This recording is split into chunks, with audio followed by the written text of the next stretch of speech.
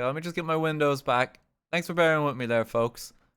I don't know what's quite going on. My PC's having a bit of trouble lately. Don't quite understand. Hello, hello. Just give me one moment. Yeah, refresh the stream just to get it back. If some people in chat could even just like spam refresh just for a minute or two, just to let people know. Some people never do it, and they're like, "Where did the stream go?" Yep, just refresh the stream.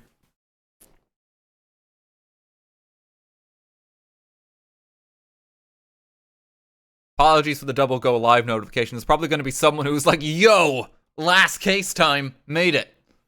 I'm excited to see." So we're already like 2 hours into it, but it's good to have you here. I'm checking. Yeah, normally when there's issues like that, I always suspect there's something wrong with the temperatures, but like the temperatures are fine. Temperatures are all pretty good across the board.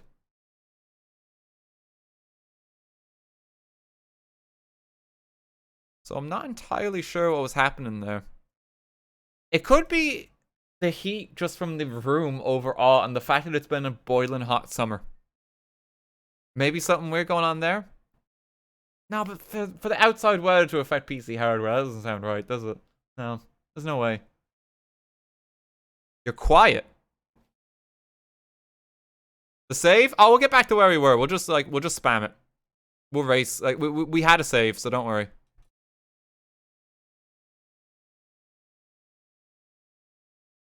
Don't worry there. We'll be all right.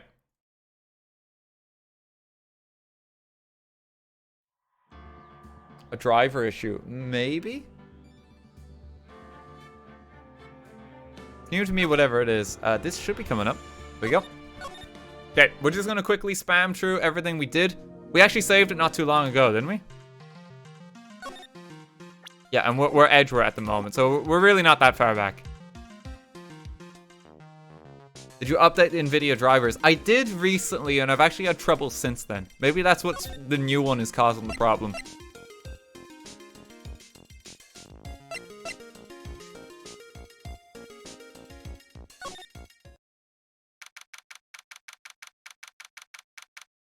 Okay, well, we're back in. Okay, let's just get back to where we were in the conversation.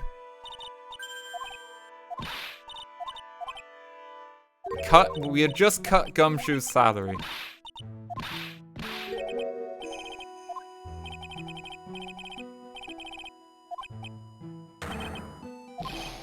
There we go. Yep, okay, we're back to where we were.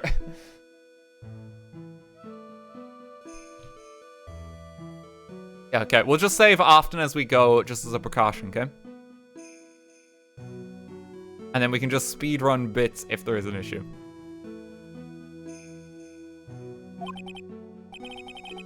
My stomach is already growling in protest. So, what's the latest about my beloved Iris? Well, first, I want to hear what you know. First, I'd like to ask you about last night. Well, last night, we had an acolyte here for training. After dinner, the two of us went to the training hall in the inner temple. You must be talking about Maya. Approximately what time was that? I suppose it was about 9 when we left here. Training lasts all night long. It's extremely exhausting. The Channeling Dojo's head nun must be in attendance at all times to keep watch. Wow, you're right. That does sound exhausting. Detective, this is no time for flattery. Sorry. Sometime around 11, you witnessed the incident in the courtyard. But your duty was in the inner temple. Why'd you come back here?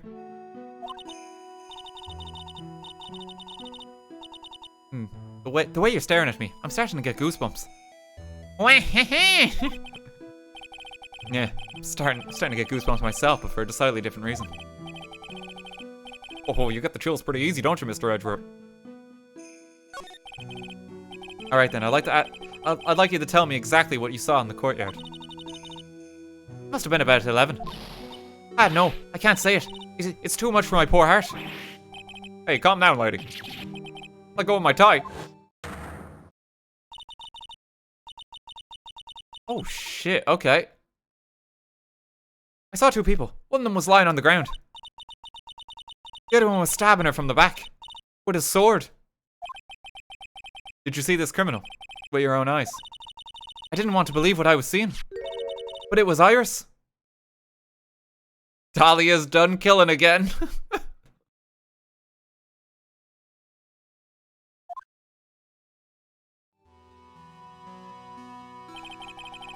You must have been quite shocked. Of course you was. Try putting yourself in her shoes. It would be like if you were stabbing Mr. Wright smack in the middle of a courtroom. And I happened to witness it from the witness stand. I'd be pretty shocked too. I know it sounds insane, but that's what I saw. When I finally realized what I was seeing, I screamed. And then, I passed out. Unfortunately for us, her testimony seems to be pretty solid. However, the idea of Iris doing such a foul act seems unnatural. Unnatural. The girl I know simply isn't capable of this sort of foulness. I wonder what she means by that.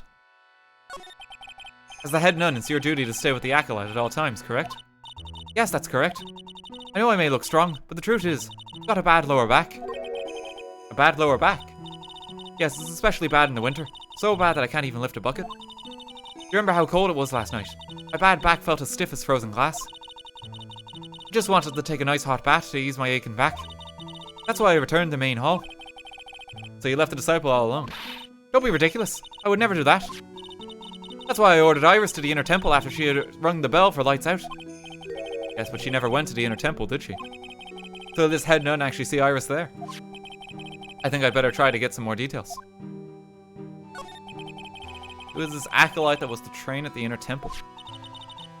Her name is Maya Fey. I treated her very badly, I'm ashamed to say. And after she went through the trouble of signing up for the special course. Special course? It's a training session where you sit on a block of spirit ice and chant 30,000 times. You don't mean to tell me that she's still doing that over at the inner temple, do you? No, of course not. You don't have to worry about that one little bit. Last night we still hadn't started the training session itself. Well, that's good to hear. Oh, dear. There's one thing I forgot to tell you. Oh, I don't think I like the sound of this. Do you know that small girl? I believe she is Mystic Maya's little sister. Maya has a little sister. Oh, Edward never really met Pearls. Did he? Pearls wasn't really in the last case of the last game.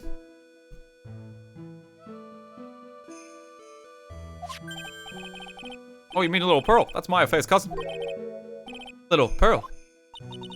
I thought she was going to visit Mystic Elise after we'd finished with dinner cleanup. But I haven't seen her at all since late last night. She's nowhere to be found. Oh, shit. You mean she was with the victim? It's all the fault of my stupid, freaky old back. The little girl who was with the victim on the night of the murder is gone. Oh no, yeah, Pearls is missing. Pearls did the murder. I somehow doubt that. As I say, the plot thickens. Okay, there is a suspicious piece of paper here that I'm just dying to investigate. There are more ends of cushions in the corner of the room. What's that white piece of paper sticking out from under that stack? Beats me. Would you mind checking that for me, Detective Gumshoe? Yes, sir. Here you are, Mr. Edgeworth. It looks like an old manila envelope. Hey! What is it, Detective? This could be it. An ultra-important clue. A super special clue. I suppose I should read it myself, then. It looks like a letter addressed to Sister Iris. Tonight at 10 at Heavenly Hall. Unless you want your secret to be exposed. Ooh. Okay. Alright. Something going on. This sounds like a blackmail letter. Note to Iris added to court record. Nice going there, Detective Edgeworth. Oh, Mr. Edgeworth, why can't I ever find clues like that? You're an ultra-important prosecutor. A super-duper prosecutor. Well, I suppose it takes a super-duper kind of dumb to miss a clue like this. Jesus, Edgeworth. It's an altar with a giant Magatama enshrined in it. There are lots of candles lined up in it too. You know, I haven't had a birthday party for myself in a while. Maybe you should blow out those candles over there to make up for that. Mr. Edgeworth, would you mind singing happy birthday to me? Stop that! Cut it out! Please don't blow out the altar candles. Does seem a bit disrespectful. Poor Gumshoe. Doesn't even have a party or anything thrown for him. You need, like, Maya treats Gumshoe kind of okay. I think it's just Phoenix and Edgeworth. They're so horrible to him. That thing sure casts a strong presence over the whole room. This is the Lesser Magatama. It's a precious heirloom containing a great many souls. Huh? This is Lesser. What is the greater one like? I just need to get my alerts back. I'm hoping this doesn't break everything. Playing with fire today. Alerts retrieved. Yep. I'll be very careful just not to click on anything on my PC. We're just going to stay in the game. We'll get the occasional save in. You don't need to tell me to save, guys. Please don't.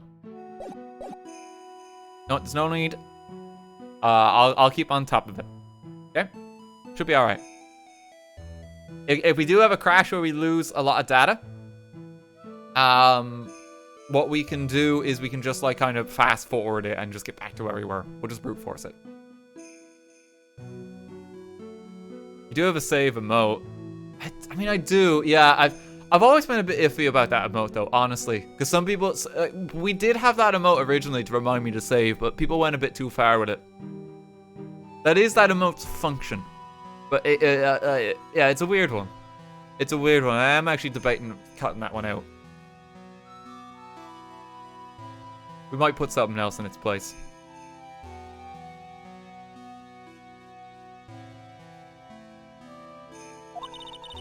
The Lesser Magatama is displayed in the main room of Fey Manor.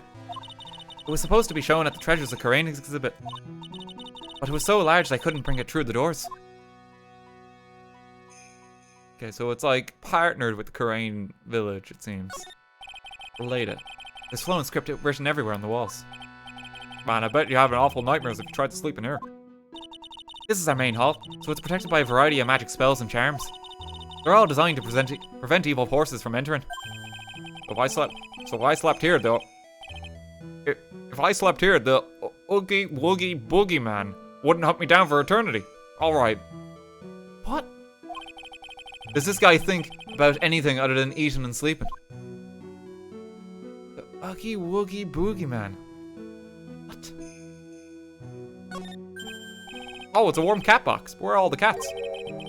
It's called a hibachi. It's for heating the room. Oh, look at all these ancient straw frisbees. Oh, gumshoe. Those are a type of zabuton cushion called Enza. Why are you giving me such a hard time? Oh, Mr. Edgeworth, why? Because learning something new might actually be a good thing for you, detective. God damn. Okay.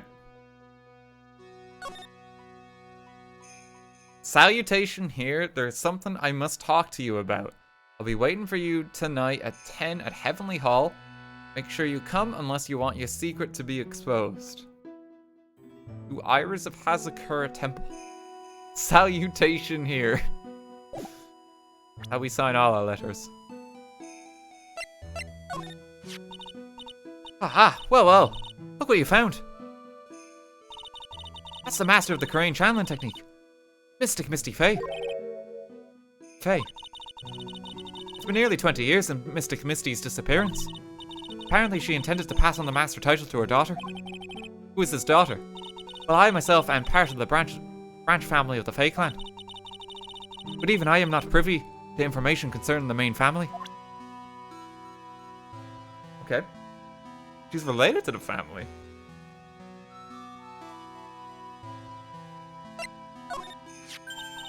Oh, well, that's a demon warden hood. Acolytes are highly susceptible to possession by evil spirits, you know. That's why we always wear these for protection. Oh, I see. What are you waiting for? You won't get any protection just by holding it, you know. Put it on already. No, I can't. I was just... Ho ho ho ho ho ho. It's like it was just made for you, Mr. Edgeworth. What do you mean by that, detective? It looks absolutely marvelous. You've just got to keep it on for a while. This some sort of divine retribution. I think Edgeworth's like possessed by a demon. If he can't just put on the hood. I'm about to see her. Let me see. Well, as you may know, in order to see reality for what it truly is, we strive to break our attachments to much of the transient material realm. I guess you could call me an immaterial girl. I guess she lives in an immaterial world. I'm Mr. Edgeworth. Okay, she doesn't reply to that. About this picture. Look at that. I look pretty S to the Xy, don't you think? Bikini, please. Yeah, absolutely. Up until recently, we avoided exposure in such magazines. But this time we had our reasons. Is that so, for example? Hahaha. I can't do the Waluigi laugher. It's too jarring to just be suddenly like, when she laughs. It doesn't fit the accent. Why deny the world the sight of such a lovely face? Okay, anything else? Photo of Elise. A magic bottle. This is gonna become relevant at some point. Oh, how could such a terrible thing have happened? It's all my fault. Well, come on, lady. I don't think you need to take all the blame on yourself. Quiet. What do you know anyway? Ouch, you're scary. With that stupid 5 o'clock shadow and that stupid old coat of yours. It's too bad that you weren't the one that disappeared.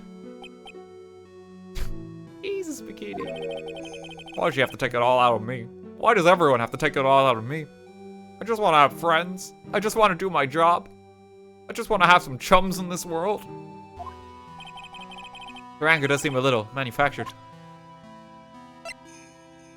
Regional weather report.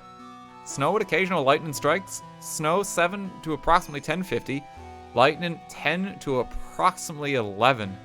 Lightning struck Dusky Bridge at 10:45. Around 30 minutes passed between the fire starting and going out. Okay, that'll be relevant. He hasn't got anything to say about that. What about this? Do you know anything about this old crumpled up letter? Is that addressed to Iris? Yep, it clearly says to Iris on it.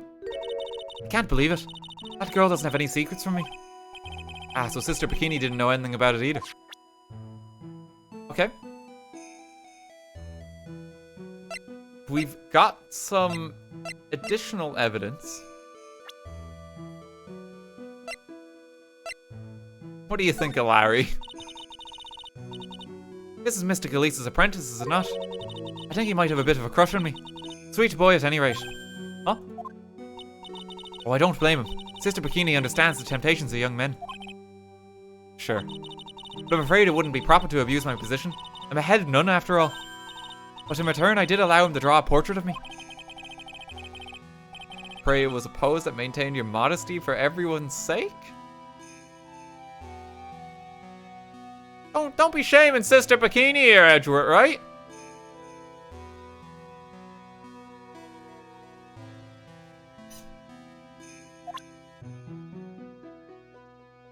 Just a bit rude.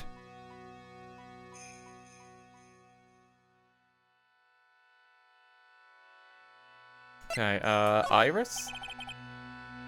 You said you went with Maya to the training hall in the Inner Temple last night. Did you happen to see Iris while you were there?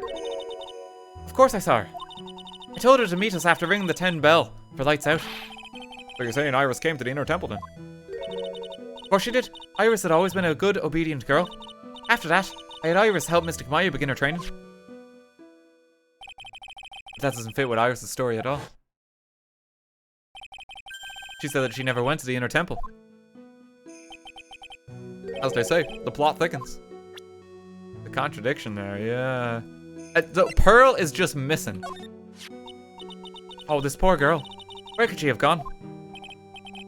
Well, we checked out her home and she's not there. She's nowhere in the vicinity of the temple either. Which means Only a few other possibilities as to where she could be. Ah, you think maybe she fell off the bridge and was carried downstream? Why do you have to be such a pessimist, detective? I was just trying to think like you, Mr. Edgeworth. Ironic, I became a pessimist only after I had the pleasure of working with you. So mean, the Gumshoe. So mean. Okay, just a quick help me out, chat. Have we got all the evidence that we need off Sister Bikini?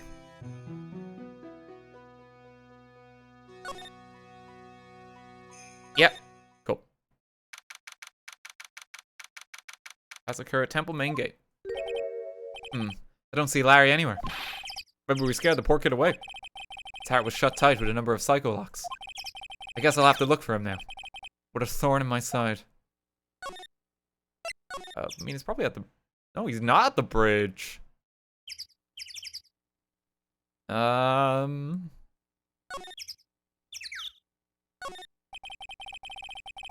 This is the bridge Wright tried to cross. Pretty reckless if you ask me. I'm amazed he survived the fall from up here. Yeah, he's one lucky guy, sir. Now I see how he manages to win his cases in court. Blind luck. I think dumb luck suits Wright just a bit better. Hey, it's a public phone. You don't see a lot of these anymore.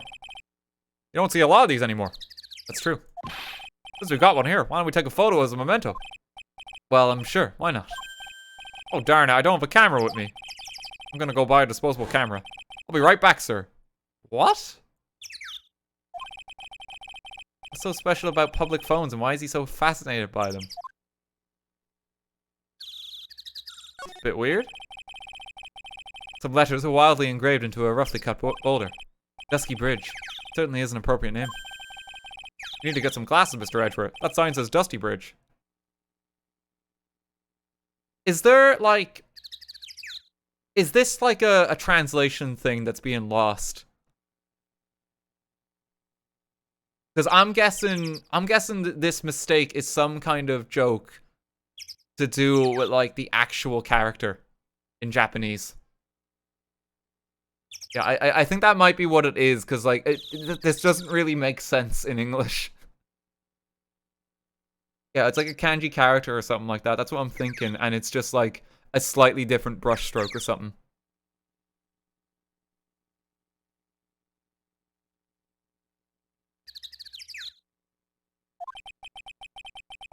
I can see how you read it wrong, though, sir. You're the one who needs glasses, detective. Try reading it one more time. Ah, you're right. It's Dusky Bridge after all. I guess whoever wrote it this made a mistake. It's very clearly Dusky Bridge.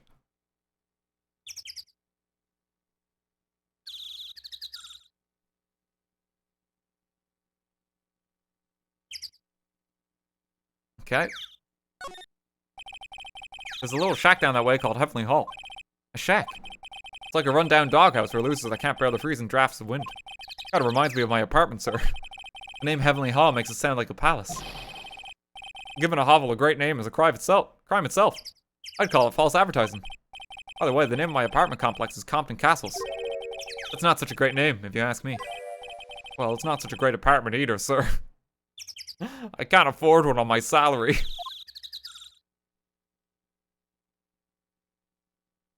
Oh dear.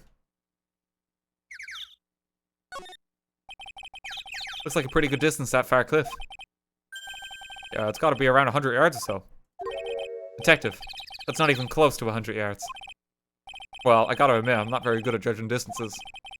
About 20 yards or so, and impossible to cross without a bridge, it seems. Maya is just presumably alive on the other side. Okay. Go back to the detention center. It looks like Iris is being interrogated right now. This place certainly brings back memories. Oh yeah, come to think of it, you got thrown in here once too, didn't you, sir? But you know what? I've never been in a jail a single time. Just you wait, Gumshoe. I should think it's hard to land in jail when you're so harmless. Yes, well, if you're in jail, you don't have to pay for your own meals, you know. Oh no, the Gumshoe's gonna commit a crime. He's got a motive now. Don't get any funny ideas, detective. Too late, I already did. In any case, I guess I'll have to come back here later.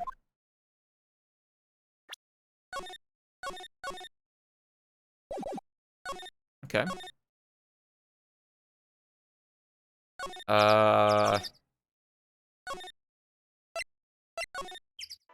We did everything in there, didn't we? Oh, courtyard is an option, okay.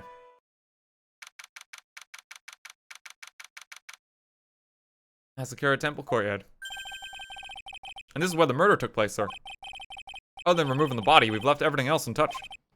Thanks, Detective. I'll just have a look around. Looks like the police are still investigating. Oh yeah, by the way, I thought I'd better ask just to be sure. Are you really going to defend that nun, Iris, at the trial tomorrow? Yes, I will. I gave her my word, and now I must follow through with my own commitment.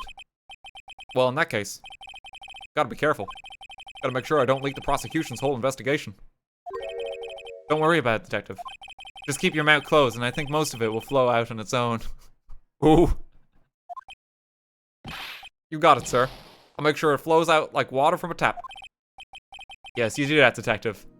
How much has your runny spout leaked over the years? Oh, Jesus. Oh, is it time for a stepladder joke?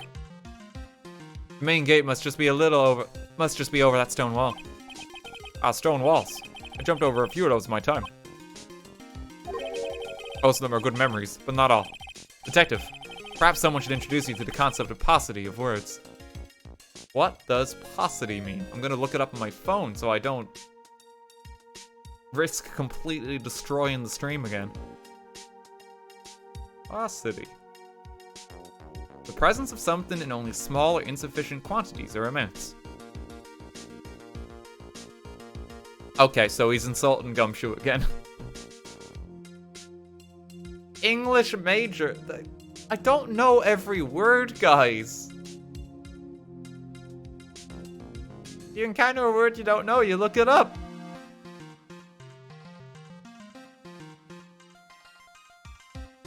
And what did they teach you?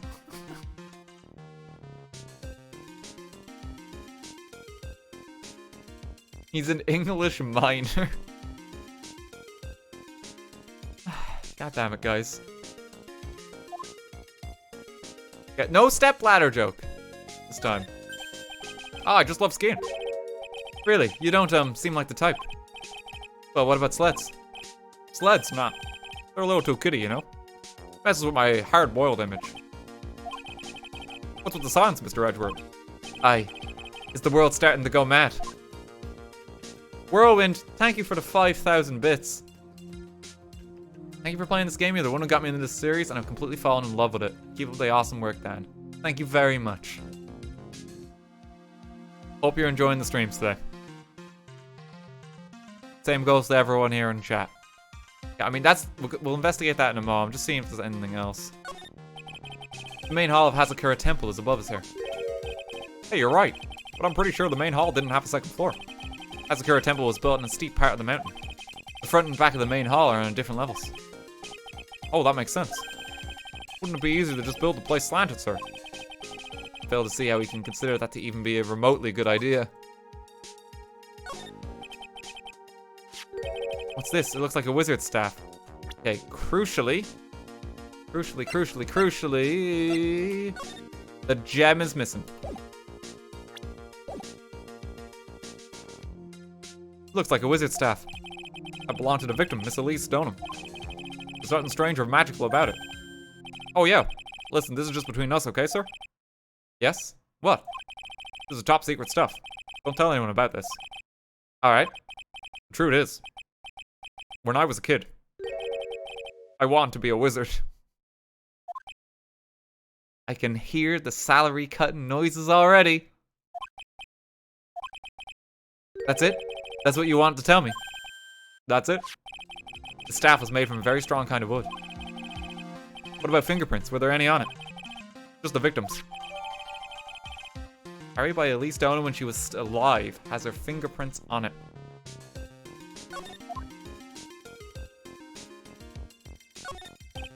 It's a lantern. Suppose they light it at night. There's something elegant about the light of a fire. At the end of each month, I always like to relax in my room by candlelight. Detective, can you not afford to pay your electricity bill? How did you know? No, Gumshoe.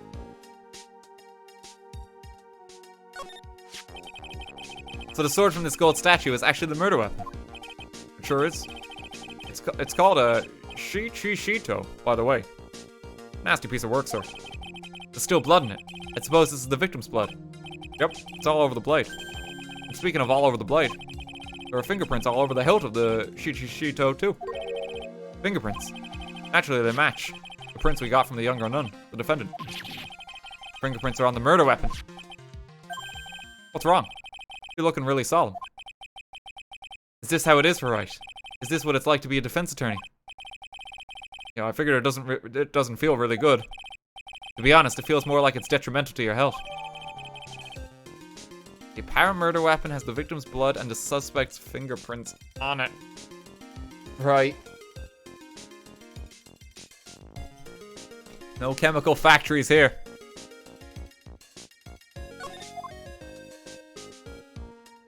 Okay, I think that's everything investigated there.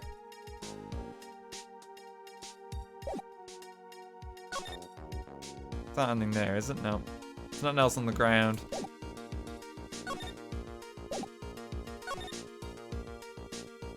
Gumshoe has some more to say. The victim is the famous picture book author, Miss Elise Stoneham. Her entire past up until she won that writing award last year is a total mystery. It's hard to believe in this day and age you can still find people like that. The estimated time of death of the victim was between 10 and 11 on February 7th. The cause of death was blood loss resulting from a stab to the back by the murder weapon. The murder weapon. The victim was found skewered with a giant sword, sir. That's terrible. Yeah, but there's one strange thing. Yes? The victim's entire body was covered with bruises. The bruises are consistent with falling from the height of a 2-story building.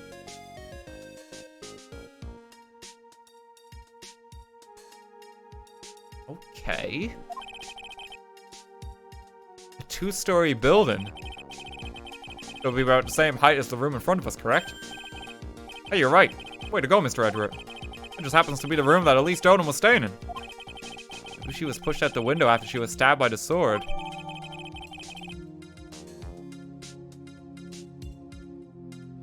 Okay. Is it did it fall after death? Or did it fall before? There is a sled here that could have been used. And detective. Let's see if we can summarize what we've learned so far. Okay, let's take a look at the map. According to the testimony of Sister Bikini, the head nun, right after they finished dinner, she and Maya Fey were headed to the inner temple.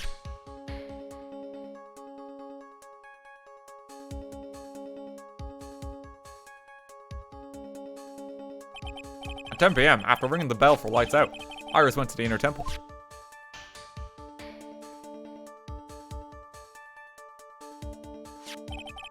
When she got there, Bikini had her take over, while she went back to Hazakura temple.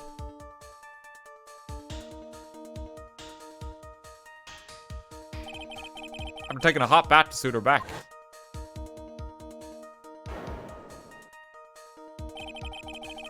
Sister Bikini witnessed the murder in the courtyard. Right. If you want more details, you should ask Bikini yourself in the main hall. The inner temple, huh? I'd like some more information about that place. Trial begins tomorrow, but who's the prosecutor? I'm pretty sure it's that Gatto guy, but nobody can get a hold of him. They're looking for a replacement. What do you mean? It's really weird. All of a sudden, no one can reach him. Oh, I wonder if the rumors are true. Maybe since Mr. Wright caught a cold and won't be defended, he just lost interest. I intend to appear in court in the role of defense attorney. However, I would be quite unhappy if it came out that I'm actually a prosecutor. Yeah, I can see why. I'm not the one you have to worry about. The real problem is going to be that judge. He's the problem every game, Gumshoe. Yes, he certainly would remember my face, even after such a long absence. That's why I requested that another judge preside over the trial tomorrow. Wait, so is Edward just strictly not qualified? Like, in this world of law, is it illegal for him to be a defense attorney? Because that's kind of stupid. Yeah, apparently.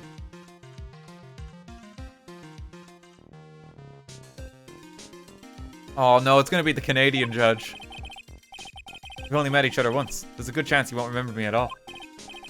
Yeah, but what about the prosecutor? Everyone in the prosecutor's office must know you. Wouldn't it be a problem if someone there made a big stink, sir? There's no need to worry. I pulled a few strings and arranged for a prosecutor of my own choosing. Wow, Mr. Edgeworth. I had no idea you had such a powerful string to pull. We arranged a prosecutor? What is this inner temple that Maya was supposedly training at? According to Bikini, it's an old building they use for training the acolytes. On the other side of Dusky Bridge. The bridge that burned down, huh? Is there anything else on the other side of that bridge besides the inner temple? Nope, not a thing. Nothing. The other side is surrounded by cliffs on all sides. In a way, it's kind of like a little island out there. So the only thing in there is the inner temple. Here it's not the kind of place a person could survive in. Please be alright, Maya. He does care, deep down. Okay, we got a lot of evidence. I feel like we have enough evidence for Larry's psych locks now. If we can find him. Quick, help me out, chat. We're all done in that area, yep. We're all done there. Yep, cool. Just making sure. Doesn't have anything to say about the murder weapon. That's actually quite surprising.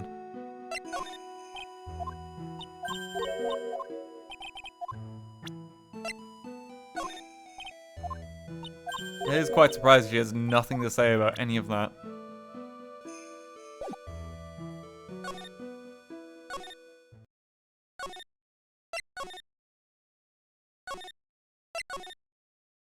Okay. Let's hop back here.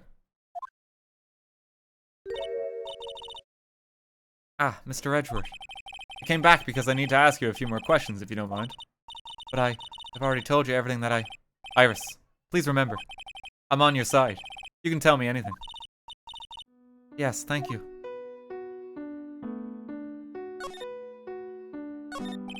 I just finished speaking with the head nun of Hazakura Temple. She testified very clearly as to what happened. She said she saw you stab Miss Elise Donham with a sword. And one other thing. She said that when Maya Fey began her training at the Inner Temple, you were there as well. What? When I spoke with you last, you claimed that you never went to the Inner Temple. And yet, Sister Bikini said she met with you at the Inner Temple that very night. But I didn't go there. I didn't go to the Inner Temple last night. It's like she's unwilling to tell me the whole truth. Wonder if I'll find the answers I'm looking for if I break those psycho locks. Okay, psycho lock time.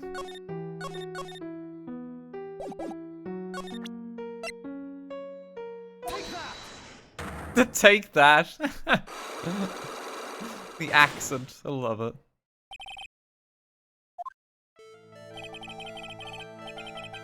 Since I've been handed this case, it's my duty to dig up all the answers. Understand? Yes, sir. The smallest flame can sometimes bathe a case in a whole new light. In my years in court, I've seen it happen over and over again. That's why I'm committed to searching until I have those answers. Now then, is it really true that you didn't go to the Inner Temple last night? Yes, I swear. I already told you that. Yes, you said you didn't go because you were frightened. That's right. If that's the case, then the obvious question is, what were you so afraid of? Iris, I wonder. Is this what frightened you so much that you couldn't even leave your own room? The only thing I can think of is the lightning. No?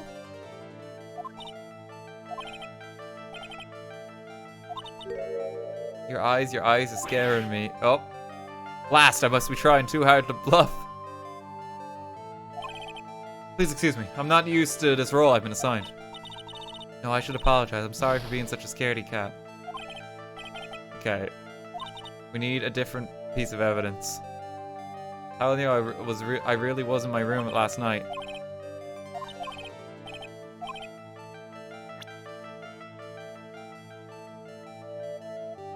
What frightened you?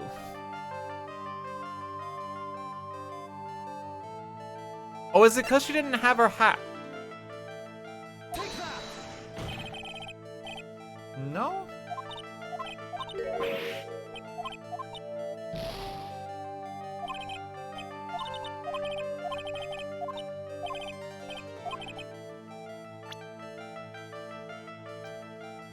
I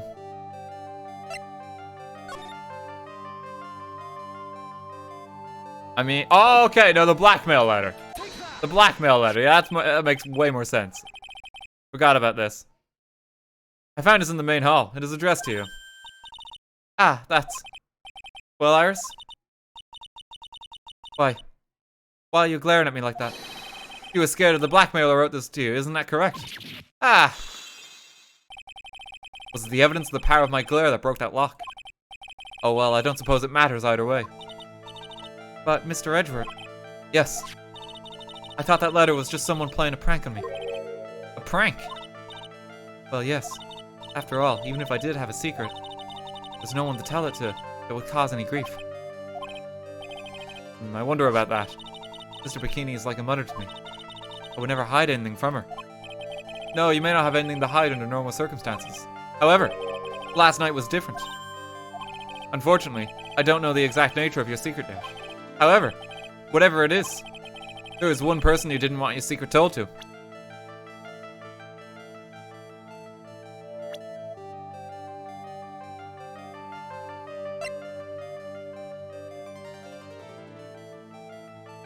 It's either Elise or it's Phoenix here.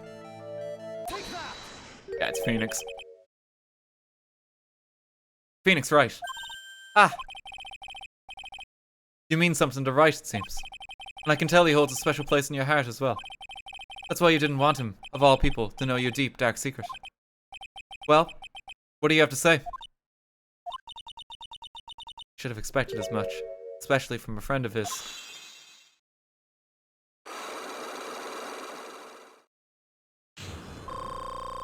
Okay, there we go. Let's find out what's happening. After dinner, this letter was waiting for me in my room. As I said, I was frightened by it. What is this heavenly hall the letter mentions? It's a small mountain shack at the base of Dusky Bridge. A small shack, huh? More like a broken down shack that no one would ever want to go near. Where is it on this map? It's around here. To get there, you must follow a small path down from Dusky Bridge. The reality is, to get to the inner temple, you had no choice but to cross that bridge. With the thought that such a terrible criminal could be lurking at Heavenly Hall. I was so scared by the whole affair that I didn't even want to think about it. This is the secret that you locked away in your heart. Yes. It looks as though I may have to visit this Heavenly Hall now. Maybe I'll find some sign of our mystery blackmailer. In any case, you can still claim to have never left your room last night, correct? Yes, that's exactly right. Okay, Iris's testimony. Rang lights out bell at 10 PM and was then in her room until the murder was discovered.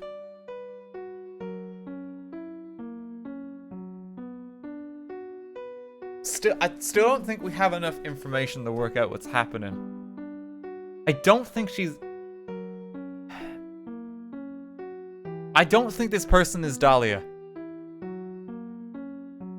I think the game is gonna do a weird, this is like your surprise sister that didn't exist, which seems really stupid. Because they had an older sister and like the name never came up. I don't know what's happening there. But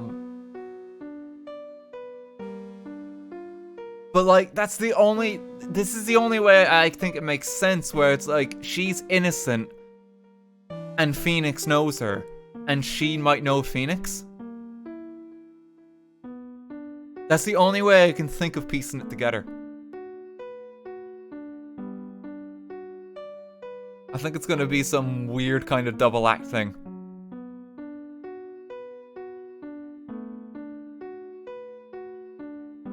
There's a pretty clear photo that we saw of her just stabbing the person. Dahlia's done it again. Oh no, I actually think Iris here is innocent. The trial starts tomorrow. I promise you I will win. But she has some secret to hide. She's been involved in something. And that's the only logic in my head that makes sense. She's like related to Dahlia.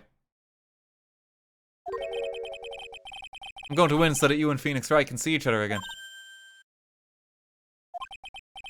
But when I do, you must promise me that you will tell him your secret. But it's pointless. Why would you say that? because I may know who Phoenix Wright is, but he has no idea who I am. Because again, there's no Cyclox for that.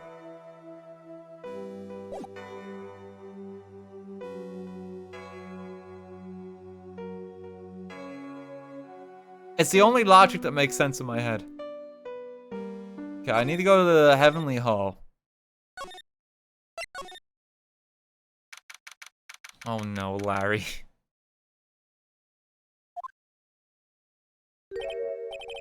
Whoa, not much of a view down here, huh? Still better than the view from my apartment, though. Just...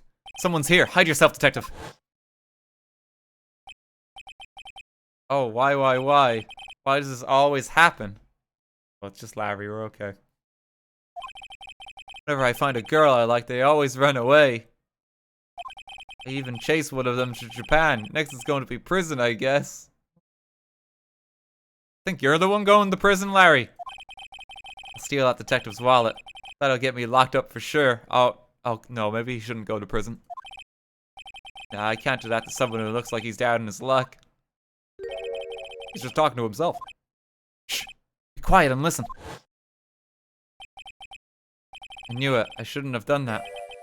I blew it again. And that, what did he do, I wonder? Hey, you. How about what you just said? I got an objection. What the? Edgy, you dirty rat. Gumshoe. You oaf. I'm sorry, sir. Before I knew it, I was shouting out objection. In a loud commanding voice, too. I even pointed with my pointer finger.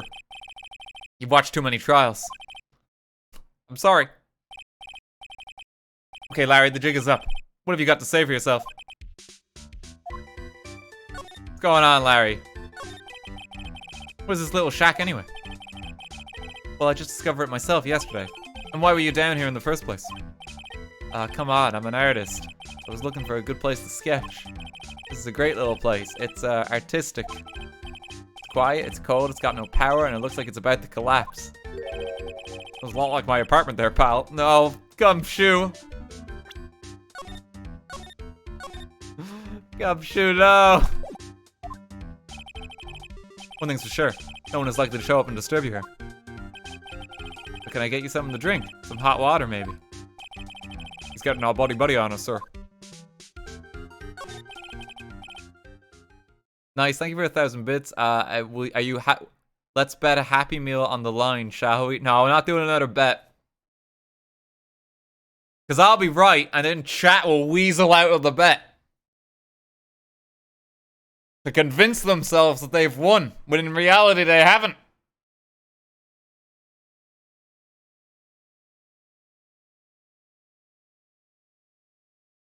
Listen to me, Edgy. You've got to do this. You've got to save Iris. Why are you so sure she's innocent? Because she's cute. Watch your mouth. Anyway, I've made up my mind about it. I'm going to marry that girl. Larry, please. Doesn't look too happy about that. Mr. Edgeware is pretending he didn't hear you, so I'm gonna ask for him. Have you already asked this girl to marry you? No, not yet, but I can tell how she feels by the look in her eyes. She's got this I really want this man to carry me over the threshold look. I'm sure Nick would be surprised. Never imagined I could marry such a beautiful girl like that. Something tells me he'd be shocked indeed. That's why I didn't want her to do anything dangerous. I mean, what am I gonna do if she gets hurt? What is this guy trying to say? He lost me about a mile back. We really want to know the answer to that. I'm gonna have to drag him onto the witness stand. Come to think of it, you still haven't answered my question. Where were you and what were you doing last night? Oh man, don't you have anything else to talk about? The kind of attitude, you'll never be a ladies' man like me. Okay, chill out with those scary eyes. I got it. If you really want to know, last night I saw something incredible. Something incredible.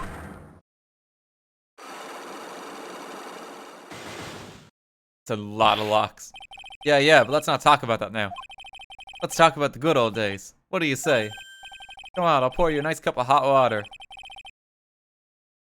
Who just drinks hot water, by the way? It's like tea, surely. Absolutely despise talking about the good old days, especially with him.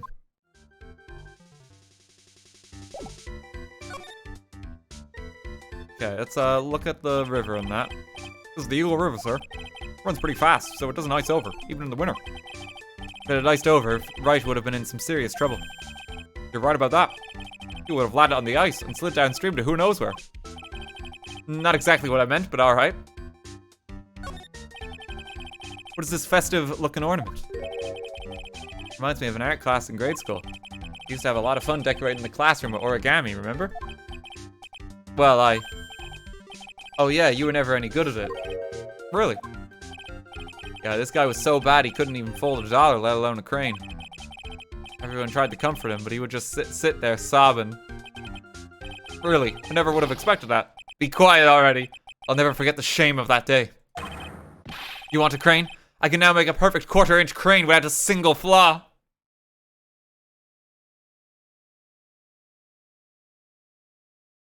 How does it feel, my dear Edgeworth, to have your own origin story? Take revenge on them, Edgeworth. Make them regret ever having doubted you. On karma! It does feel like that.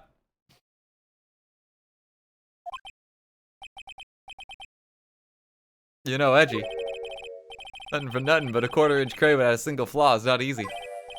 Yeah, that's quite a feat, Prosecutor Edgeworth. It's exactly why I hate childhood friends. I just don't think Edgeworth likes having friends. Please go all the way to Dusky Bridge. It's a pretty long, but easy walk. I fell down 4 times on my way here, sir. Oh, sorry about that, detective. I ate 4 bananas and tossed their peels on the stairs on my way down here. What? So that's what I was slipping on. Careful on the way back. Those deadly banana peels are still out there. Like, Larry, someone almost fell to their death. Like, you could be a little more sensitive. That's a real important piece of information right there, Mr. Edgeworth. It's a little far, but I have a pretty clear view of Dusky Bridge from here. I still can't believe it, really. What is it, Larry? Nothing. It's nothing. That's pretty suspicious to me. Something about that statement smells, and you know what they say. Yeah, we're gonna have to interrogate him more. The straw roof is totally covered with freshly fallen powdery snow. Wow, makes a nice image, doesn't it? I always did like the rustic look. Heavenly Hall. I suppose it's an appropriate name in some sense. You got that right. Look at that bridge up there. This place has to be heaven because that thing is hell. You do well to remember, Larry, but this is a sacred place to some people. He's just like really insensitive. That's a horrible graffiti problem you got there, pal. You don't know anything, detective. This is art. It's an expression of my bittersweet love for Iris. Larry, do you know what the difference between graffiti and true art is? It's how the artist himself defines it, right? Yeah, close enough, Larry. Close enough. The author gets to say exactly what the piece is, and it's not open to interpretation. Bada bing, bada bum. That the author never heard of him as a concept. Oh Jesus. Ollie, thank you for the raid. How's it going, man? Just won the big race, did some fine Minecraft drifting. Good man. Delighted to hear it. Oh, thank you very much for the raid. I hope you had a good stream. How's it going, folks, as well? We are playing the last Phoenix Wright game. We're playing it blind. Spoiler-free playthrough. And we're kind of gearing up for the first trial. Phoenix Wright fell off a bridge. Trying to make sure he's okay.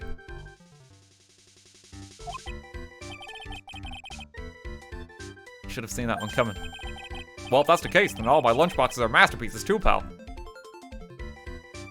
Okay, we have to interrogate Larry here. Because we need more information. So, present the Magatama. 3 pieces here. Alright, now you're going to tell me what you really saw last night. Whoa, you're really upset, aren't you, Edgy?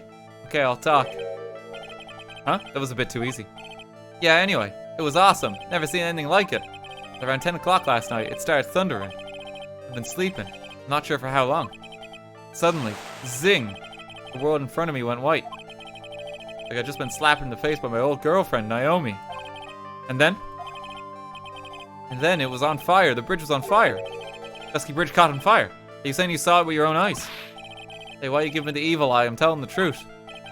There are still 3 psycho locks remaining. That means he's still trying to hide something. By the way, Larry, where were you when you saw that happen? But where, you say? What do you mean? What do you mean, what do I mean? Just answer the question. I was in my own room by the main hall. No, he's staying here, isn't he? Where else would I be? As usual, you're as transparent as an empty jelly jar. What? Does that mean because there's jelly sticking to the sides of the jar? I think he's saying he's not transparent here. Oh, I think it means a jam jar rather than just jelly, because jelly would come out of the jar way easier, yeah. I think he means jam. The problem, I suspect, lies there.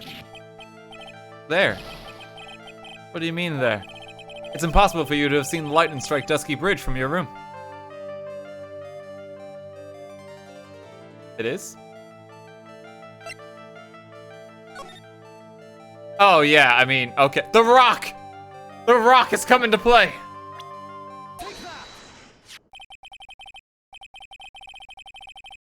This is a map of the area. Take a look around the vicinity of Hazakura Temple. What am I looking for? I think that should be fairly obvious. The main hall is surrounded by trees and it's impossible to see the bridge from there. What? Why didn't you tell me that before? Well, how about it? How about what? Do you feel like talking now? This case, by the way, is infinitely better now than the previous case. Simply because we didn't have this bullshit with the rock for like 4 testimonies. We just got to the point and actually addressed it. It's already a better case. About what? Looks like it won't be that easy after all. You leave me no choice. I'll have to move on to the next step. You weren't in your room at the temple. So then, where were you? You don't know that I wasn't in my room? Where was Larry and why was he here? Why was he there? If I've read the situation up to this point correctly, the answer is fairly obvious. Very well then, let's test my theory. The place you witnessed lightning strike Dusky Bridge was right here.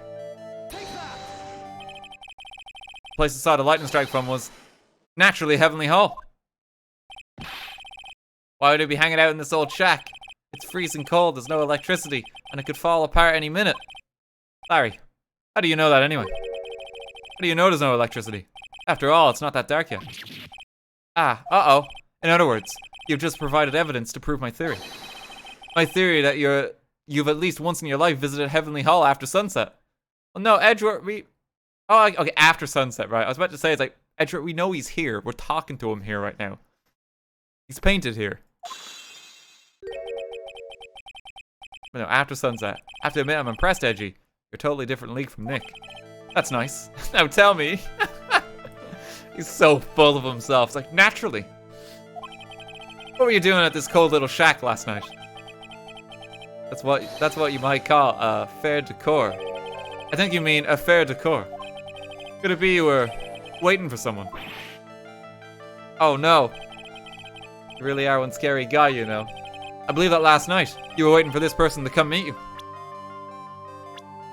I mean, it has to be Iris. It has to be. There's only one person you'd wait for in a horrible place like this, Larry. I told you before, don't call me Larry. The person you were waiting for was Iris. Oh, suddenly I feel cold all over, Edgy. No doubt because of my chilly glare. So you think I got the hots for Sister Iris, huh? You have some kind of evidence. You got something that proves I was waiting for her. Are you just guessing? This is where I draw the line and end this ridiculous little game. Here's the evidence that proves you were waiting for Iris. Okay, actual good point here. I don't know what the evidence is this time. Well, she rang the bells? Is that it? That's the only thing I can think of. Hanging scroll doesn't show it. The hood doesn't really show it.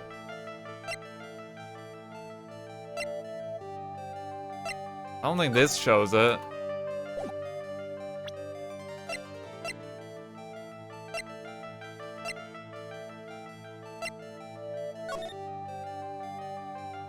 Oh!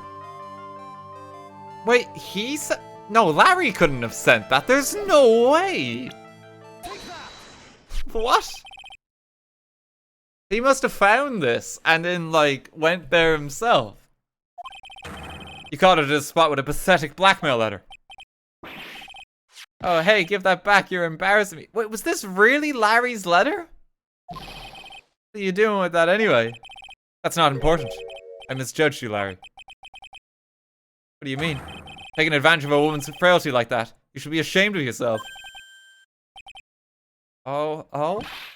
First of all, what's this at the top of the letter? It says salutation here. That's what it said in that book. Letter writing for dummies. You're not supposed to actually write that. That's where you're supposed to write, Dear Iris. I'm so sorry. Okay, so it turns out Larry is just stupid. So you were here in Heavenly Hall last night, weren't you, Larry? And you saw the lightning hit Dusky Bridge, didn't you? Sorry, Edgy. Sorry doesn't cut it, you scumbag. Threatening a young lady like that. Yeah, like, what the fuck, Larry? Thinking about it, like, it's real creepy.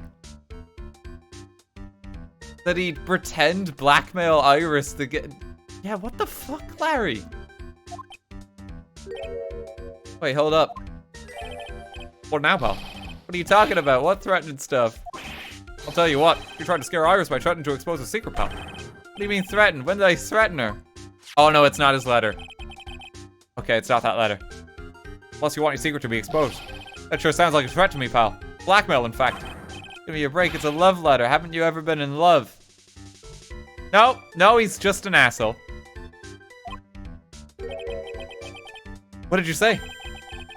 My love for her burned so hotly it could melt all the snow on this mountain.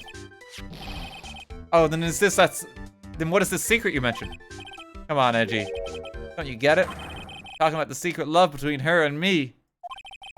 Obviously, she wouldn't want Old Lady Bikini to know about it, right? About our hot and sour, bittersweet love affair. Alright, then why did you send a love letter in a business-like manila envelope? That's the point that you're taking issue with, Edgeworth. You should have used a different envelope. Give me a break, it's not my fault, I didn't have any other envelopes, yeesh. Why are you so quick to apologize, pal? It's because Edgy gave me that scary look of his. What's wrong, Edgy? Why are you so quiet all of a sudden? That's it. That's what all those huge locks were about. I don't understand why you're so defensive. Well, I don't know either. I guess the thing is, shouldn't expect too much from a guy like me. Hey, come on, don't let it get you down.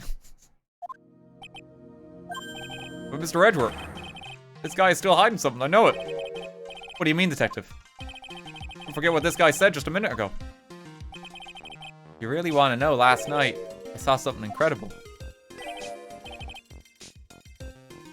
He's right. Larry! What? You're looking at me like a hungry dog that just found a bone. What was this something incredible you saw last night? You're going to tell me, Larry, one way or another. I already told you, didn't I? I saw lightning strike Dusky Bridge. Yes, and I believe it was the incredible sight you saw. But now that I think about it, something doesn't quite ring true. What doesn't? If that's all there is to your story, your heart wouldn't have had all those locks.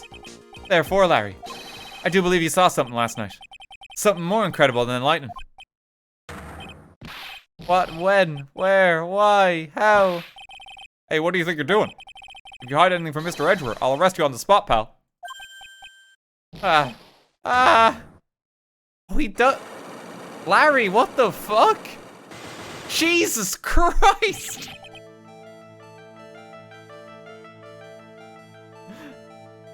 What did you do, Larry? No!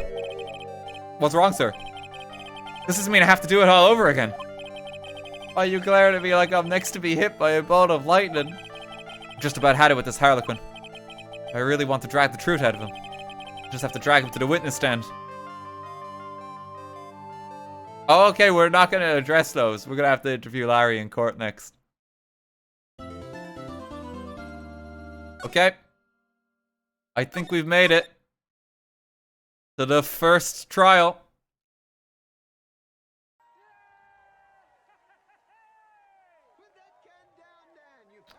Sammy, thank you for 1,000 bits. Thank you very much. That's pretty cool. That sounds cool. Fan-made game. Yeah, thank you very much, Matt. Yeah, we're gonna keep going. This is a long case. Lengthy boy case. We'll be doing this 2 days. I'm gonna take a break right now just to get a bit of water and just refill. Because we're gonna be going a while yet. So 2-minute break. Use the loo, get some water. See y'all in a mo.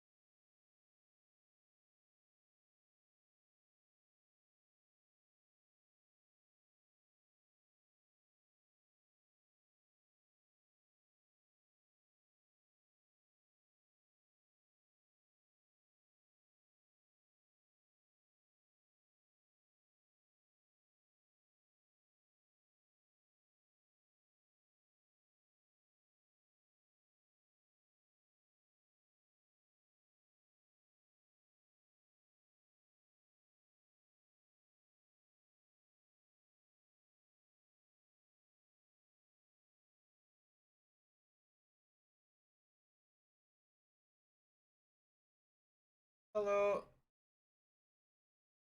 Sit back down. Everyone stay hydrated. It's hot out. Spicy weekend. Give people just a minute to hop on back before we continue. RT drowned in the bathtub again. I don't think so. I didn't drown last time.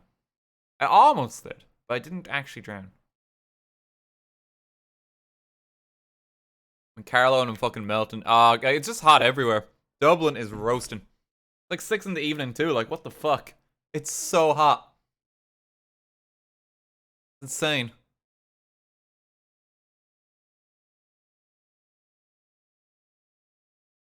Alright. Let's keep going.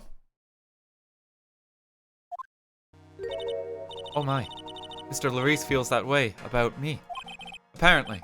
He isn't aware of your real secret at all. This is no time to be embarrassed. I'm sorry. I'm just hardly accustomed to that sort of thing.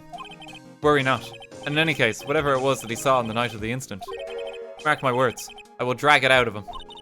Does this mean Mr. Larice is the witness today? No. I believe that none will be the first to take the stand. Mr. Bikini. He claims to have seen the very instance in which you carried out the crime. I just want to ask you one last time. It really wasn't you who killed Miss Elise Dowenham, correct? I do find it kind of hilarious before we go into court. It's like, I'm just saying, if you did it, you want to admit it now. You know, I've got my suspicions here. It kind of looks like you did it, you know? Are you sure? Not a good question to hear right before you go to trial. That is correct. It wasn't me. Very well then. Mr. Edgeworth. Yes? You are a prosecutor, aren't you? Are you sure about this? Your true identity is revealed. It's not how court works. Don't worry. I made the necessary arrangements. I see. Iris. It is a prosecutor's job to doubt people. But right now, I am a defense attorney. A defense attorney's job is to believe in people, and to believe until the bitter end. That's what my friend told me once. Mr. Edgeworth, I simply ask that you watch and decide for yourself whether or not I am fit to do the task I have been entrusted. Very well, sir. I leave my defense in your very capable hands. Here we go. 10 a.m. District Court, courtroom number 7. There's no one. Fucking Canadian judge is back. Oh, we don't like this guy. Court is now in session for the trial of Sister Iris and Hazakura Temple. The defense is ready, Your Honor. The defense does indeed appear to be ready. However, the same cannot be said for the prosecution in this case, eh? Indeed. I'm not sure I like such a blatant waste of this court's time. An empty prosecutor's chair can only mean the prosecutor has no confidence in their ability to prove their case. It would seem this case is already over before it had a chance to begin. Let's all hop round the Tims now. Jesus Christ. Oh no, he's wrapping up. I'm ready to announce my verdict at this time. This court finds the defendant. Objection! She's back! The prosecution stands ready. And you are Franziska von Karma, prosecution prodigy. Von Karma, you say? Does that name instill some fear in you, Your Honor? Perchance you wouldn't be any relation to the legendary prosecutor, Manfred von Karma. Legends are a thing of the past. I am a von Karma. That is all. Upon a special request, I flew in today for the purposes of prosecuting this case. You did? Then you must be quite a big shot, eh? By the way, Mr. Edgeworth. Yes, Your Honor. I'm almost certain that I've seen you somewhere before. Or am I just imagining things? You look very much like a prosecutor I met once. I believe you are imagining things, Your Honor. Miss von Karma, do you have anything to say? There is no such weakling as this man among those of the prosecutor's office. Okay, so apparently, step aside. In anime law, apparently it's a fucking cardinal sin if a lawyer acts like on the opposite of where they usually are. Like prosecution, defense attorney. Cardinal sin. You're not allowed to do that. But Franziska here is going to just pretend she doesn't know Edgeworth for the sake of instigating the trial. Now here's the interesting detail, right? This is the very interesting bit. If Franziska didn't come, and if Edward didn't ask her to, the judge would have just given a not guilty verdict. Because you saw how quick he was to just bang down the gavel. Now, either that's a stupid plot hole that they didn't think about, or there's a very specific, or Phoenix needs Franziska and like to have this trial. This is either an actual plot hole or there's significance specifically for having this trial because it's going to matter later to build a case against the real culprit, and Phoenix knows more of what's going on. Another prosecutor would have recognized Edward. Another prosecutor would have been chosen. But that's the thing. No, they wouldn't have. You saw that judge. He was about to hand down his verdict. So no, another prosecutor was not going to be chosen if Franziska didn't show up.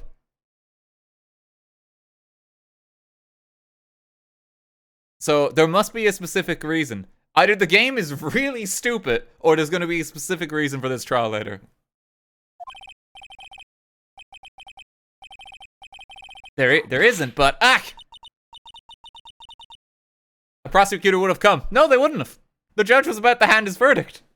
That's the thing. So there must be a reason to have this trial.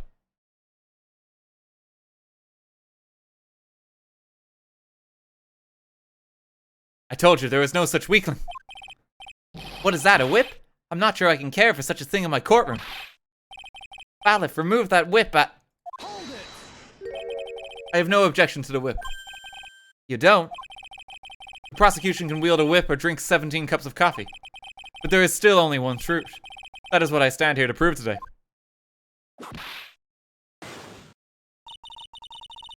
This promises to be interesting, Miles Edgeworth. I had expected to face Phoenix Wright here today. But looking at you now, maybe this is what I have been waiting for all this time. Miles Edgeworth, I will not allow this chance to crush you slip through my fingers.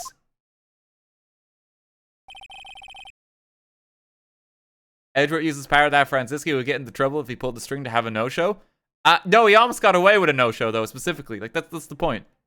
Again, I'm sure there's a reason to have this plot, but it's just an interesting little note, because he was going to hand down his verdict. Like, instantly.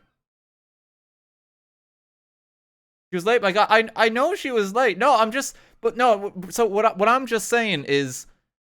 What I'm saying is if Edward just simply assigned Franziska, but then told Franziska not to come, we would have had a not guilty verdict already. So there must be a point to have this trial. That's all. Yeah, they're trying to get the truth out of it, I believe. But we could have just protected Iris off the bat and got the verdict. But clearly there's more to it than that. That's all I'm saying. It's just a weird sort of thing to notice. Like, we would have got not guilty right away there. That's all I'm saying. Now, if it turns out there is no reason for having this trial, then yeah, that's a stupid plot hole. Like, that is a bit dumb. But regardless. I'm going to give the game the benefit of the doubt here and say that that's not what was the case. It is just quite funny that he was going to say not guilty. That's all I'm saying.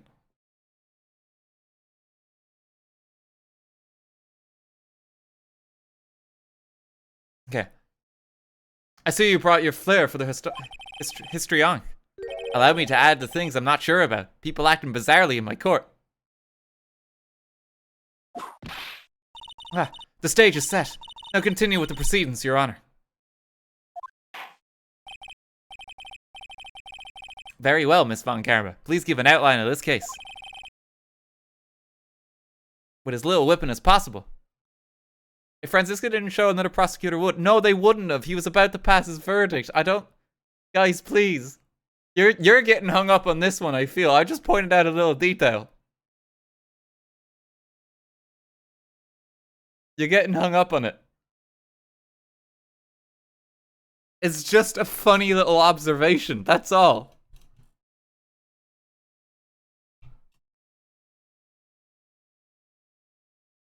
You pointed out a stupid thing, though. I literally just pointed out what was happening in the game. Why do people get so upset if I point out anything in this game? I don't understand it. I'm just pointing out a detail. It's literally a thing I saw. Why is that so upsetting to some of you? I don't understand. I don't understand. I just want to point out a detail. Like, I'm thinking about the case and that, and the whole point of this is to analyze every detail. There was just a little observation there.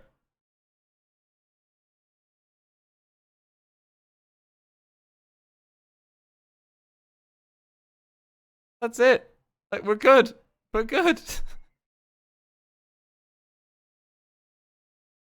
Okay, let's keep going.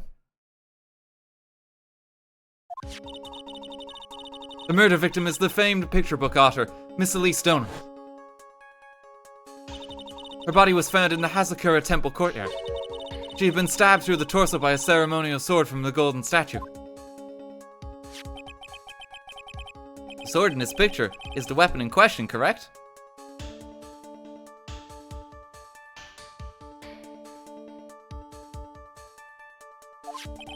Very well. The court accepts this photo of the crime scene. Okay, so this is going to be important, so let's have a look at this. Hang on. It's going to be some kind of detail that comes here. Only thing I can think of is the framing of the sword.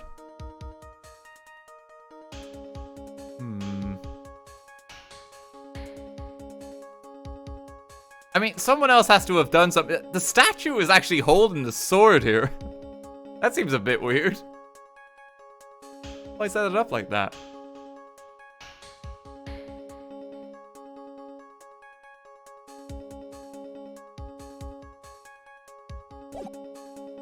The statue murdered her, it seems it, yeah.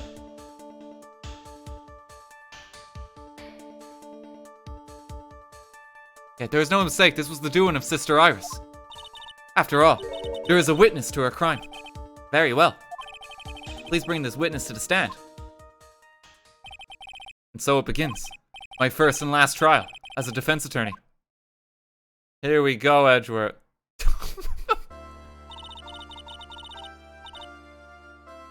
Oh, someone get her a box, please. Witness, state your name and occupation, please. Hold on there. I'm not sure about being not sure if I care for this at all. Witness, please stand up nice and straight.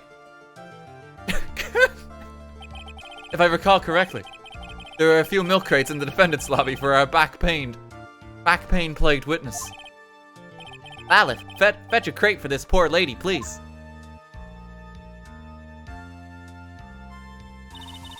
Once again, your name and occupation, please. There's a load of me. Well, I'm the head nun of Hazakura Temple on Eagle Mountain. My name is Bikini. You got it? Bikini. Nice to meet everyone. But you don't appear to be wearing a bikini right now. Canadian judge, please. The courtroom is the garden of holy judgment. Those with lechery in their hearts should leave this sanctuary at once. Thank you, Francisca. You want me to leave? No need to get your bikinis in a twist. Let me tell you, I'm a sight to behold in summer. Ah ha ha, ha ha ha. In any case, witness, I hear you saw the crime take place on the night in question. That's right. I can hardly believe it. I can hardly believe it myself, to be honest. There's no way dear little Iris could do anything like that. Let us hear what you have to say then. First, tell us about tell us about your own movements that night, eh?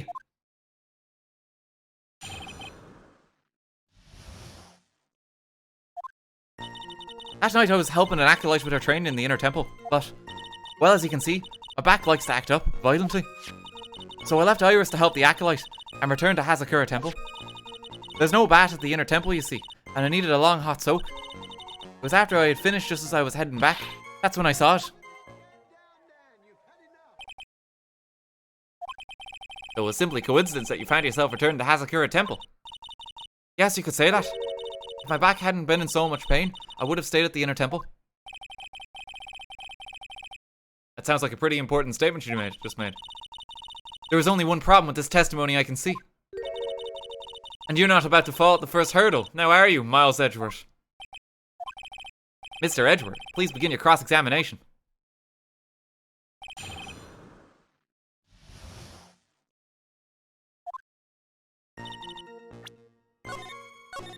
Okay, save it here. I was helping an okay, so we know that Iris didn't go to the temple.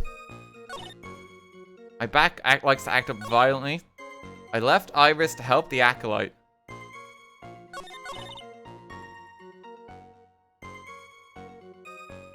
So she's claiming they all went together. Left Iris. No bat at the inner temple. It was after I had finished, just as I was heading back. That's when I saw it. Okay, what did you see? It's important. The crime took place in the courtyard, correct? When you go from my room to the main hall, you have to take a winding hallway from which you can see the courtyard. That's right. In other words, it was pure coincidence that the witness saw the crime taking place before her eyes. There was no complicated setup in this case. That certainly seems to be true. There's indeed only one problem with this testimony. I can clearly point out what it is, but I can begin to quantify just how good this witness's memory and observation skills are.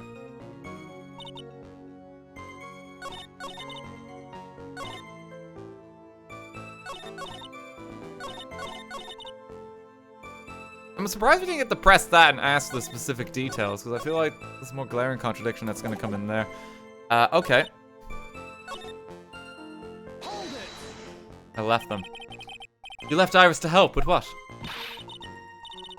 What do you think? The acolyte's training, of course. It was just past 10 PM, so we were starting to enter into the training exercises proper. Wasn't it your place to remain with the disciple? Well, the job is simply to watch over the acolyte so they don't pass away. Just to confirm this point again, that night, you met Iris in the inner temple, correct? Yes. She's a gentle, honest girl. She never once failed to follow my directions.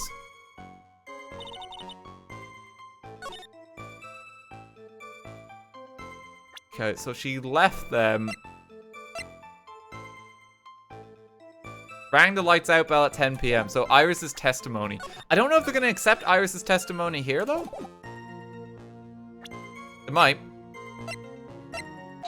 Yeah, no, they're gonna. Okay. I wasn't sure if they would accept that there, just because Iris is the one in question of the murder here. So, like, she could just say she didn't do it. You know, it's not the strongest evidence to refute with. Witnesses have to undergo their own trials, I'm afraid. The defendant's fate rests on their powers of observation and memory, after all. Well. Don't worry. I'm more than up to the task. I'm a woman of fate, after all. The head honcho of Hazakura Temple. In that case, Miss Honcho, I'd like you to explain something for me. The discrepancy between your testimony and that of the defendant, Iris. She claims that after ringing the lights out bell, she went back and stayed in her room. Which means she did not go to the inner temple at all. No, she said that. A defendant or a witness. Who is more likely to lie, do you suppose? Like, Franziska's actually kind of right here. I agree with her. The defendant is simply lying to cover her back.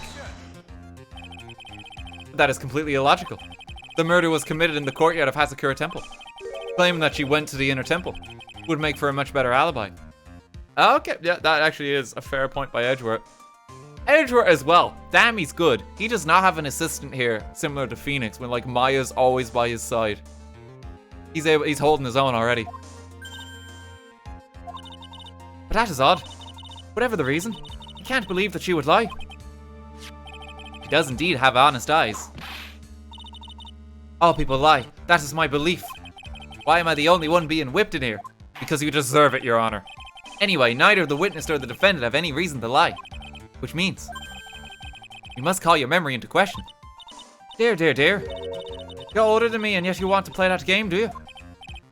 Ah, well, that isn't exactly what My memory is perfect. Crystal clear, especially in winter. Then, I suppose it's too early to end this cross-examination, eh?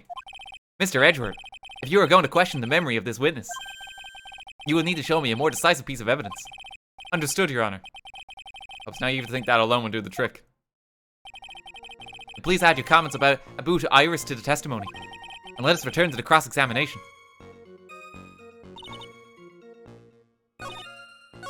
Iris came to the inner temple. She was dressed exactly as she had been at dinner. Okay, that is interesting detail to specify.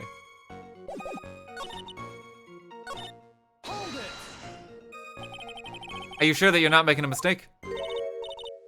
You, young man, need to get your estimation of me up from the floor. Iris always wears the same clothes. The smallest thing out of place would have stood out like a sore thumb to me. You're making a mistake, thinking I made a mistake. An excellent finish there, witness. Still, I have to wonder.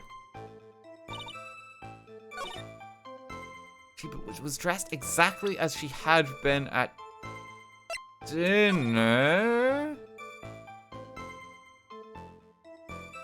She should have had some snow on her.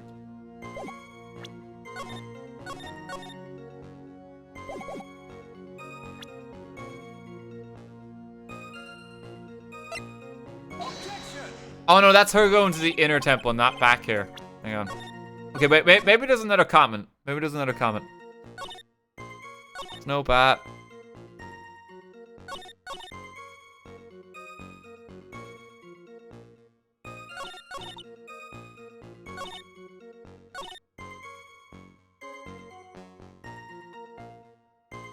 No, not the weather. Oh, no, she gave her a hood. That's it. Witness, let's get one thing straight. The defendant whom you claim to have met. She was wearing this Demon Warden hood, correct? Of course. That's a very important piece of clothing, I'll have you know. Ha ha ha ha ha ha ha. Wait a minute. Hold it right there. Why do you have that? That's the question of the day now, isn't it, Miss Von Karma? I'll have you know that this hood was given to someone as a gift that night. Before the lights out bell was rung. What? You know where I'm going with this, don't you? If the witness had seen the defendant as she claims, then the Irish she saw should have been missing this very hood. Well. It's not a bad feeling at all, exposing contradictions like this.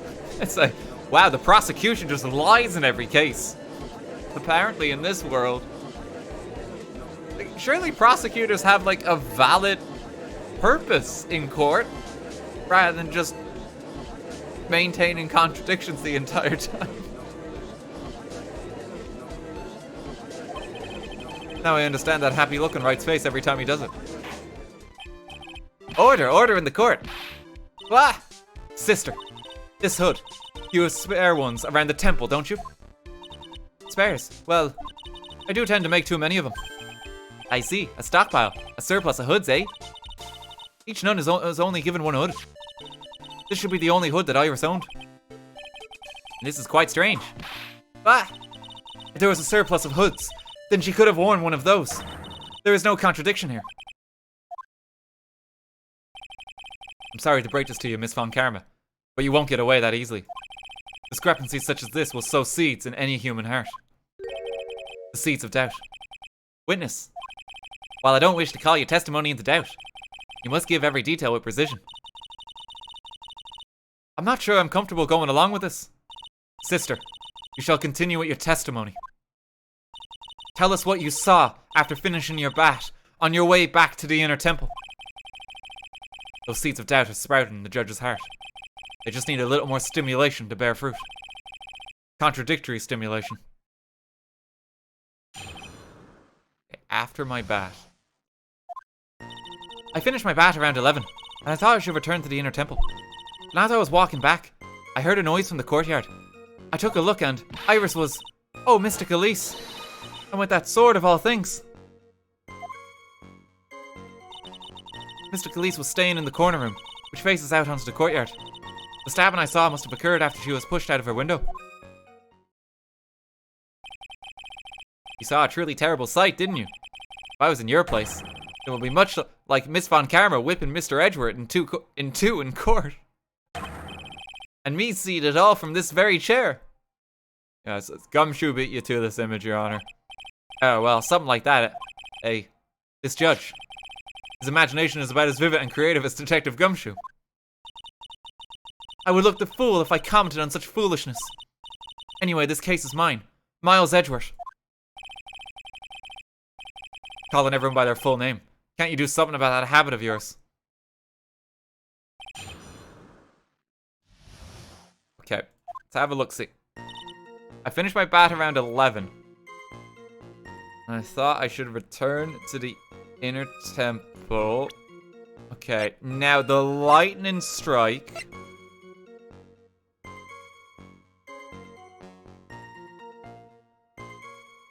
Wait, sorry, where's the lightning strike? 10 to 11. Maybe she wouldn't have known about the bridge yet?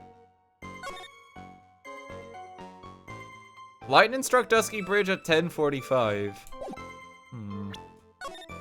I'm 30 minutes past between the fire starting and going out. Okay, so no, it's plausible. Maybe she just didn't know. She just knew it was stormy out. Mantis, thank you for 1,000 bits.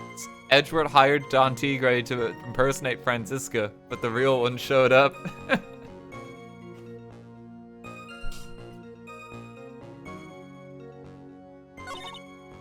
I was walking back, I heard a noise from the courtyard. Didn't hear the lightning. Iris was. Okay, so we need some details. This is the second time that the witnesses testified to seeing the defendant. But some doubt remains in these claims. Hey, what does that mean? Just because you're a good-looking young man doesn't give you the right to... I'm not going to question that part about my looks. But the murderer who stabbed the victim with the sword, Sister Bikini, try to recall exactly who it was you saw, as clearly as you can. Well, you're a handsome young man, so I'll forgive you. Oh, now that you mention it, there was something awfully strange about her. Something that has been bugging me all this time. Please, don't keep us in suspense. Her hood. Her hood. That's right.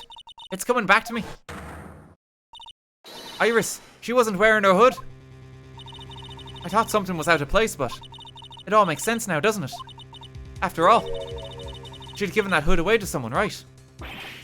Uh-oh. Ha! You've dug your own grave, Miles Edgeworth. Anyone for ice cream?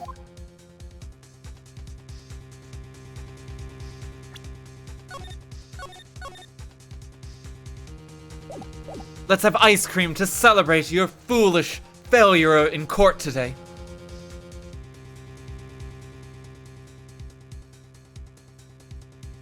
This testimony important. I'm gonna press it, yep. This may initially appear to put me at a disadvantage, but I can't see any other leads at the moment. Your Honor, I would like these new statements to be added to the testimony. Heh, Miles Edgeworth. If you want to hang yourself, you need only ask. I'll gladly lend you my whip. Witness, add that statement to your testimony. No problem. Iris didn't have her hood on. Press that. You're sure about that? Yes, after all, we always wear the same clothes. I don't mean because we're poor, you understand. It's our style. Yes, that's it. There's absolutely no need to explain yourself. Anyway, she looked different from normal, so that really stuck out.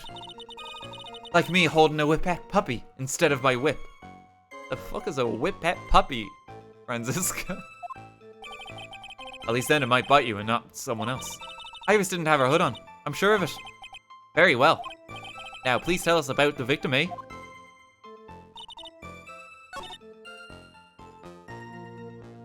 A whippet is a breed of dog. Oh, okay. Never heard of him. Vet Major.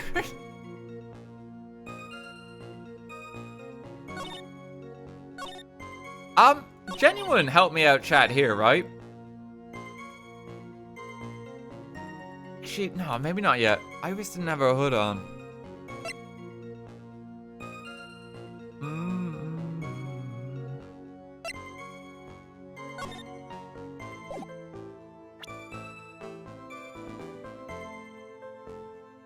Okay, no, genuine help me out chat here. I'm just actually quite curious. Because I think the help me out chat is, right? Do I need to use evidence on this statement in particular?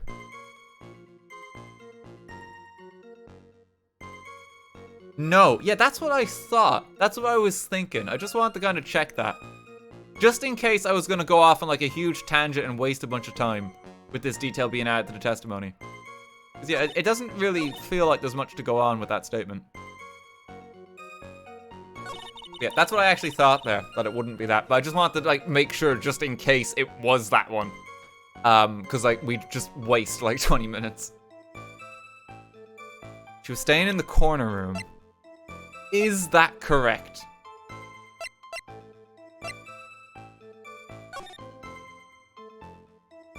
Statue is holding the sword too, which like seems really weird.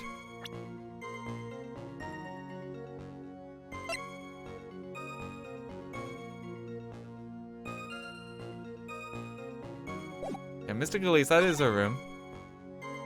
Stabbing I saw must have occurred after she was pushed out of her window.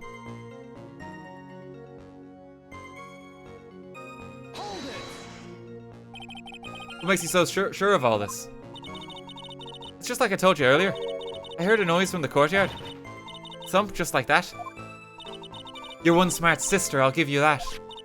The autopsy report states that the victim's body was covered in bruises, indicating a fall from around 10 feet in height. Okay, but the order is important here. She could have been stabbed in the other room. It appears that the witness was not mistaken then. Okay, hang on. The body fell 10 feet after death. Okay, yep. So the order of the crime here is actually important. So this is what it is. I'm more than just a pretty face, especially in winter. I'm a woman of fate, after all. The head honcho of Hazakura Temple. What's wrong, Miles Edgeworth? No snappy comeback remark. It doesn't feel like she is lying. This is very powerful testimony, too. She claims to have seen the instant in which the defendant stabbed the victim. There are only two things I can believe in right now. My client, Iris, and my own abilities as a defense attorney. Yeah, so the detail is the order with the bruises.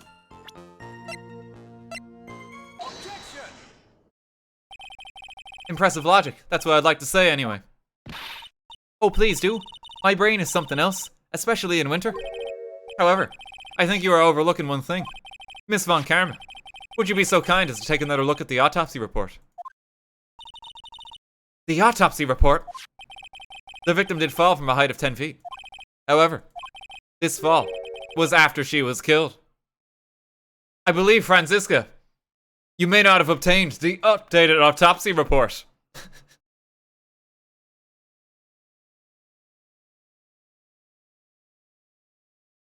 Did Gumshoe not tell you?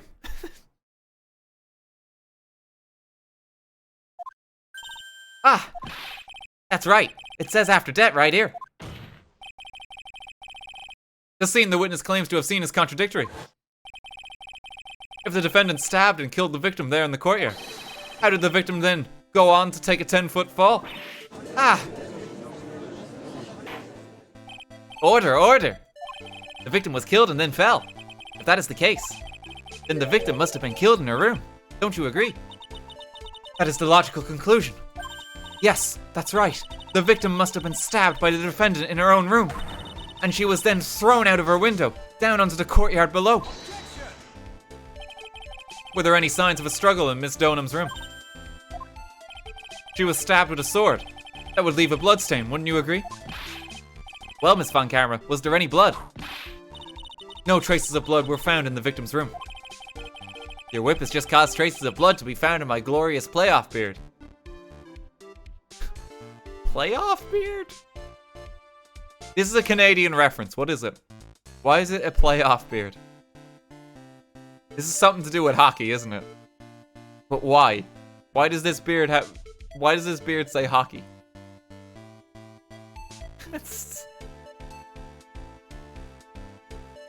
Because Canada. Who knows? However, if there was no blood in the room, then your claim that... I'm sure there's no need for me to go over this, as I'm sure Your Honor is well aware of when a stab wound produces the most blood. When it produces the most blood, very little blood is actually lost at the moment of a blade's insertion. If you want to talk about when the most blood would be lost from a body, that would be when the blade is removed. Indeed, with the weapon still in place, it acts like a lid in the wound. That's true. With the weapon still in the body, there wouldn't be so much bleeding. A perfectly reasonable line of thinking. We have come to a conclusion then. The victim was thrown out the window with the sword still in place. This removes all of the contradictions. Yeah, but like, if you do, like, it's not exactly aerodynamic, you know? Like, what if the body starts spinning because there's a massive sword? You know, like, for it to land perfectly.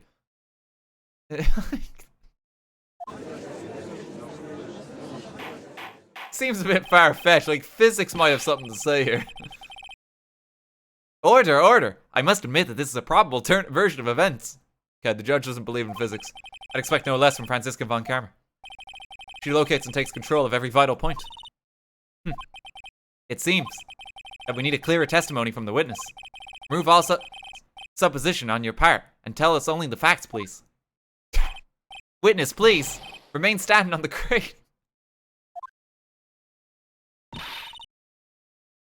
If the egg could now give testimony in this court.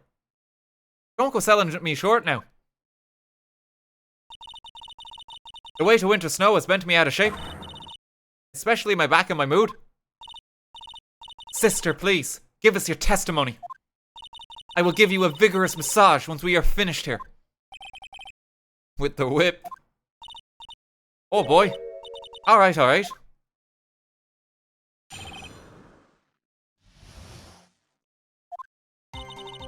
When I looked across at the scene, the sword was already in place. Thinking about it now, I didn't actually see her stab Mystic Elise. I've never seen so much blood before. That's when I fainted. You can't blame me, can you? And when I awoke, Mystic Amy was stabbing Mystic Elise through the back.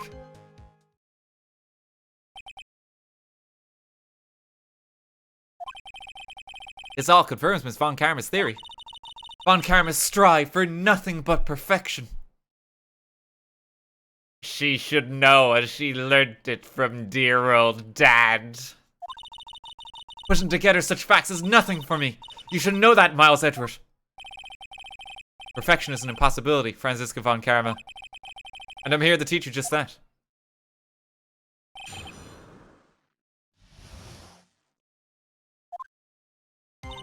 Okay. When I looked across the scene, the sword was already in place. I didn't actually see her stab Mystic Elise.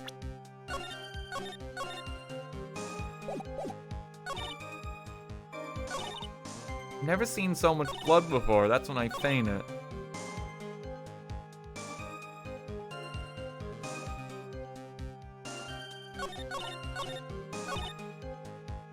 Okay, there's a lot to press here. At that time, was the victim bleeding? Well, I was very shocked to be seeing all this, of course. So I'm not entirely sure. But I don't think I saw any blood. Not then. I'm sure that you didn't. The weapon was acting as a plug in the wound. In any case, let's be clear on one very important point. Did you actually see the instant in which the victim was stabbed? Real talk with this sword, right? To actually stab someone with it seems like it would take a monumental amount of strength just because there's like 3 different points that have to pierce the body. It seems like it'd be really hard to stab someone with it.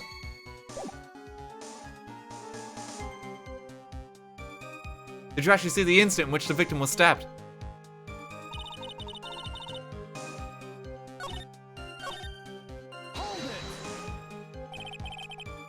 Think carefully, this is very important. It's Iris we are talking about here. I'm thinking for all I'm worth. No, when I looked over, the sword was already in Mystic Elise's body. Might not be conclusive, but this testimony supports a theory. The victim was stabbed in her room and then dropped into the courtyard. I think this proves it rather well, Miles Edward.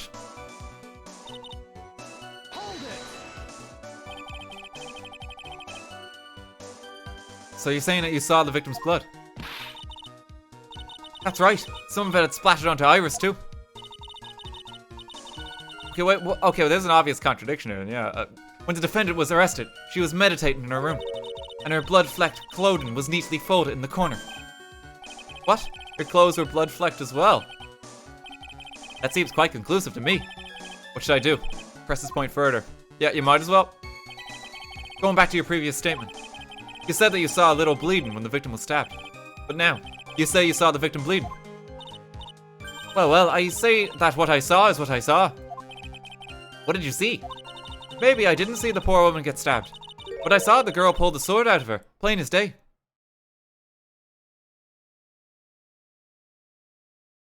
Did someone else do it?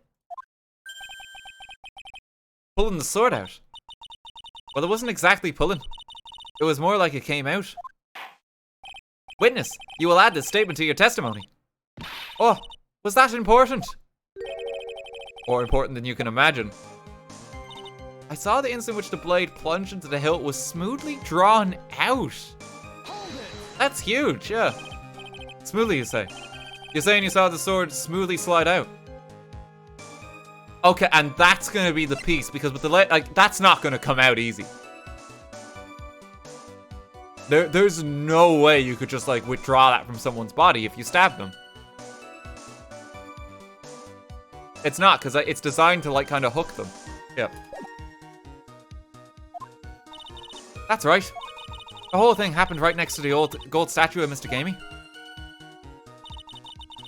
Mr. Khalees was on the ground, and Iris was stooped over. The sword was buried up to the hilt. Oh, okay, no, maybe it's just that detail. Yeah, there would be so much more blood. If it was up to the hilt, yeah, okay. When Iris stood up, the sword in her hand just slid out of Mr. Khalees' body. It slid out from that gaping wound, It goes without saying, if the sword was removed, there would be bleeding. Nothing out of place here. Is that really the case? I can't help but feel that something important about this testimony is very out of place. That something which couldn't possibly have happened appears to have happened. Yet the blade couldn't have been pulled out smoothly. Absolutely no way. Sister Bikini, you're a reliable witness. At least, I like to think so. But there are too many contradictions here.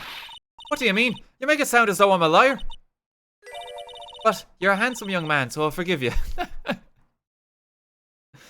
Honestly, real quick aside, as far as witnesses go, this is absolutely one of the better ones that we've had. She's still got character, and she's not just like obnoxious or annoying. And she's still got personality. She's not like berating us or anything. Yeah. Genuinely like top tier witness.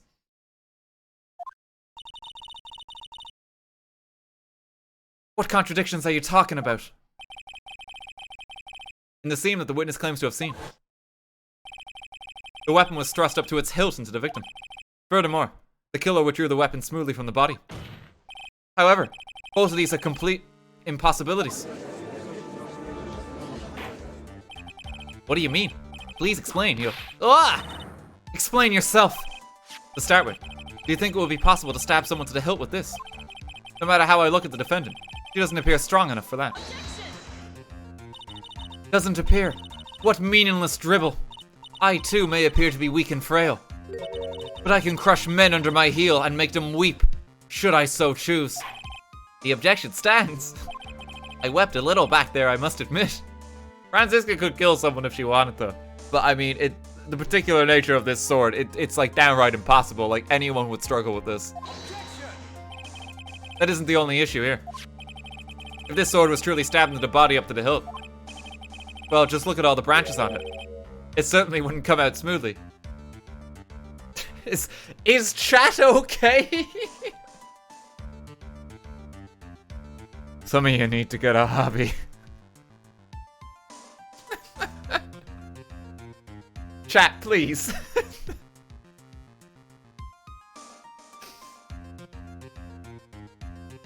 It certainly wouldn't come out smoothly. We also have the problem of the amount of bleeding. It's true that when a blade is left in the body, it acts as a plug of sorts. However, when the weapon is shaped like this, it's an entirely different story. The wound would be too large for the blade to completely stop the bleeding. That's nothing more than conjecture.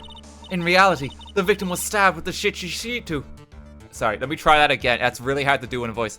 The victim was stabbed with the shichishitu.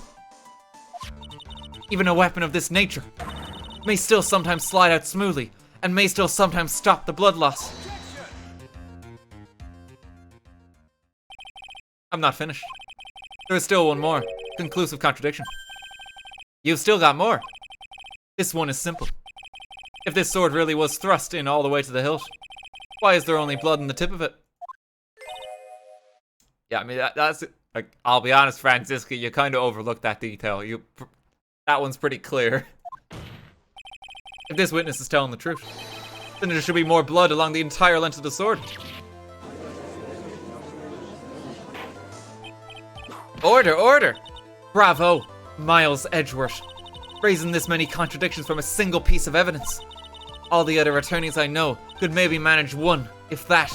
But what does all this mean? You have proven contradictions regarding the murder weapon, but having come this far, there can only be one answer. And that is...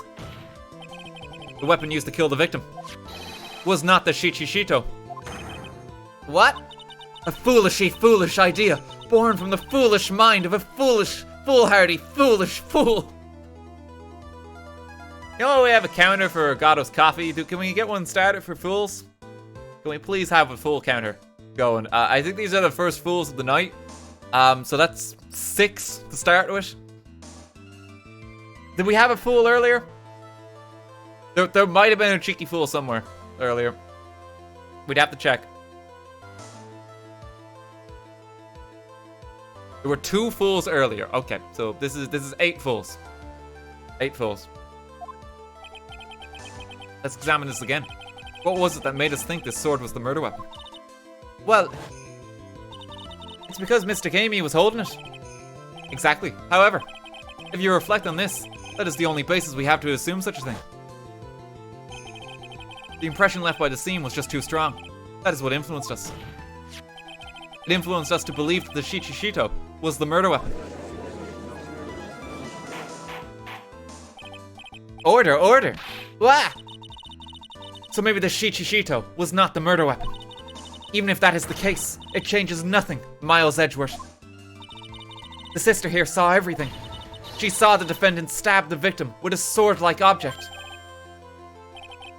That's true. Your response, Mr. Edgeworth.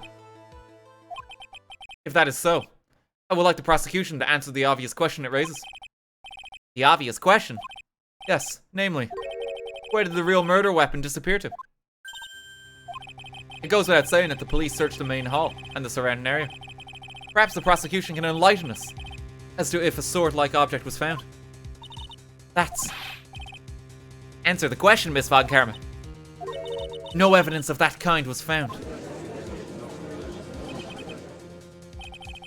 Another mystery to throw onto the pile. A trial without a murder weapon is a tricky beast. Excuse me, could I say something? I just remembered something, actually. What is it, sister? I was just thinking, it's possible, but just maybe, what actually happened was, it was just over there. What exactly are you going on about here? The murder weapon, I mean. Maybe. I think I might know where the sword was disposed of. You what?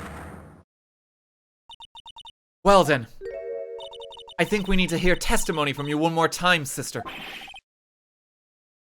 I love when Edward makes that face. It's like the world is ending kind of despair. He's lost all hope. Impossible. What else? What else could this old woman have seen? My face with no McDonald's. I saw the murder at around 11 PM. And after asking that it be reported, I went out to the main gate. And there I saw tracks. Tracks that indicate the snowmobile had been used. Oh, this is coming up. We actually observed this ourselves earlier. It takes 15 minutes to walk to Dusky Bridge, but less than 5 using one of those. Maybe they threw the weapon into Eagle River and came back while I was knocked out. Iris could have done that. She can drive a snowmobile after all.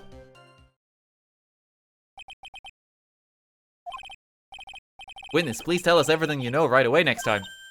Well, I'm not in the best of shape. Oh, my back and my age, you know. Her back has affected her testimony. Just in constant lower back pain. Quite.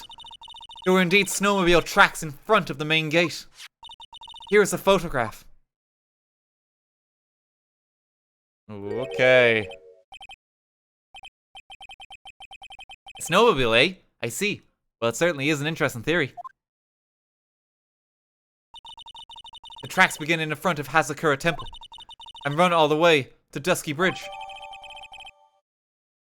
Taken that night from main gate to Dusky Bridge. Have a look at that again.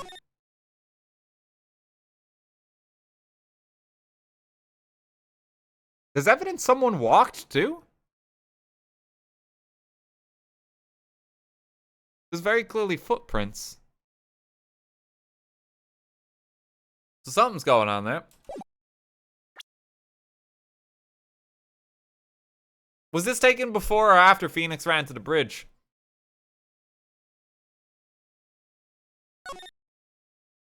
I'm trying to wonder what this piece of evidence is going to be used for otherwise. Yeah. Might have been taken before. Yeah, true, actually. Yeah, it wouldn't have been taken before. There was no way.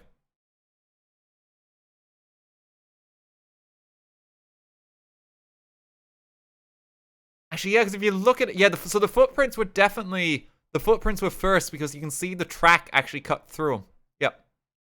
That's going to be an important detail. Okay, so I think that's what that evidence is going to show later. The Eagle River's current is quite swift, meaning it doesn't freeze over in winter, making it the perfect place to dispose of the murder weapon. You should really go to the river to dispose of the murder weapon. Mr. Edgeworth, your cross-examination, please.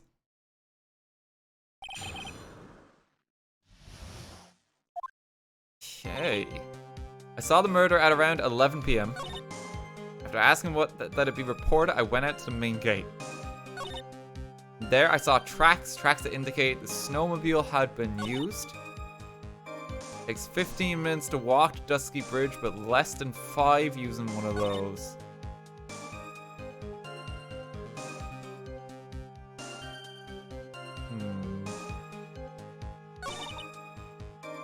So I'm wondering how the photo is going to show this. Save it. I think the first two are fine. Let's press from here. As I recall, there was a snowmobile outside the main gate when I visited. That's it. That's the only one we have. It'll run no matter how much snow falls. Now, you're certain the snowmobile was there at the main gate when you arrived? Yes, of course. It was parked in front of the gate. So, she had already gone, discarded the murder weapon, and returned by that time. If this is really relevant, what should I do? Press further. Need answers to every possible doubt. The snowmobile in question. Was it still warm at that time? Huh? What do you mean? What do you mean? What do you mean, eh? What do you mean, Miles Edgeworth? Playing to a slow crowd here. It goes without saying that using the snowmobile will heat its engine. If it was still warm, then it means it was recently used. Ah, I see. I never thought of that. Oh, that's right. I overlooked that too. Of course you did. Then answer the question, please, witness. I don't often go around touching hot engines. However, now that you mention it, there wasn't any snow in it. Snow? Yeah, for some reason only the snowmobile wasn't covered in snow. There wasn't any snow on it. Curses. Seems highly likely that the killer did use the snowmobile then, eh? How long does it take to get to Dusky Bridge by snowmobile? Okay. Timing is important. In that case, why didn't you use it yourself? You could have spared yourself some walking. Ah, there's a reason for that. Have we got a moment for me to explain? My back is killing me. I think that's why the question was asked in the first place. It was about a month ago. I was driving my beloved little snowmobile, happy as can be. I fetched some water and was heading back when I went and crashed into a tree. The tree in my back bolt went crunch. Just like that. Crunch. Crunch. Haven't been able to find the courage to write anything since then. Anyway, the killer must have used it.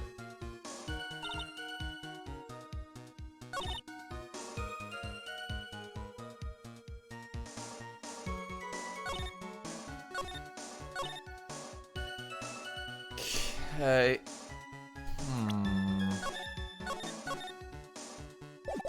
When was the photo taken?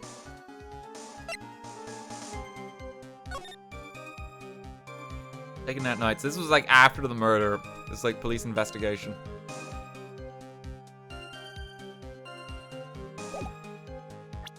I don't think it's just gonna be like a general photo. Yeah, it's gonna be a bit more precise than that. Like,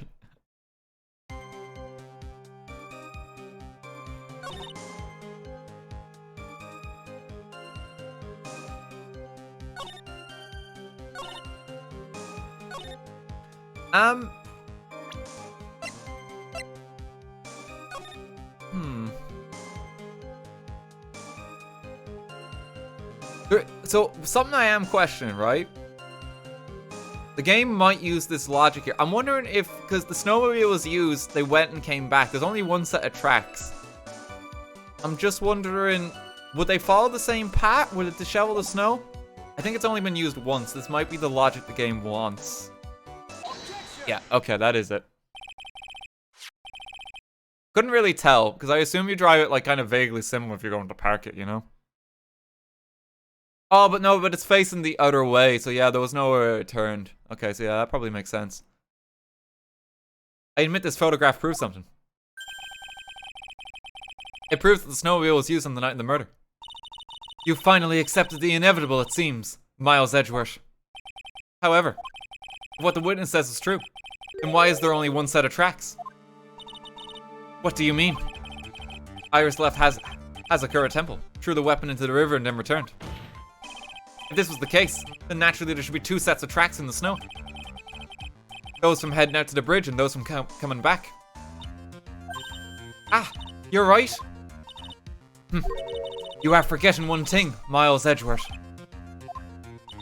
On the night of the murder, it was snowing. The tracks leading to the bridge were erased by the snowfall.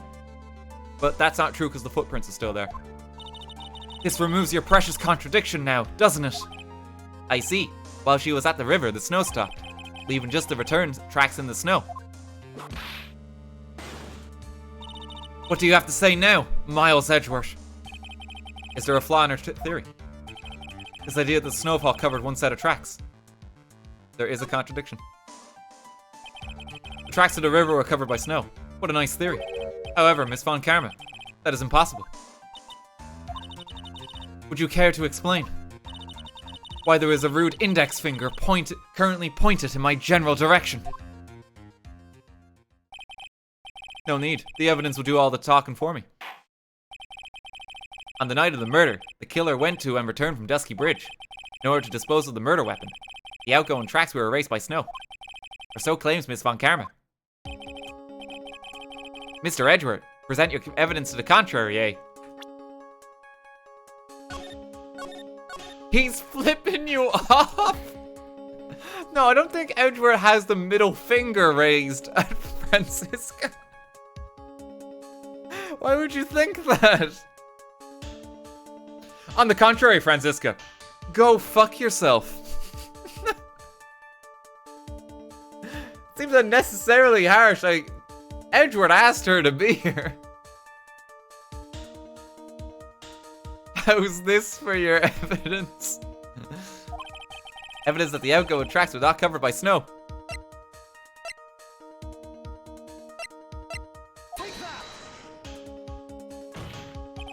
Here's the evidence. What do you have to say, Your Honor? This reminds me of when I was a little hockey goon in training. When I was a child, I hoped for school to be cancelled due to heavy snowfall. Perhaps, Mr. Edgeworth, it would have been better for you to... had court been snowed in. That's all this evidence says to be. Wait, what? Nothing else? Nothing else. Oh dear. You seem to have missed Miles Edgeworth. How is it not that?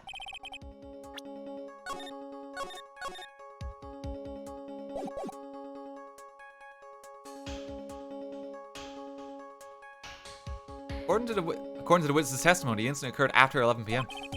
In which case, it has to be evidence that can undeniably prove something doesn't match up. Oh, there might be a weather report, maybe? The snow stopped, okay.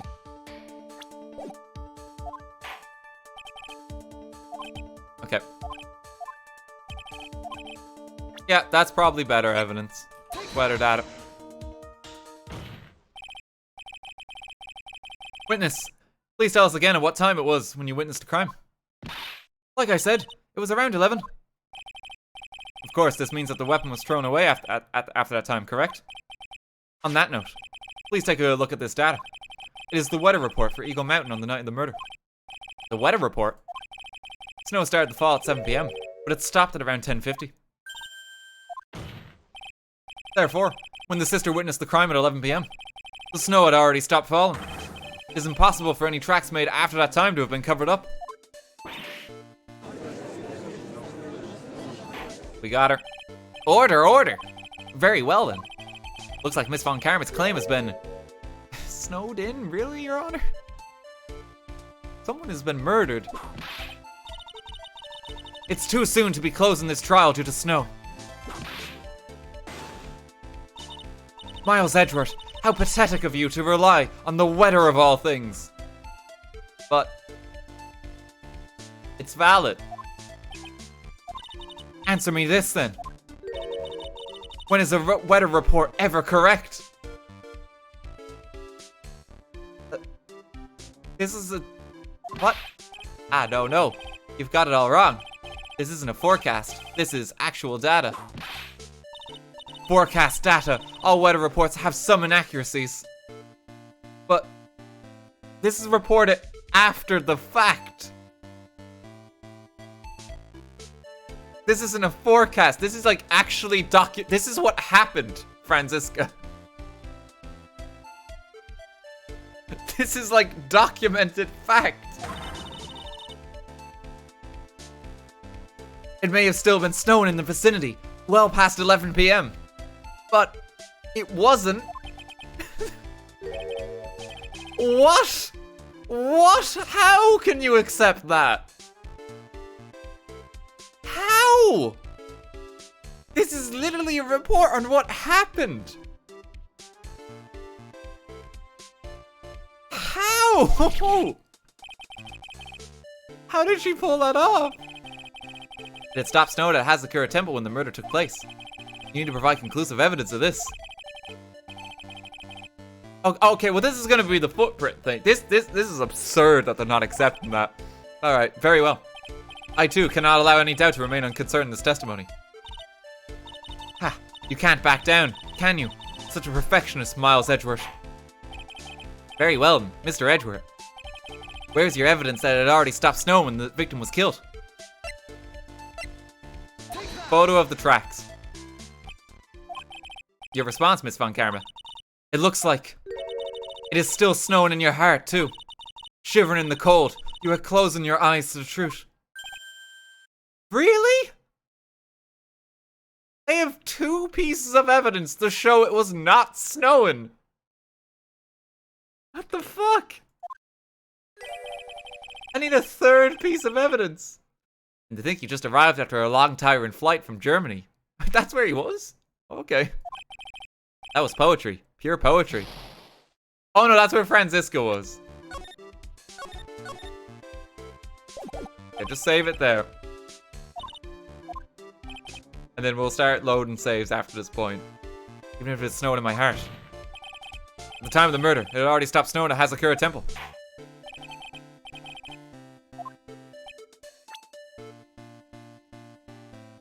It is kind of stupid that they're not accepting 2 pieces of evidence that have already shown. There was no report. Like, there was a fire! There was a fire! It had stopped snowing.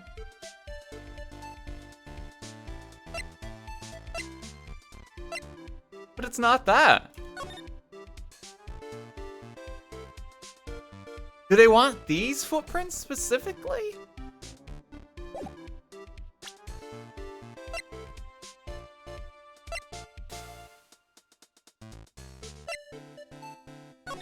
That's not gonna help.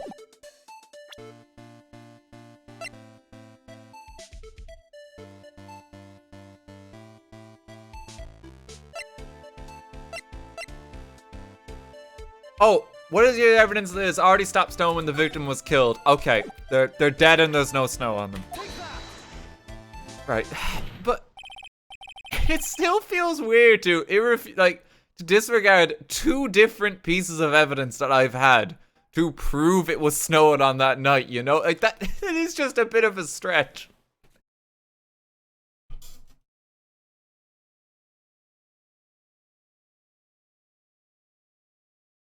Ultimately, it all comes down to one point. That being, whether or not it was snowing in that courtyard when the victim was stabbed. That's right, but proving that is incredibly easy. If we want to know whether it was snowing or not, this photo will tell us everything. Of course, I'm referring to the photo of the crime scene.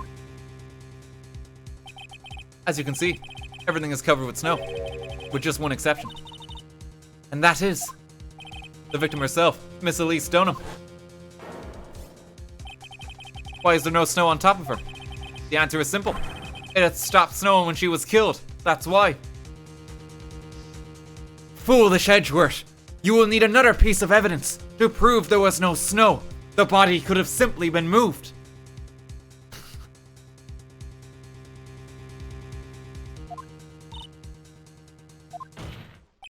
In other words, if the killer really did go to the Eagle River to dispose of the murder weapon, then in this photograph, there should be 2 sets of tracks. Order! Just what are you suggesting, Miles Edgeworth? To be honest, I'm not entirely sure myself, but this is simply what all of the facts point to. That night, someone used a snowmobile to leave Hazakura Temple. From the tracks left, it can be understood that they were heading for Dusky Bridge. At that time, it was still snowing. Of course it was, because those tracks were erased by the snow. And when this person returned to Hazakura Temple, the snow had stopped. Thus, the return tracks remained.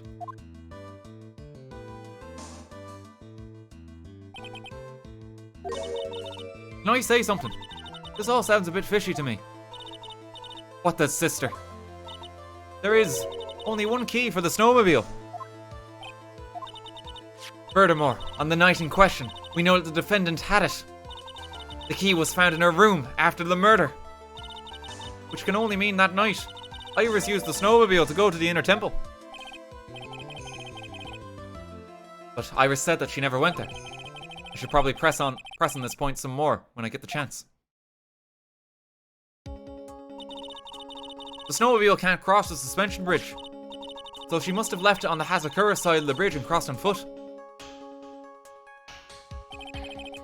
That sounds right.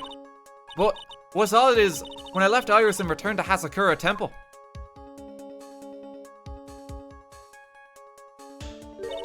I didn't see anything near Dusky Bridge.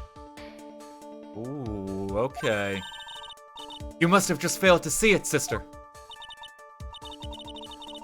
Maybe, but when I made it back to Hazakura Temple, it was there by the main gate. The snowmobile, I mean. I know what I saw. It was covered in snow, too. But that isn't possible. Order in the court. What does all this mean? Everyone's kind of stumped. No one knows what's going on. So then what was the snowmobile used for? It wasn't taken by the defendant when she went to the inner temple. If it had been, then the witness couldn't possibly have seen it by the gate. Furthermore, it wasn't used by the killer to dispose of the murder weapon. If that was the case, there should be 2 sets of tracks in this photo. All we know is this.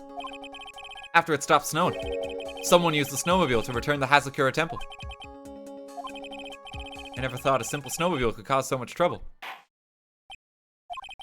I think we've learned all we can from this witness. Yes, I've nothing more to add. I told you everything that I know.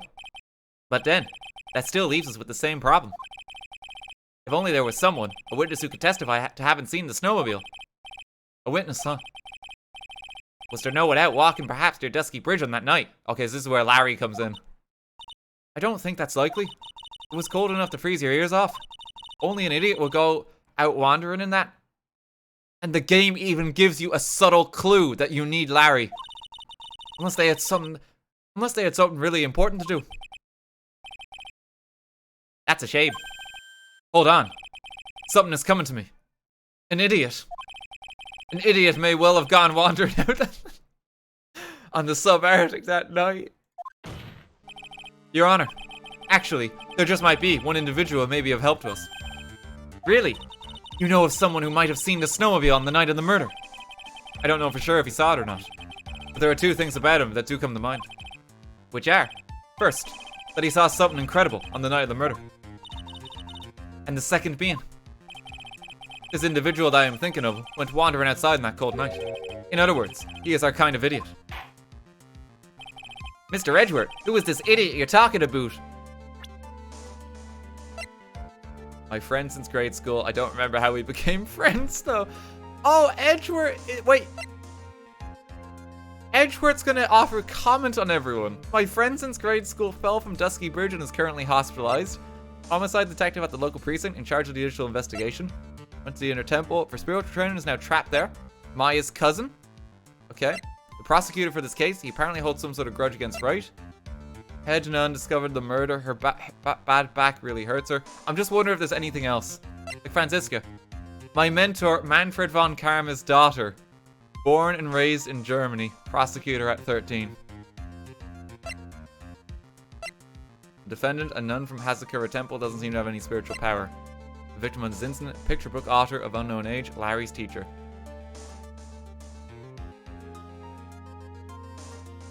Yeah, she started prosecuting when she was young. We had that context before, I think. I don't think that's new. Is that legal? Probably not. Like, surely, like, legally speaking, like, you can't have a child represent you in court. You know? Child lawyer. There's labor laws against that, yeah. Okay, so I was just curious, like, if there's any more insight on, like, some of the characters. Because, like, it's from Edgeworth's perspective. You don't often get it. This guy must be a product of Jean-Luc de Leduc's Guide to Obnoxious French Pain? What? This is Larry Butts, a disciple of the victim, Elise Donham. Your student? Interesting. And why was he wandering about outside in the night of the murder? That's... I could tell him all about his designs for Iris, but it may cost us his credibility as a witness, before I even call him. He is, after all, an artist. He was perhaps searching for something in the snowy scenery that would move him, although I cannot guarantee that this is the reason. And so, this unfortunate, unreliable-looking man, what exactly was it that he saw? I intend to extract that information from him, right here in this courtroom. Summon this youth as a witness immediately. I have no choice, do I? I believe he's in charge. He's in the gallery for this trial. It will not take long to summon him. Very well. Larry. You may have escaped me yesterday, but today I'm going to get everything out of you. The court will now adjourn for a 20-minute break. Miss Von Karma, please see to preparing the next witness. Understood, Your Honor. Good. Well then, court is now in recess. There he goes to Tim's. Why is Larry in the gallery? I guess he just wants to watch, because, like, he's worried about Iris, the love of his life that we do not know has any kind of emotion for him.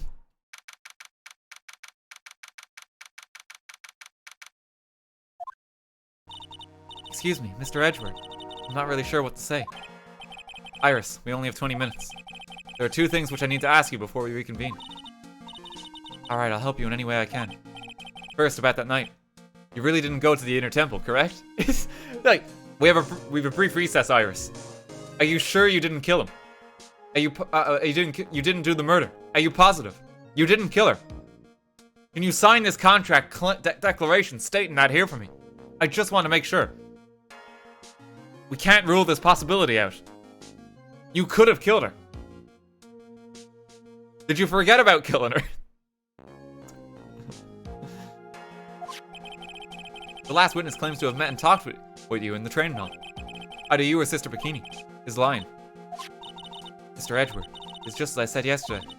Until the incident occurred, I was in my own room, in Hazakura Temple. Very well. The second thing then. That night, the temple snowmobile was used in between the time Sister Bikini returned to the main hall and when she bore witness to the murder. Sometime between 10:30 and 11 p.m. that night. Were you the one who used the snowmobile?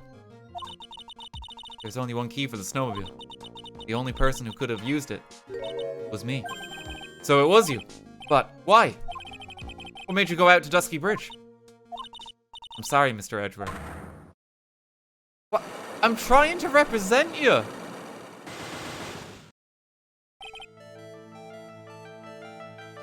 Why? Iris. I can't tell you about that yet. Yet. Not until her safety is confirmed.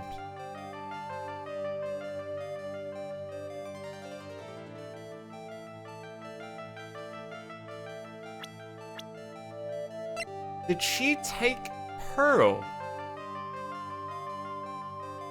What?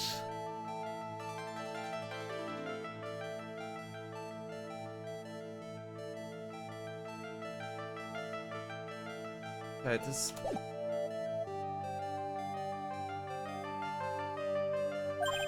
Her. The safety of the Acolyte. The Acolyte, huh? You must be talking about Maya. No, because Maya's on the other side of the bridge. Pearl was at the temple, but Pearl went missing. If she said Acolyte referring to Pearl, it's natural to mistake that Pearl will be taking the course, I feel. Just because they're dressed the same, you know? I think that's Pearl. She took Pearl somewhere. Iris, look me in the eye and tell me the truth. Did you kill... Are you positive? Did you do it? Are you sure you don't misremember the facts? Did you kill them, Iris? How many times is she gonna ask her?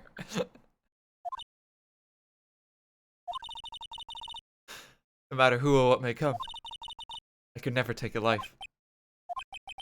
As I thought, no cycle locks. Very well. It is my job to get to the truth. You'll discover this for yourself soon enough. It's like just making sure you didn't do a murder, you know?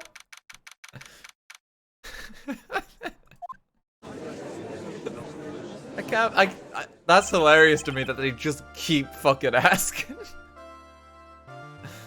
Court will now reconvene. Miss Von Karma, where is the witness? During the break, a man was detained for suspicious behavior in the gallery. Suspicious behavior? He was sketching something, very intensely. Dare I ask what the witness was sketching when he was detained? He drew a terrifying woman, armed with a demonic face and a vicious whip. I can only presume that his intention was to capture you. Anyway, it's time to drag this pathetic excuse for an artist before the courtroom. Larice Donham, I hope you're ready. Get in here. It would seem that whip is going to see plenty more use today. Franziska takes no prisoners. I kind of love her for that. Your sketch is in contempt of this court. Hey, I was just artistically... Oh! You tried to run away from the bailiff, who was trying to hand you your subpoena, correct? Look, I'm nothing but a fledgling artist trained out in the mountains. I'm only down here in the city because I ran out of green paint. But I use the technical term for the color, Viridian. Larry, this isn't an art store now, is it? I know I graduated junior high, okay? Look, art is all about working in the fields, isn't it? Working in the fields? I presume he wanted to say field work, I hope.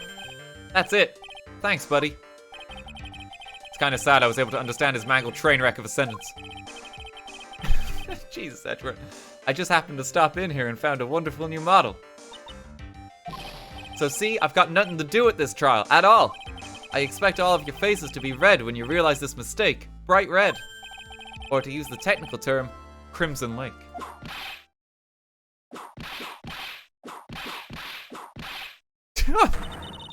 Stop your pathetic blabbing and testify like a man. Refrain from whipping me, Miss Von Karma. Cross-whipping is as bad as cross-checking. Witness, that was your fault. Testify now. Larry in this instance strikes me as the kind of artist who, unless he has specifically titanium white, he will not make the painting. Has to be that brand. Sometimes you gotta improvise.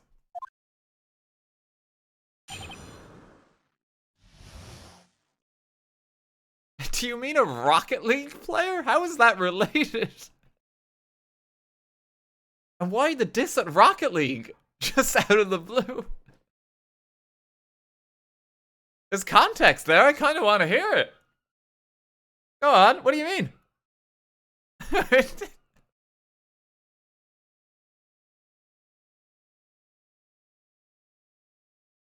True, Larry is such a Rocket League player. That's some serious shade that's being cast at Rocket League here, I feel.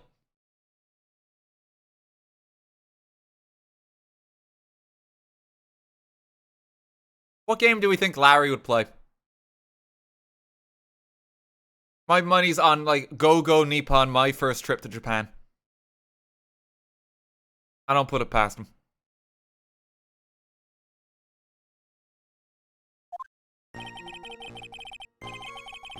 I was at that lodge out in the mountains looking up at the stars that night. I walked to the bridge a number of times, but I didn't see a snowmobile. Anime dating sim game. Yeah, Larry would totally play him. Absolutely. You check like Larry's Steam library, it's like 50 dating games. All back to back. Nothing else. Sorry, and Fortnite. Fortnite's there too.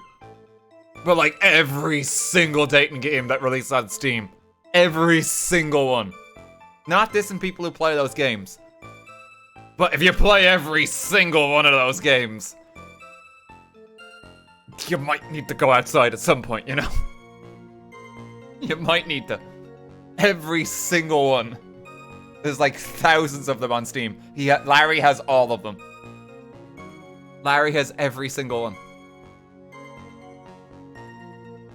RT says touch grass. I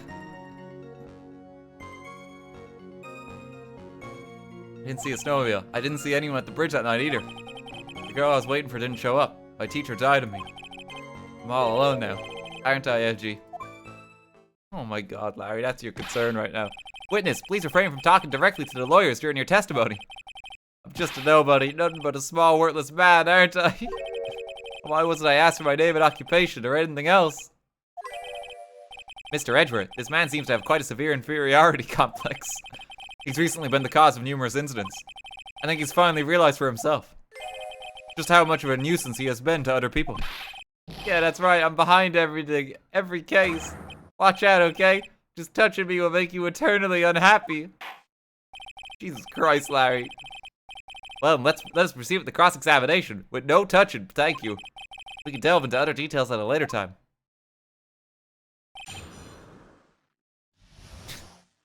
It's... No, he doesn't even deserve the voice. It was I, Larry Von Karma. I was the mastermind. He doesn't deserve the Von Karma voice, not even for a joke.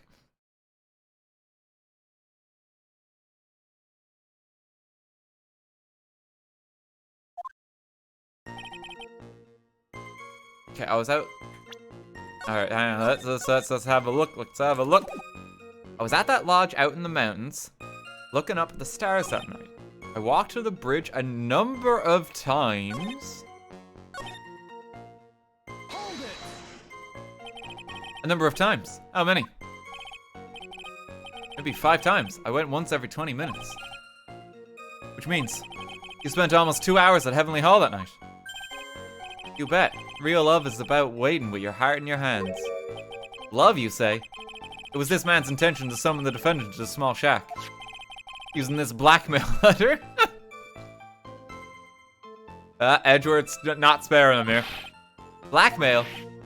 No, that was simply a product of overflowing love. You huffy, puffy, loosey-goosey excuse for a whimpering, whining wuss of a witness. You tell him, Franziska. What'd you see? Oh, for your sake, you saw a snowmobile. Franziska based. I always find it funny when people just apply base to, like, outside of, I guess, internet humor things. Like, we're kind of used to hearing, like, oh, based. But, like, imagine it in any other part of the world or any other context of society. Like, imagine, like, you're just watching the news. Like, let's check in, like, what do our viewers make of the show? Oh, based news. You know? It just sounds so weird outside of, like, our small sphere of the internet.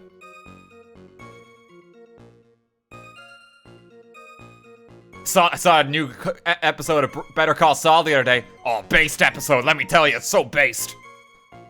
Like, it doesn't really make sense, does it?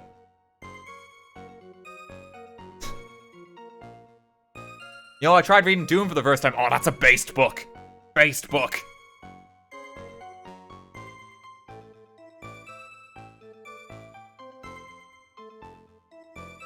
It doesn't need to make sense, RT.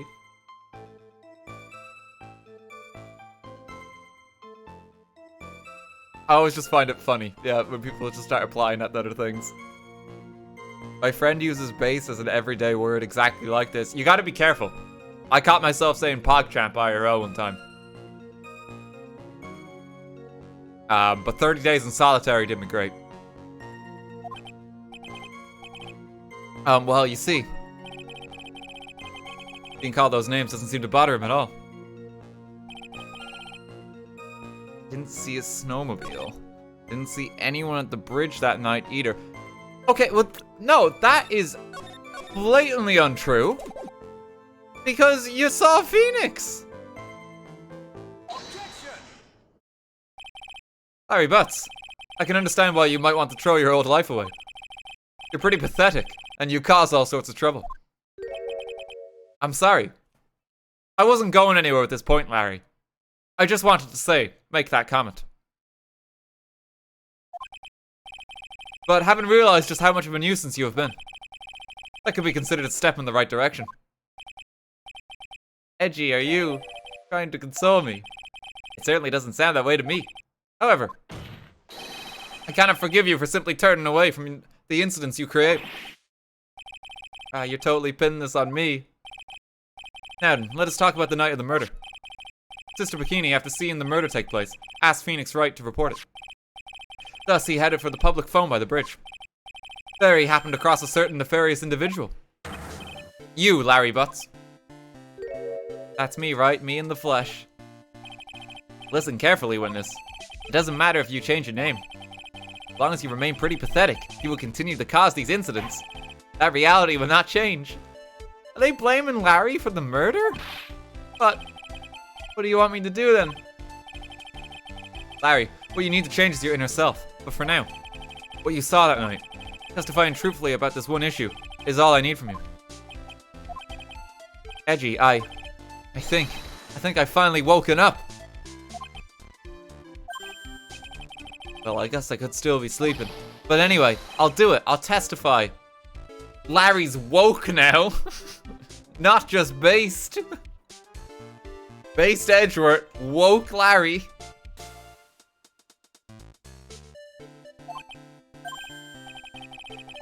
Well, I'm not sure this will go especially well. I'll ask again then, witness. What'd you see on the night of the murder?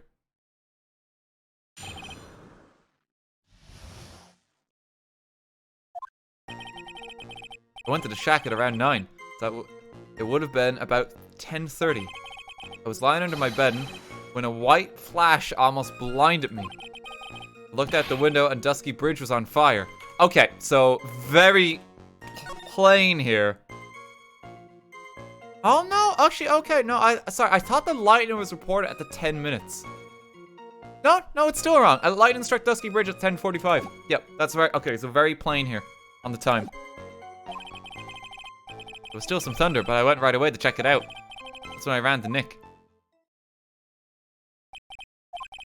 Certainly saw quite a lot, didn't you? So, what happened to the bridge after it caught on fire? It was like me after a 3-day stint chasing a girl. It totally burnt out, like almost totally gone. I mean, trying to cross the burning remains was what caused Nick to fall. What did you say? Oh, don't worry. It's nothing life-threatening. You just caught a cold.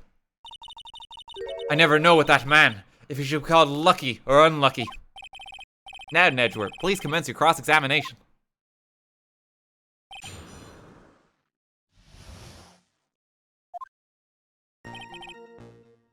Okay, so it would have been 10:30. I was lying under my bed when it would have been 10:30. He saw the lightning, but the lightning wasn't until 10:45.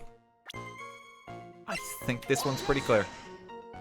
No, it's not. Okay, I think I've got it. Maybe it's just a statement.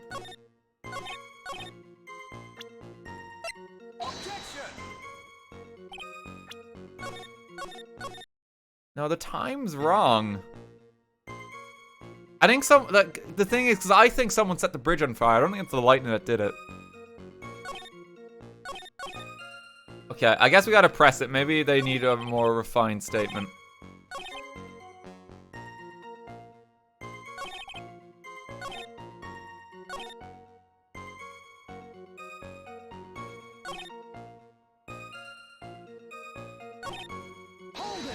Okay, let's start pressing it. Seeing that, what did you do? What do you think? I was burning up as well from the fire in my heart. And that's why you went to take a look at the bridge. Well, to be honest, it was freezing cold, so at first I thought, forget it. I'm not leaving my covers. But it pretty much stopped snowing. So I don't know, I changed my mind. I'm not sure I care for the forget it attitude you had at first, witness. Still some thunder.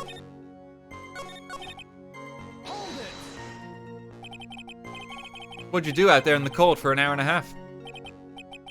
Well, if you really must know, I was busy being excited, I guess.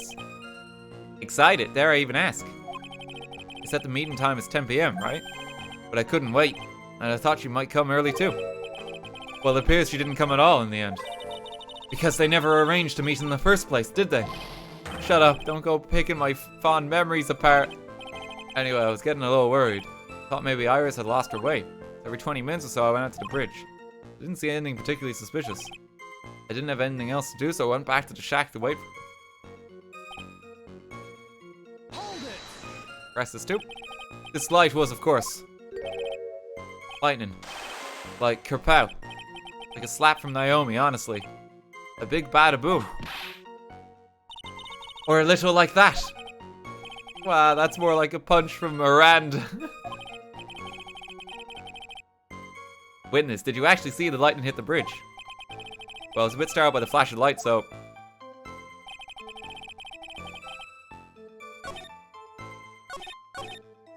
Okay, just a quick help me out, chat. It's not to do with the time here, is it? It's not to do with the weather report. Just double checking that, yeah. No, okay. Right, so they want something else in this moment then, so I'm kind of curious what it is.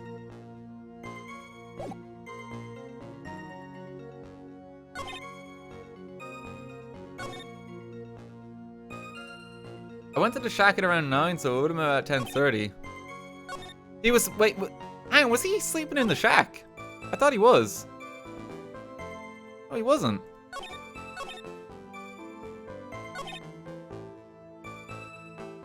I looked out the window and Dusky Bridge is on fire. Hang on, where is Larry in this situation?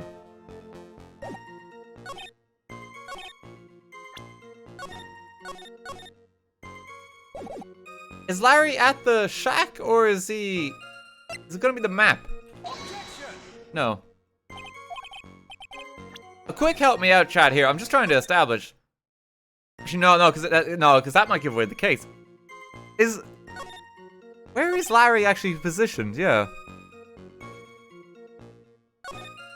I was lying under my bedding.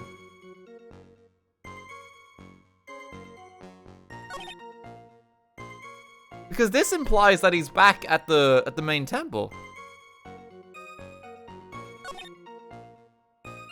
No, he must have been at the shack.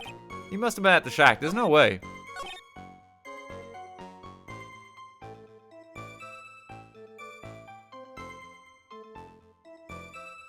Yeah, he was staying at the shack. He was staying at the shack. Yeah, sorry, just making sure of that, because, yeah. There was still thunder. It wasn't documented.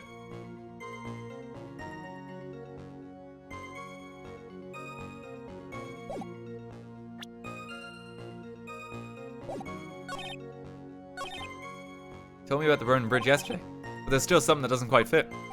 It looks like, despite his change of heart, Larry still isn't telling us the whole truth. The time still doesn't make sense here, right?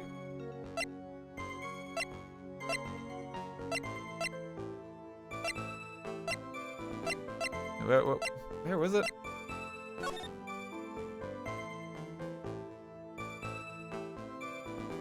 Around 30 minutes past. He saw the bridge on fire at 10:30 is what he's saying.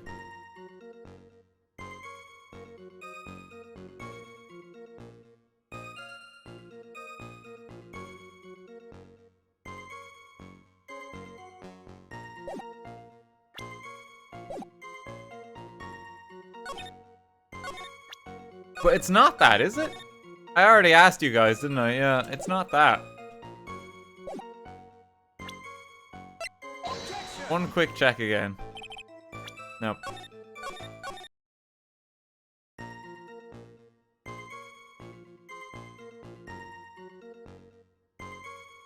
Yeah, so fine, just last help me out, chat, just to clarify that. It's not the weather report.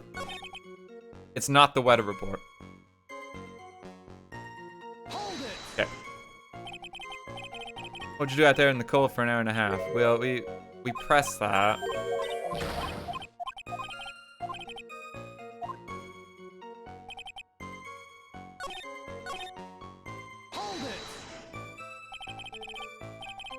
You said right away, but exactly how long after the strike was that? The lightning fell and then the bridge caught on fire. Maybe around 5 minutes. I mean, I suddenly thought, gotta go check this out. How far is this small shack you were in from the bridge? Hold on, well, it pretty much stopped snowing. It's about a 5-minute walk. And how did Dusky Bridge look when you got there? Like I'd recovered a piece of my childhood. Not even the bonfires kids make during school camping trips can compare. Or should I press him for a little more info?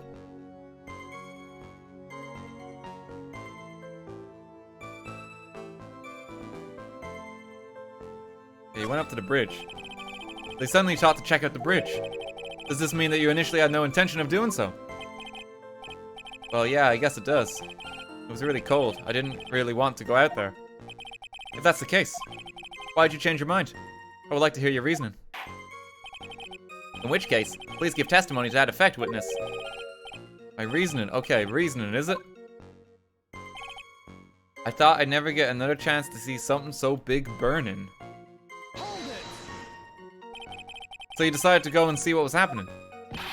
That's right. You're talking about a massive super suspension bridge burning to high heaven. That's not something you see every day. A real like, really special. I really trust a witness who was unable to pronounce spectacle. Life seems to love hitting this poor witness below the belt. My motto is to hit life back as hard as I can. I'll give you a few hits too, if you'd like, with my whip. We got the burning bridge yesterday, but still something doesn't quite fit.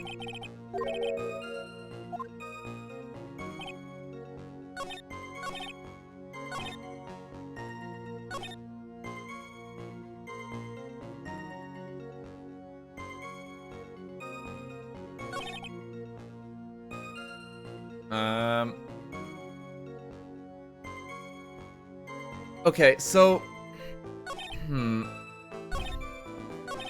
What I'm thinking that the lie is that he went right away. But I don't know why he wouldn't really go right away. But I'm thinking there was some kind of delay.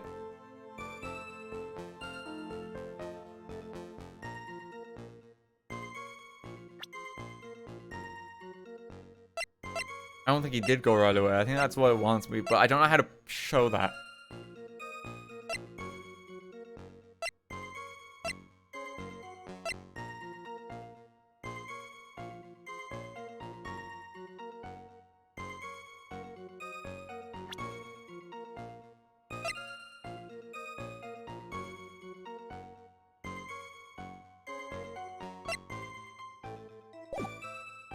Yeah, I'm stumped a bit on this one.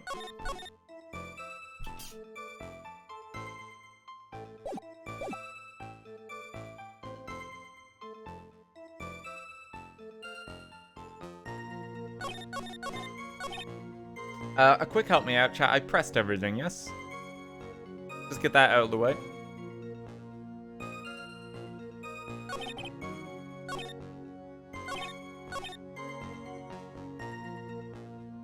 No. Oh, I mean, okay. I mean, there was another option. Yeah, sorry. Okay. Just zooming through this. Why didn't you call anyone? Sorry, let me ask you one thing. What is it, Edgy? What's with the serious face? Why didn't you call anyone? Huh? What do you mean? Normally, when faced with a towering inferno, one would try and tell someone. There's a public phone right by Dusky Bridge, correct? Well, of course I thought of doing that. So then, let's hear why you didn't. Huh? Yeah, okay, a reason. My reason. It isn't that I didn't want to didn't try to tell anyone, I just didn't have time to, okay?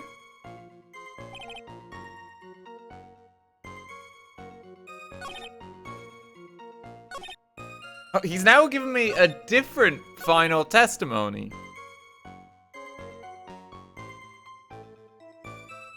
Hold it.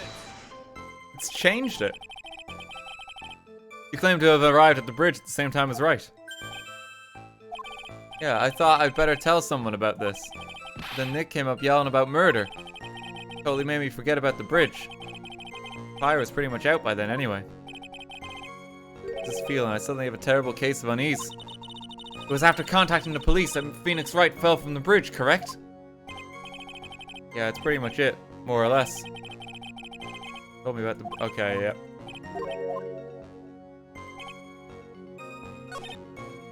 It would have been 10:30. He got to the bridge and Nick showed up a minute later. What time did Phoenix fall?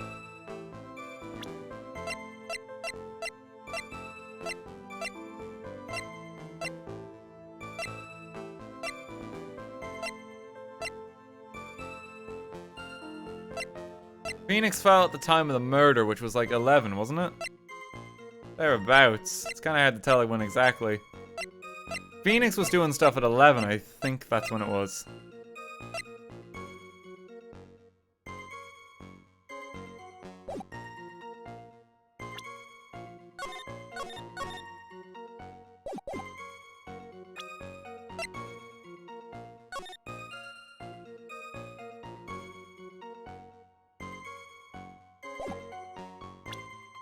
The weather report again! I doubt it's gonna be the weather report. Oh, okay. I guess we had it right all along, but...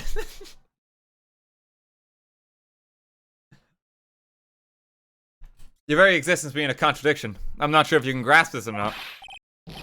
What the hey, Edgy? You make me sound like some sort of alien. But your testimony is conclusively contradictory.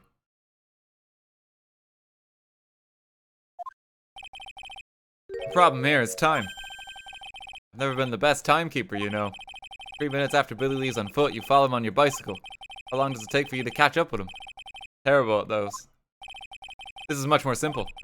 You saw the lightning strike Dusky Bridge, and immediately went to see what had happened. Is this correct? Yeah, well, I wasted about 5 minutes first, more or less. I have the weather data from the night of the murder here. According to this, the lightning fell at 10:45 p.m. You say it takes less than 5 minutes from the shack to Dusky Bridge. I mean, you probably got there at around 11 p.m. That all sounds about right, I guess. And then Nick showed up and did his fallen act. That is impossible. What do you mean? 11 p.m. is when the murder occurred in Hazakura Temple. Thus, Wright was still there, in the courtyard. There is no way that Larry could have encountered him at Dusky Bridge at that time. I didn't even realize that's what Larry was claiming. But okay, let's go with it. Excuse me, I have an objection. You do? Edgy, how many times do I have to say this? I'm not Larry, I'm Larice. It has not been proven that the murder occurred at 11 p.m. The sister only said around 11. In which case, it could have been earlier than that. Watch your footing there, Miss Franziska von Karma. The slope ahead is slippery. For there is still no way that Wright could have been at Dusky Bridge at 11. And why not? It is clearly written here in this weather data report. It took around 30 minutes for the bridge to burn out. Therefore, the bridge must have been burned until at least 11:15. Which means, what exactly? Wright did not see the bridge while it was being consumed by the flames that night. In fact, he did not arrive on the scene until after the flames had died down. Larry, you arrived at the bridge at 11 p.m. But Wright did not make it there until at least 11:15.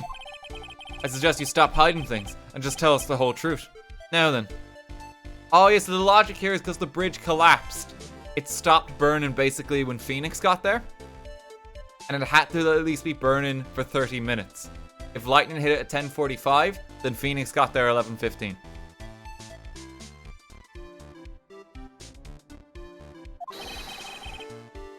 What happened during those missing 15 minutes?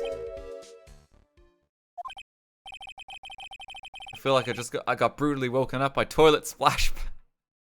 How do you get woken up by that, Larry? Do you sleep on the toilet? Guess I was still sleeping after all. Order, order! So there was a missing 15 minutes prior to meeting Phoenix Wright. I hardly see that as much of a problem. Yeah, not much of a problem at all. Really? The bridge is burning before your eyes, and there is a phone right next to it. Why then did you not report the accident? Yes, witness, why didn't you?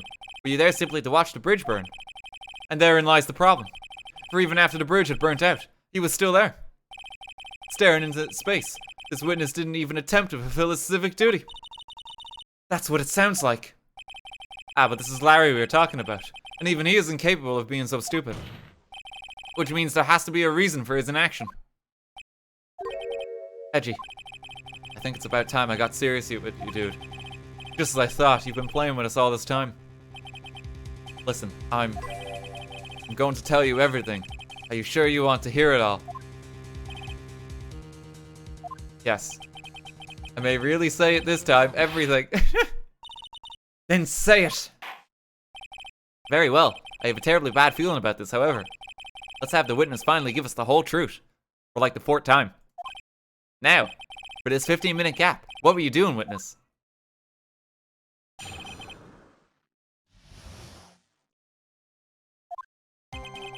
I'm a donim, I'm an artist. What do you think I was doing?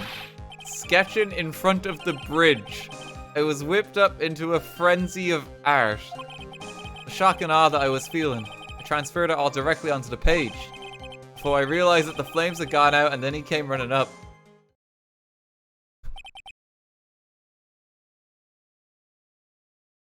So he was just drawn.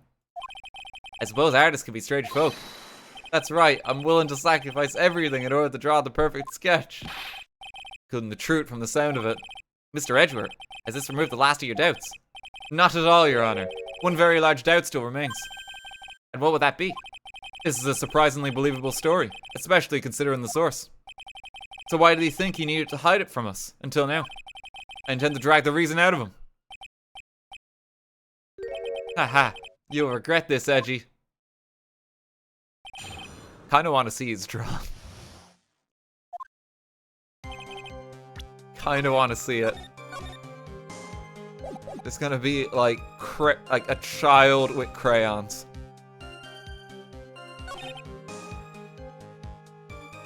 Sketching in front of the bridge, I was whipped up into a frenzy of art. Shock and awe that I was feeling, I transferred it all directly onto the page. Before I realized that the flames had gone out, and then he came running up. But no, when Phoenix got there, the flames were still going. You forgot the passage of time to that extent, did you? Well, once I get caught up in something, I tend to forget everything else. That's true, he's always been that way. I guess he's not lying about that, at least. Phoenix Wright appeared on the scene after 11:15. If he was drawn until then, that dispels all doubts. Aside from doubts of his humanity, eh? There's a big clue waiting for me in this cross-examination. This testimony does nothing less than mock the court. But I am sure that there's a vital kernel of truth hidden in it somewhere.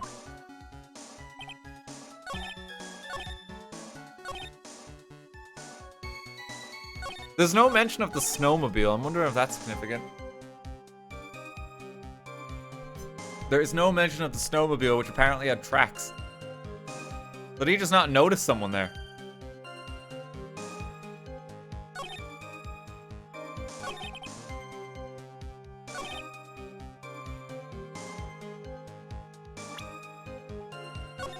I don't know. I don't see a point to use the snowmobile on, though.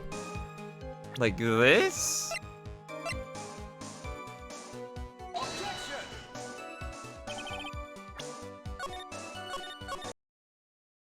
Somehow didn't notice the snowmobile.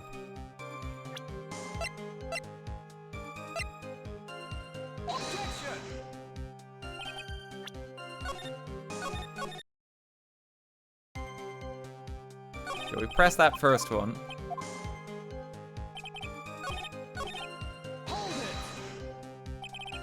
The burning bridge moved you that much, did it?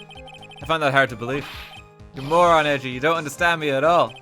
If I see an abandoned cat, I find myself passing by it with tears in my eyes. I'm a man overflowing with irresponsible kindness. I use my irresponsible kindness to fill the pages of my notebook. An artist using a notebook. It's so pathetic. It makes me want to cry myself. I command you to go buy at least a proper sketch pad. We've on karmas. We don't half-ass these things, Larry. What has that got to do with anything? I'm not sure if I care for an artist using a notebook for sketching. Proceed with this.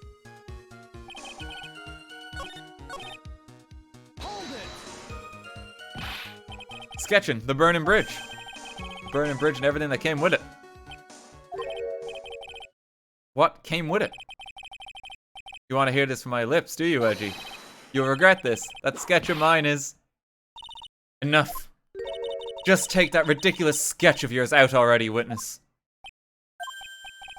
What are you talking about? I don't know what you mean. It does indeed appear to be the fastest solution. I'll leave it to you, Mr. Edgeworth. What should I do?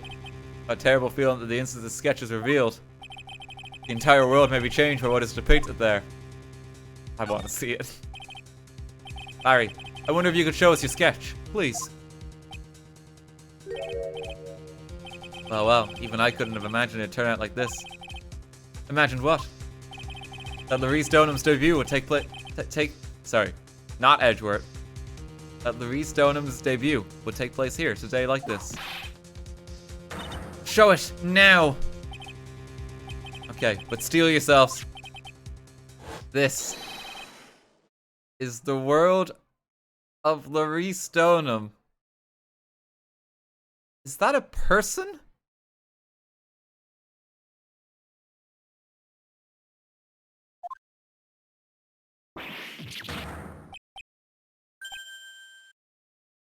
Ah, well. So this is Dusky Bridge, correct? Quite a large bridge, isn't it? Your response, Miss Von Karma. Yes, well, it's a better drawing than I expected. Isn't it? I struggled to reproduce those flames, I really did. Yes, I'm sure you did. You're gonna get a penguin bar in your lunch today, Larry. This is going to get ugly. No one has the courage to bring it up, it seems. This mysterious flying object. Larry. What? The burning bridge is fine. But what is that unfortunate looking figure? Ah, you spotted that. I thought you might. However much I might want to ignore it, I can't. It's Iris, of course. It's Iris. I wish she'd take better care of herself. We have to plan for her future, you know? What would have happened to her if she had injured herself flying like that? What? Larry, please. Answer this next question honestly. Okay. Are you really claiming to have seen this? Are you claiming to have seen the silhouette of the defendant flying over a bridge that was engulfed in flames? Yep, that's what I saw. That's why I drew it. I'm an artist, a real artist. The girl. She's really high up in this picture. Wait a minute, it's Max Galactica! This is all a bad dream. I was hitting you on the cheek to test that theory. Please whip your own cheek from now on if you wish to test your wild theories. Anyway, no court of law will ever acknowledge that people can... Well, actually, funnily enough, the last time Francisco was here, Judge, we had a real doozy of a case. Actually, there's some No! No, don't mention it! Don't do it! No! No! She was flying pretty high, my sweet Iris. She was about 30 feet above the bridge, at least. It was really something to see. This has to be some kind of mistake. Mr. Edger, please bring the witness back down to Earth. What, me? This witness is your friend, is he not? Accessory to foolishness, Miles Edgeworth. Thank God she's not dwelling on the last case. Oh, I was going to have a heart attack if we had to study big top shit again.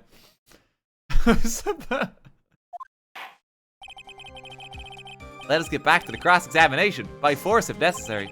Mr. Edgeworth, I expect you to expose the obvious contradiction here. Yes, Your Honor. So I've got another reason to remember this moron. Well, what'd you think of my debut piece? Get that thing away from me. Horrible sketch of what he saw the night of the crime. Hurry up and cross-examine him. Horrible sketch.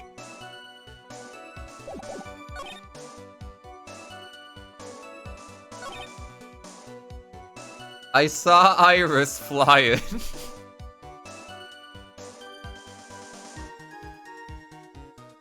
Okay, wait, but we know somehow he's able to specify the hood. The hood's literally not in the drawing, by the way. Can we? Like, you can't see the white hood. It's all on fire. It could be her hair. Okay, well, she didn't have her hood.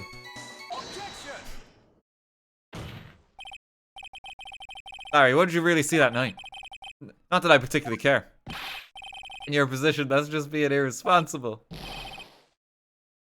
I drew exactly what I saw. His art is good, you just don't have any taste in art.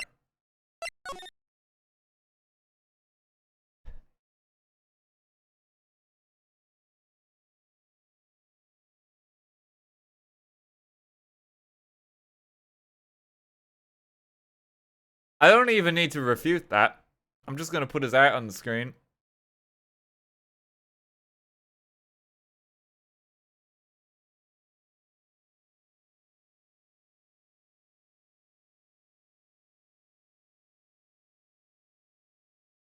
Yeah, it's just very unpolished, but it's like, I think the bridge is what's doing it for me, because like, you can see like the pencil sketch lines like everywhere. There is worse art. Yeah, there is worse art.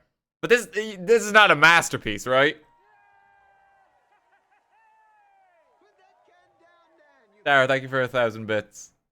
Sometimes in my dreams I see him, Mo the Clown. He laughs and laughs and laughs. And although waking up from such an ordeal should be a relief, I still feel the tears helplessly coming down from my eyes.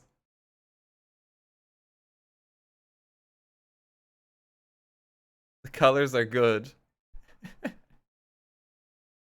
For 15 minutes, yeah, actually, no, credit where it's due there. Yeah, 15 minutes is kind of hard to do that. But he used ruled paper, right? Because he had a notebook.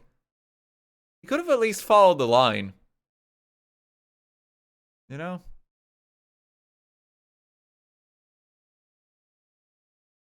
You can kind of see some of the ruled paper here.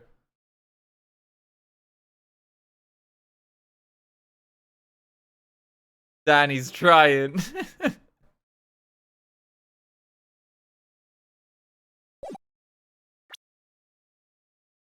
Did a pretty decent job. RT the art critic. I mean, I can't talk. Like, I'm not that good at drawing. I had to do drawings before. It was technical drawing.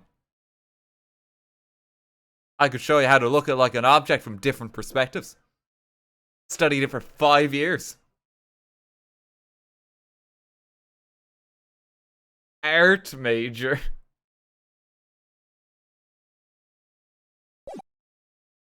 I drew exactly what I saw. Give you a whole $1 if that's the truth. If that is truly the case. There is one thing that we can say for certain. What might that be? That the person who flew over the bridge could not have been the defendant, Iris. What do you mean? I don't understand.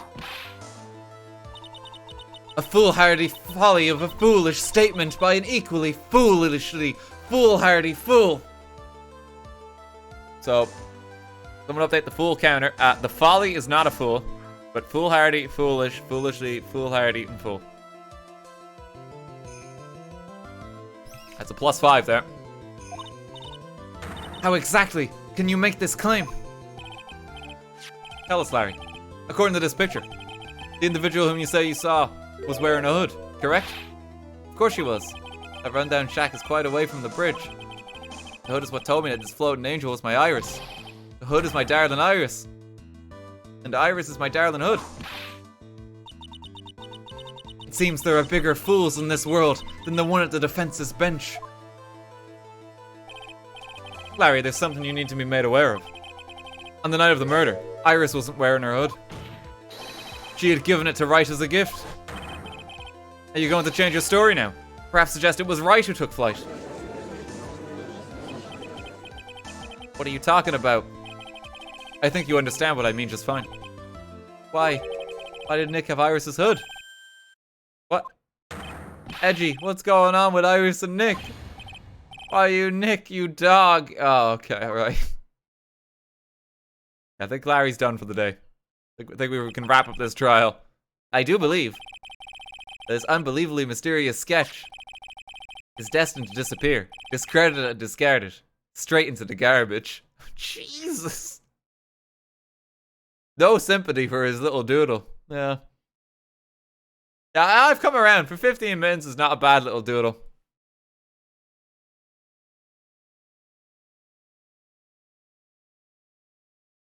I admit I was wrong. Unlike chat with McDonald's.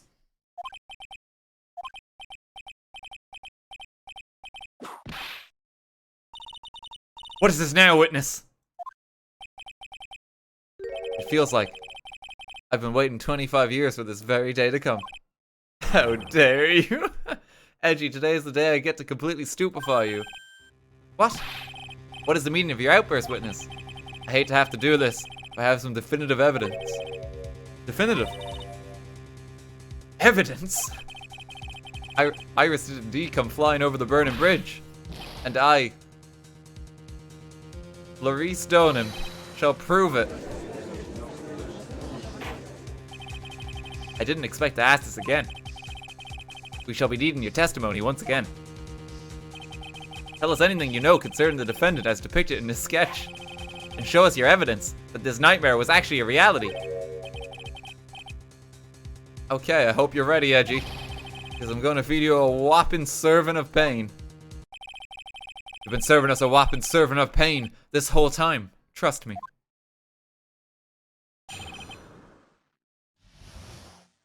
Proof that Iris flew. When I reached Dusky Bridge, she was already gone. I was so worried, so I frantically searched all over for her. That led me to find a beautiful crystal sphere. Half buried in the snow. Okay, so... oh, that's got blood in it. Okay, so that's the one from the staff. I'm sure that Iris was simply wearing a spare hood. After all, no one could have lost a crystal sphere that night. A crystal sphere? This one, pretty, isn't it? A finder's keepers. That sphere, where'd you find it? You see, around here somewhere. Looks about right. Okay, was the victim here? We haven't been keeping an eye on the victim's movements at all, because they were found dead in the courtyard.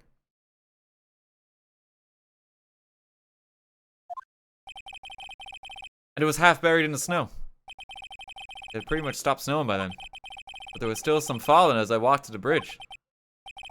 The court accepts this crystal sphere. That's mine, okay? I want it back afterward. There's something on it. Oh my, it's blood. What? Blood? Found half covered in stone near Dusky Bridge the night of the crime has blood on it. You ready, Edgy? By tomorrow morning you'll be calling me Master Larry. Yeah, I like the sound of that. No one's gonna push me around anymore. Didn't you want to be called Larry Stoneham only a few minutes ago?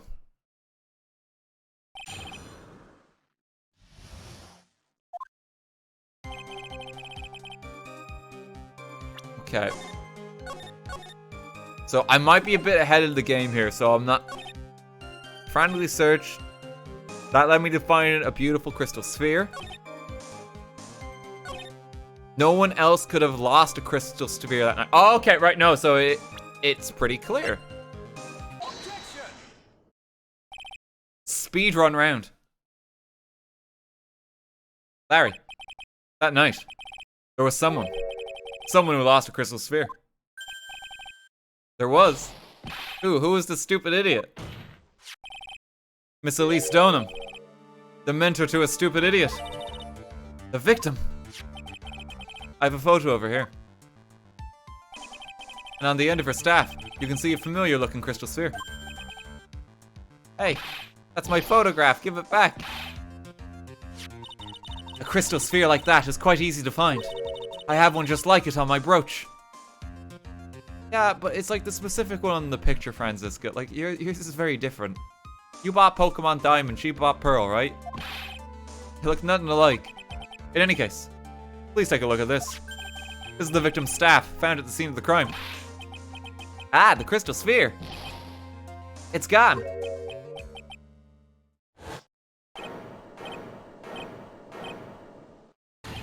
What? Larry's shaken by this news. Just what does this mean? If anyone jumped or flew across the bridge that night, it certainly was not Iris, after all. She was not wearing a hood. More importantly, the crystal spheres found at the landing site was not hers either. That means the one who flew and dropped the sphere was the victim, Miss Elise Stoneham.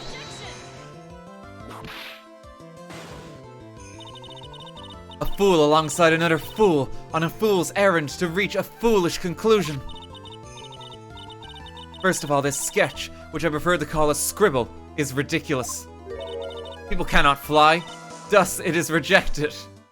No, Franziska, we've had this one before. Be very careful. You can't do that. And this crystal sphere, this is nothing more than a red herring. You honestly believe that? Give it some thought, and I'm sure you realize it as well, Miles Edgeworth. Elise Stoneham was in her room on the night of the murder. There was no reason for her to go to Dusky Bridge. Therefore, this sphere cannot be related to this case. That is all. Miss Franziska von Karman. The only people who will accept that explanation are scatterbrains and clowns. It's funny you should say that, Edgeworth. We had a clown accept it. Why are you pointing at me? The victim's crystal sphere was found near the bridge on the night of her murder. Yet you expect us to believe this has nothing to do with the case. That crystal sphere, it was probably thrown away at the bridge after the murder. After the murder? There is blood on the crystal sphere, isn't there? This naturally suggests it was thrown away after the murder took place. The killer placed it there to throw the investigation off the scent, which is the exact same reason that he drew that ridiculous sketch. What? You mean I'm the killer? Uh-oh. All joking aside, just when did this crystal sphere appear near the foot of the bridge? Unless this can be proven in some way, I refuse to believe this is related to the case. Kind of looks like she's grabbing for the sphere there. That looks like it will fit in her hand. She makes a valid point.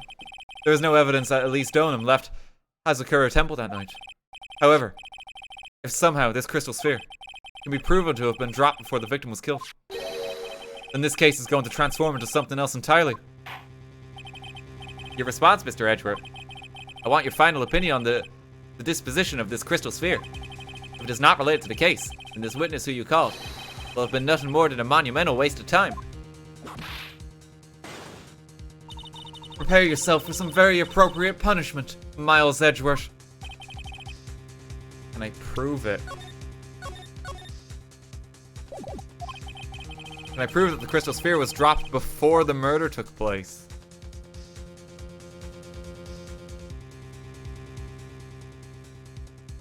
Is this going to come back to the footprints?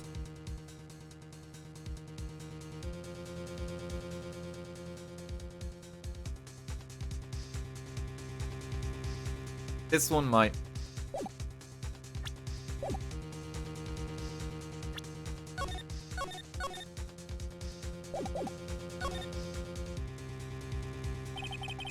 Can I prove it? That isn't the issue. To simply prove it. That's the only option. That's what he'd do. That's the way Phoenix Wright would do this. Your Honor, allow me to prove something to you. I will prove that this crystal sphere is a vital link to solving this case. You will do what? That look in your eyes. You remind me of Phoenix Wright when he is cornered. That should come as no surprise. Because right now, I am Phoenix Wright, and I am indeed cornered. I order you to present your evidence, Mr. Edgeworth. Evidence that proves that the crystal sphere was indeed dropped before the murder.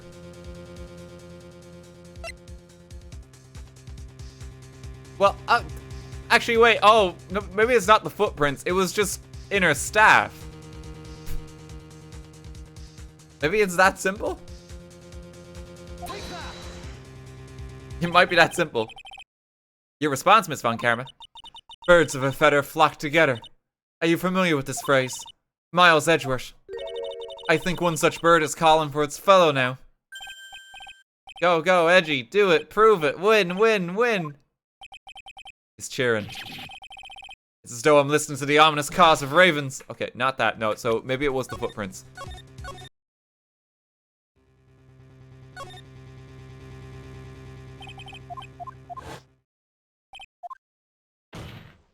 Zoom back to where we were. We might have been right in our initial hunch.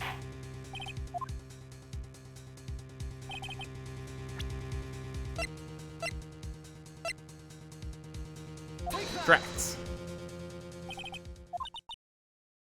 Oh, no. I don't think it is that.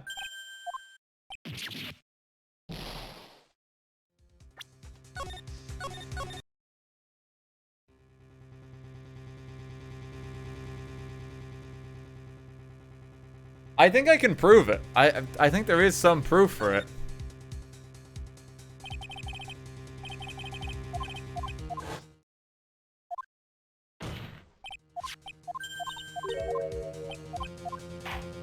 Because the case kind of just ends if I can't. It's not the staff. Not that. Not that.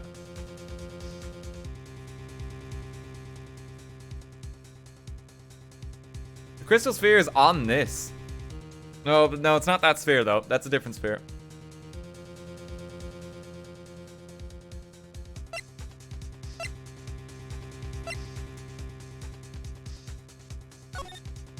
Lightning struck Dusky Bridge.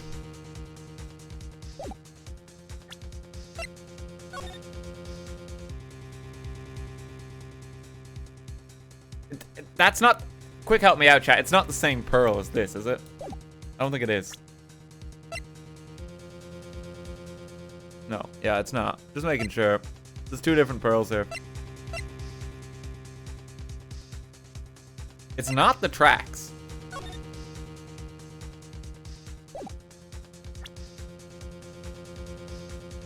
Okay, well, is it as simple as showing the picture that's on the background?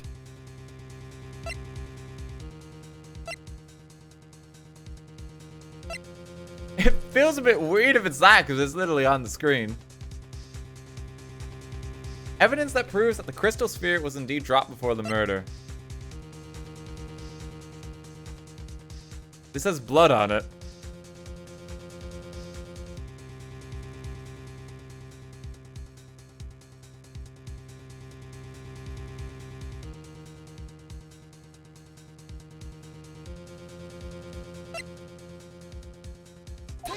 It's not at the scene of the crime. Yep. This crystal sphere, it was found half buried in the snow, correct? That's right. If I had stopped snowing, then it would have been game over. The snow would have totally covered it. That's all I needed to hear from you, Larry. Your testimony makes one thing quite clear. What? When the crystal sphere was dropped, it was snowing. Even if it was ever so slightly. Snowing? Oh, because it's half covered. And we're back on how it's like stopped snowing at that point in time. Okay. On the other hand, let us look at the scene of the murder. As proven earlier today, there is no snow on the victim's body. Ah! Therefore, the crystal sphere must have been dropped before the murder.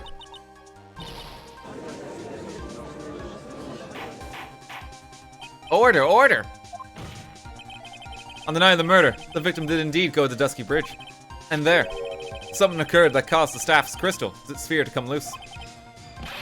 What could have that been? This sphere. There is some blood in it, isn't there? Allow me to raise a certain possibility at this junction. The real crime scene was near the foot of Dusky Bridge. The murder didn't take place in the Hazakura temple courtyard. Only a fool would suggest such a foolish piece of absolute foolishness. Just who is the fool? And which part is so foolish, Miss Von Karma? Have you been paying any attention this whole time, Miles Edgeworth? The sister saw everything. She saw the victim being killed by the defendant in the Hazakura temple courtyard. That's not exactly true now, is it? To put it more precisely, what she saw was the murder weapon being removed from the victim's body. That's the same thing. No, it isn't. You said it yourself. Very little blood is actually lost. The moment of a blade's insertion. If you want to talk about when the most blood would be lost from a body, that will be when the blade is removed. If that statement is the truth, then Dusky Bridge could easily be the scene of the murder. The murder weapon was not removed. Thus, there was no bleeding. You were forgetting one vital thing, Miles Edgeworth. Elise Stonham's body was found in Hazakura Temple. On foot, it takes 15 minutes to travel from Dusky Bridge to Hazakura Temple. You mean to suggest someone carried the body all that way? I've made it this far. The only place to take this is to the end. I just need the proof that my version of the events is also perfectly plausible. Now, if the defense is ready, the court would like to have an explanation. Please show us the method by which the victim's body was carried to Hazakura Temple. It would have been the snowmobile. It has to be. I only have the photo to present. That's the only thing I don't know about. On that snowy night, there was only one way that a body could have been moved. The snowmobile. As we know, the snowmobile was used that night. It was explained as having been used to dispose of the murder weapon, but it could have also been used to carry a body. Order, order! Yeah! This is completely unacceptable, Miles Edgeworth. You've dug yourself into your own grave. What do you mean? The only one who could have used the snowmobile was the defendant. She's the only one who could have moved the body. Doesn't that put the final nail in your coffin? You're too late, Franziska von Karma. And in fact, the defense has proven something else entirely. We have shown that this case requires further investigation. What? Where was the victim? Elise Stoneham really killed. If her body was moved, whatever for? And finally, just what does this image mean? Do you even need to think about that? Such a creature would never see the truth, let alone describe it. Larry's just got a big smile on his face. This witness certainly sits on one of the lowest possible branches of humanity. However, he would never utter a lie that could hurt a girl with whom he is enamored. He drew this, so it is something that actually happened. The defense stands firm on this point. Edgy, thank you. I think. That settles it then. I cannot give a verdict under these circumstances. Francisca's very upset. Right. I seem to have fulfilled my part in this. It is just as I thought. Franziska von Karma. You make a wonderful partner. Excuse me? There was one reason, and one reason alone, for me being here. To expose the darkness lurking in this case, and then pass it on to Wright. Really, that's what this was all about. Could have just told me that from the very beginning. Then I wouldn't have had Franzi with me. Miles Edgeworth, I don't care about what you are here to do. This is my chance to finally grind you under my heel. Shame that your chance seems to have slipped you by. What a shame. This is all your fault. Such a terrible witness. You are an affront to all the legal system stands for. I demand satisfaction. You foolish fool. He's dead. He's gone. Cannot believe that the witness's testimony relates to an actual event. And the witness himself is now deceased. However, there has to be some sort of answer for the questions it raises. Have his words here today been the truth or lies? Next time we gather in this courtroom, those are the matters that shall be addressed. I am counting on thorough investigations by both the defense and the prosecution. And with this, the rest is up to you, Wright. Court is now adjourned. Canadian Judge wasn't too bad that round. There was less bullshit from Canadian Judge compared to Goofy Judge.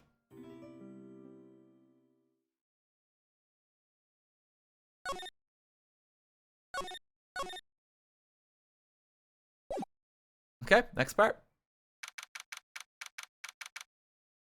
Oh no, we're going back to the Hottie clinic. Just 1 second. I am just gonna take a sip of my water.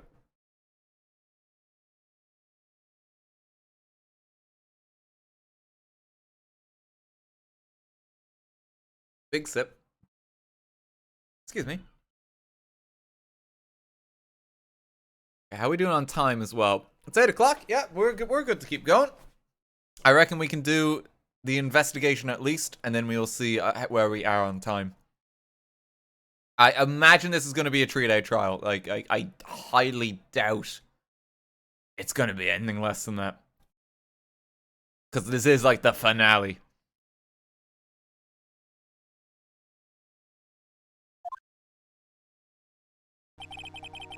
I'm still up at the Zara, reading through the trial record of a certain case.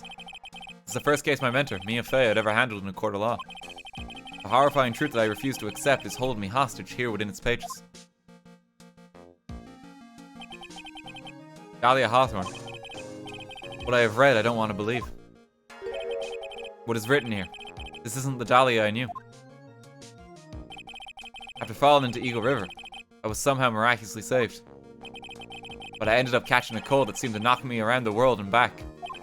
I feel dizzy, my ears are ringing, my throat burns, my head is on fire. But I will recover. I have to recover by this afternoon. I have to meet with the most ill-tempered witness imaginable. What, Larry? I think we've had worse. But I know that he will be able to help. He will be able to help me with him, somehow.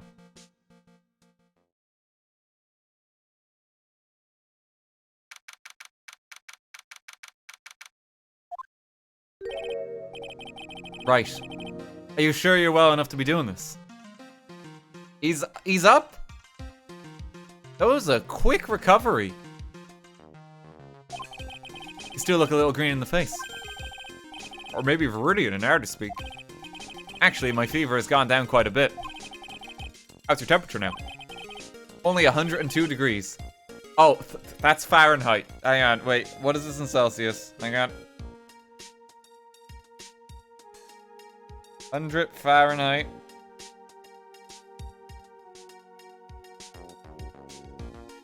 It's 37? Well, the 0.2 means it's a little, I think it's 38. Close to that. It's a little up. Still not good, he's still sick, but like, it's only like slightly above where it should be.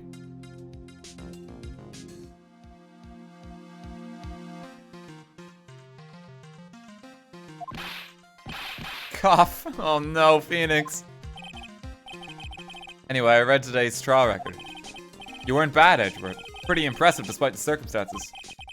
We're not in the clear yet. The main point of contention tomorrow is going to be the murder weapon. Yeah. In the end, the Shichishito did not deliver the deadly blow. Which means there must be another sword hiding out there that we don't know about. Another sword, huh? Don't you worry about a thing, pal. I'll dig up the murder weapon myself, or I'll eat my coat. Thanks again, Edgeworth. I'll handle things from here. Heh. That's probably for the best. Actually, I was thinking about paying the old precinct a little visit. There's something I want to look into. And that is our client's background, naturally. You mean Iris, sir? I have the feeling that we've met before.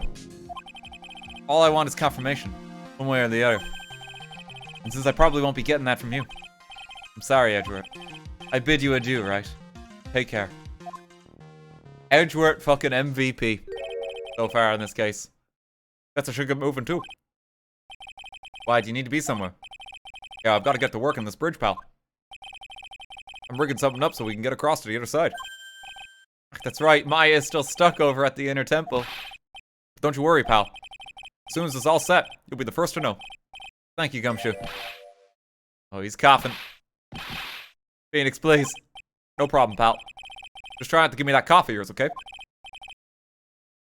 Alright, I'm off. Hang in there, Maya. We'll get you out. I promise.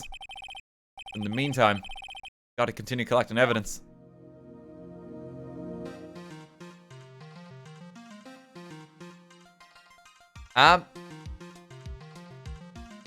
Okay, so Maya's over there. Pearl's probably dead at this point. Gonna take another sip of my water.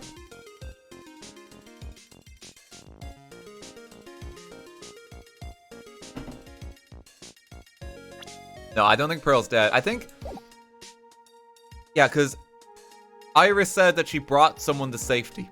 So that had to have been Pearl. Because Maya was already trapped. There was nowhere to bring Maya. Okay, we gotta investigate again. That thing looks like it's ready to collapse, at least more than it did before. According to Bikini, Eagle Mountain is very prone to earthquakes. Which reminds me, if my memory serves me correctly, Edgeworth isn't exactly a fan of earthquakes. Oh, because they remind me of the elevator, yeah. It really is more of a dusty bridge than a dusky bridge. A kidnapping incident happened here 11 years ago, so maybe it's cursed too. Hazakura Temple doesn't have a single private phone line. And there aren't any houses in the area, so I guess Bikini is the only one who uses this. Really wish I'd brought my cell phone with me. There's an arrow pack going off in a different direction than out in the main hall. Looks like someone's taken the effort to write to Heavenly Hall on the signpost. Nothing else here. Spot. I mean, that's just the cliffs. Looks like it's about 20 yards to that cliff over there. I can't see the inner temple from here. Really hope Maya's okay. Okay. Let's investigate Heavenly Hall first.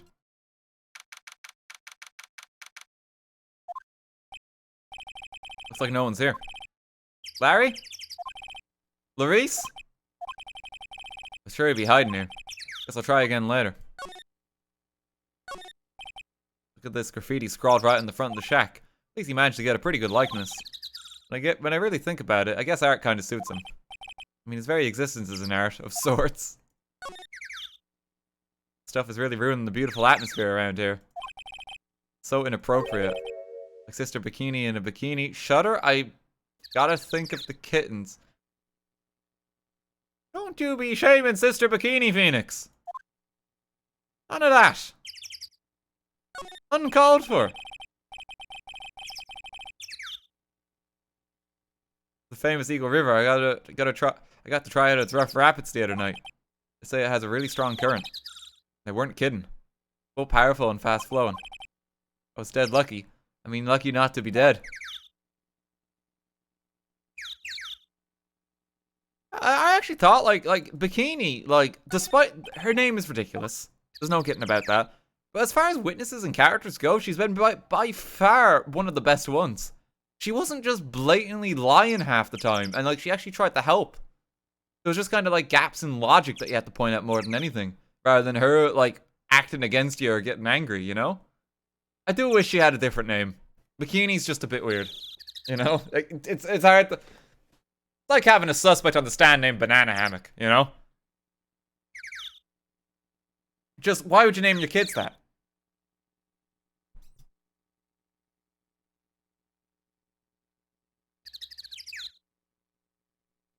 Outside of that, like, she's been pretty great. The snow is really piled up on the straw roof. It's otherworldly, like something out of a fairy tale, with a roof part anyway. Sign says Heavenly Hall. I guess it's pretty fitting. Spent a night in this freezing little shack. You'd probably find yourself at the pearly gates by morning. Speaking of Pearl!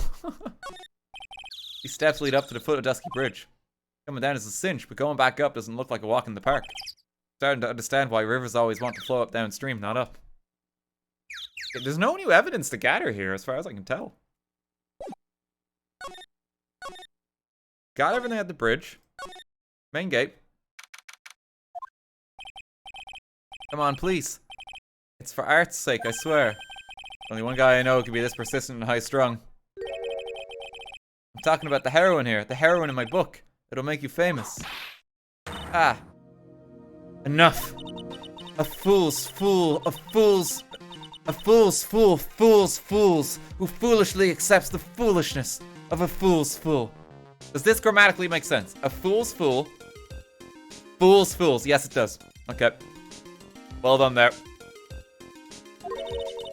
Wouldn't you agree, Phoenix Wright? Oh, me. Wait a second. I know you. You're, ow.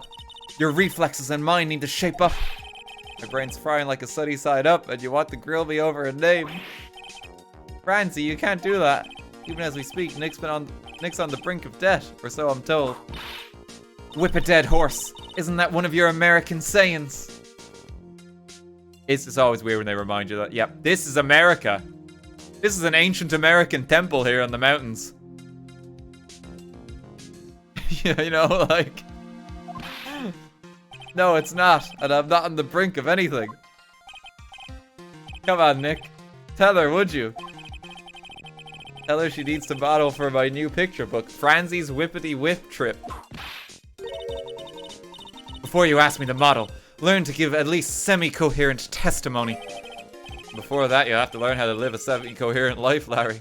I don't care what anyone says, I'm telling the truth. I saw what I saw. She flew, I'm telling you, whoosh, just like that dude with the red underwear. Oh, Superman, sorry.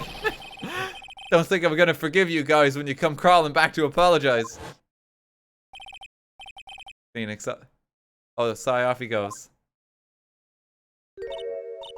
It's amazing how little has changed with you in the past year, Phoenix Wright. What were you thinking of? I thought there was some character that we just somehow forgot in this case. I don't remember anyone in this trial being, like, clad in red underwear. You think you'd remember a detail like that? I was actually thinking if Maximilian Galactica's outfit was like that or something. I had to like think about it. I was like, no, it's just a reference. It's just a reference. They can't say Superman. Dementia?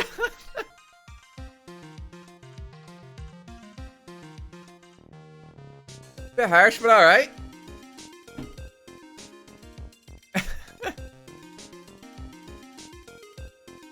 Oh, God.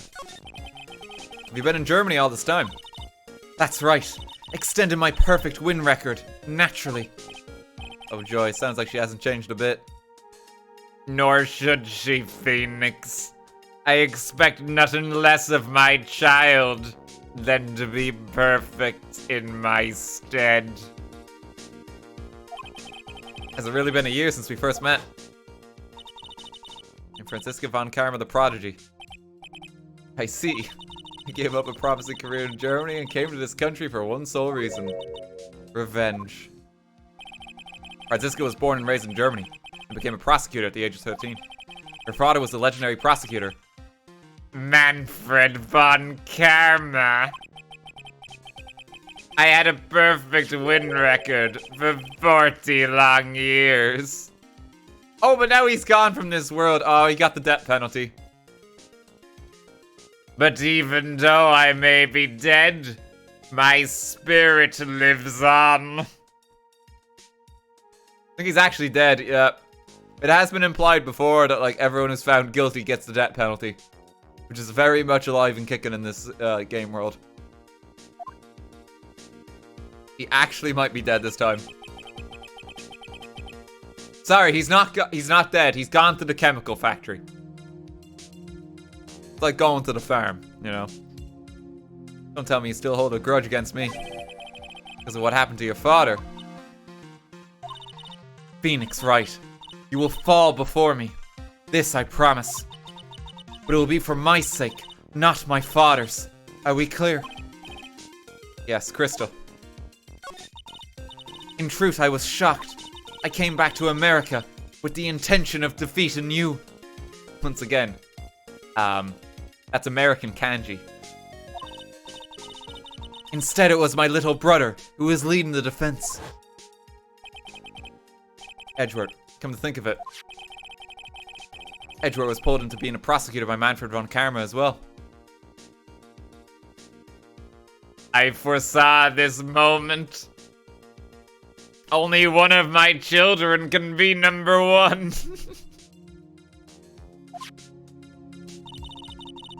Miles Edgeworth told me something very interesting, you know. He said this case has a special significance to you. Because it does. And that's precisely why I am here.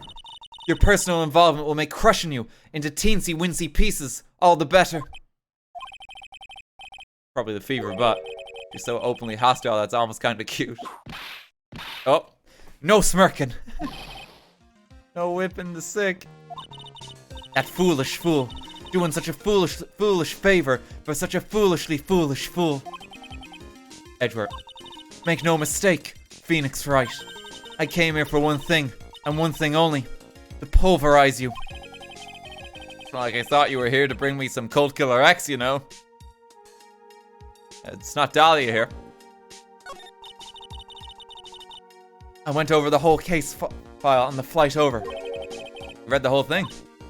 Yes, every last word of every last sentence of every last paragraph. All the ridiculous things you did made it a very interesting read, you know. Attempting to cross a burning bridge. Did you even consider the dangers? Nope. The only thing in my mind was I have to get across. A fool who doesn't think is more foolish than a fool who foolishly thinks. Gumshoe said he'd let me know once the bridge was repaired. Maya, she's gotta be okay. I just know it. Plus, I need to ask her about what really happened at the inner temple that night. We're suddenly up to 40 on the fool count. That's actually quite shocking. There's been a lot of fools just recently.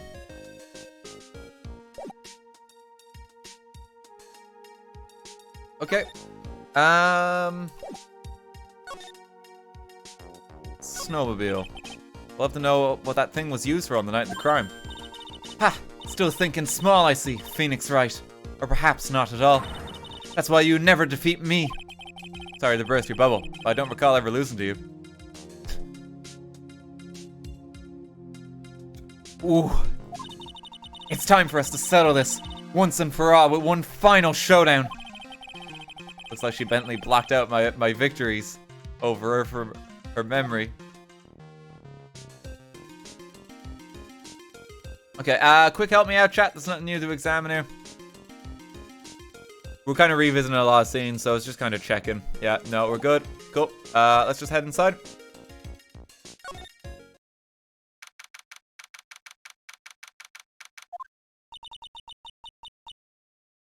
Man. That was one long sigh. Sister Bikini. Hi, Mamai. I didn't know you were here. How you doing? Waha! Waha-ha-ha-ha! I only just realized just when she laughed just how... Look at her cheeks go. The animation there.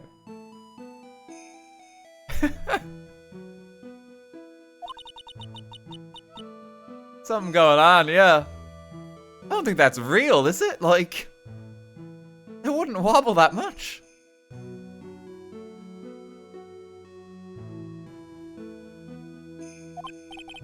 You don't have to pretend to be in a good mood for my sake. I suppose I've made a terrible mess of things, haven't I? I let Mystic Elise die, and then there's Iris as well. Mystic Elise. Now that I think about it, There's an acolyte stuck in the inner temple. And that poor little girl has gone missing too. That little girl. You don't mean Pearls, do you? Yes, I'm afraid I do. She hasn't been seen since the morning after the incident. Pearls, she's missing. Why didn't anyone tell me about this? I'm surprised no one did, actually. Someone should have mentioned that. I must be getting old. I think I've seriously lost faith in myself. You're talking about your performance at the trial today. You believe me, don't you? I'm not a liar. I would never lie. I know what I saw. I saw Iris pull that sword from Mystic Elise's body that night. I'm certain of it. At least I was until this morning. Is she already dead at this point? Sword in. Trying to pull it out might have killed her. It looks like from the picture she's crying out in pain.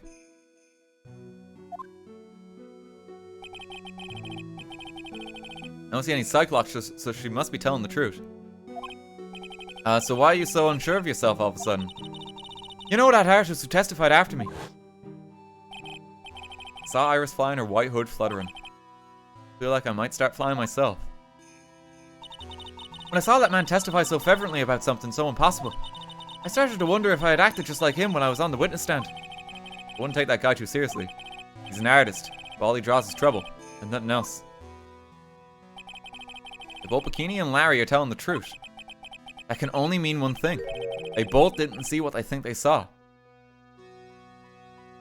On the night of the incident, you met Iris at the inner temple. Is that correct? That's right. I'm sure it was Iris. Iris claims she was in her room at Hazakura Temple.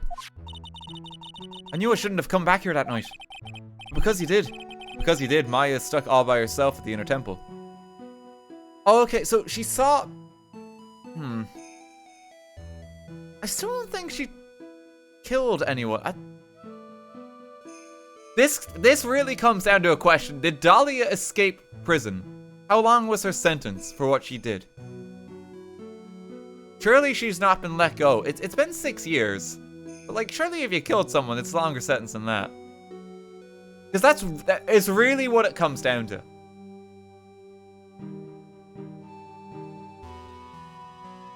He was trying to take out the sword. Oh, maybe she's just not involved. But okay, so I gotta narrow it down. So like, either Iris is lying and she is Dahlia, which I don't think is true, or Dahlia just has a sibling. Yeah, it has to be that. It has to be. I think it's gonna. Nothing else actually makes sense.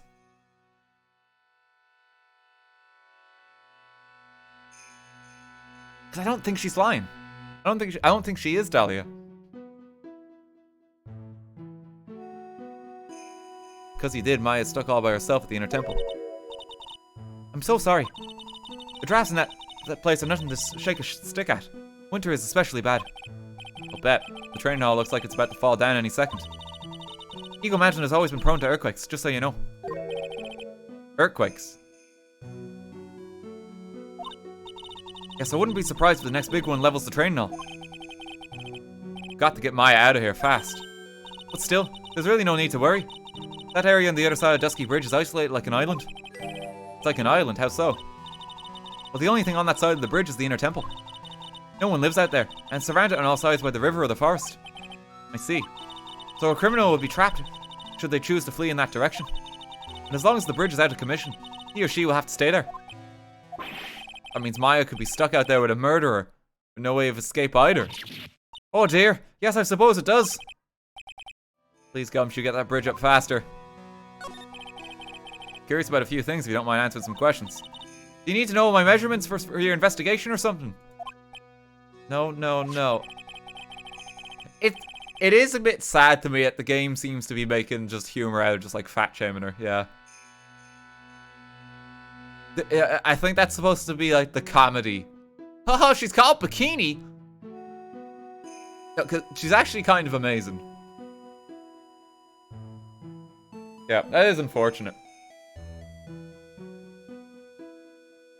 I want to know a little more about the victim, Miss Elise Donham. I'm afraid I don't know her waist size, or her bust size for that matter. Like, game, please. No, I'm wondering why she came to stay in a place like this to begin with. I mean, she told us herself that she wasn't here for spiritual training. Oh my. You make it sound like this place is some sort of a dump, Mr. Wright. Mr. Elise was here to soak up the natural beauty of Eagle Mountain, if you must know. There, you did it again. Sister Bikini. Notice you always refer to Miss Donham as Mystic Elise. Oh! Yes, now, why is that? After all, she's not here as an acolyte. We address all our visitors as Mystic. It makes their experience feel authentic. And anyway, she's older than me. You must respect your elders, you know. How do you know that? How can you say for sure that she's older than you? Oh, that's quite menacing with the sight clocks on her. Jesus Christ! Bikini, why? Miss Elise Donham was no ordinary visitor after all. And there's Pearls. She was with Miss Donham on the evening of the murder, and now she's vanished. It's all gotta be connected somehow. Why did Pearls have to get mixed up in this mess? Please, Mr. Wright, I know you're worried, but try to keep it together. Oh man, my head's throbbing so bad it's killing me. Pearls. She was with Miss Donham on the night of the murder, remember? Yes, but I have a temple to run, you know. I was busy preparing for the training. I didn't see the little darling even once after we'd finished eating dinner. Murder didn't take place right in front of her innocent eyes, did it? According to the detective, she hasn't turned up at her home either. Come on, keep calm. One place left where Pearls could be. She just has to be there. Come on, Gumshoe, tell me you'll be done with the repairs soon. She's been taken somewhere for safety.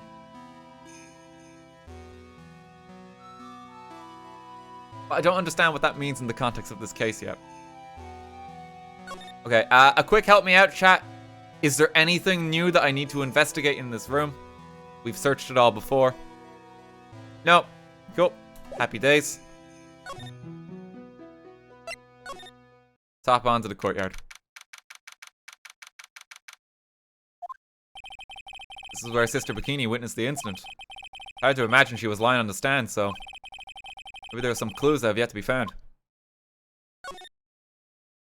Now, I reckon there's going to be something new here. Seems like there's something going on with the foot of the statue. The Shichishito. It's there in Mr. Gamey's right hand. It was proven in court today that it wasn't the murder weapon. Given the design, it must have been used for some pretty gruesome things in the past. Miss Donham's staff. Definitely remember there being a crystal sphere attached to the staff. Guess Larry eventually found a sphere near the foot of Dusky Bridge, but what was it doing all the way out there? We get quite a bit of snow up here in Eagle Mountain. Around here, skis aren't just for fun, they're tools for getting around. But the sled, now that's gotta be for Bikini's own personal entertainment. That building up there is the main hall. It was where we were staying. It's kind of funny because it was built on very steep slope. You enter from the main gate side. These rooms above me are on the ground floor. Apparently Miss Donham was staying in the corner room. Guess that's where she was pushed from that night. Main gate's on the other side of the wall. Different elevations, almost 10 feet. That's how steep this hillside is. It's also the height the body fell from, according to the autopsy. Is it possible that Miss Donham was pushed from the top of the wall?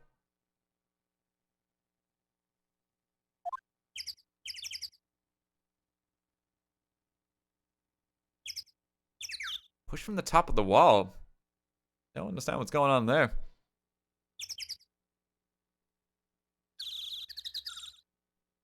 I don't think the lantern's gonna have anything. A few of these stone lanterns scattered around this courtyard. Without the city glare to compete with, I imagine they would seem a lot brighter. Guess Sister Bikini must light them now, since Iris can't be here. Well, there's nothing new here. Yeah, I thought there might have been something from the crime scene. Oh, wait, that one up there? Nope.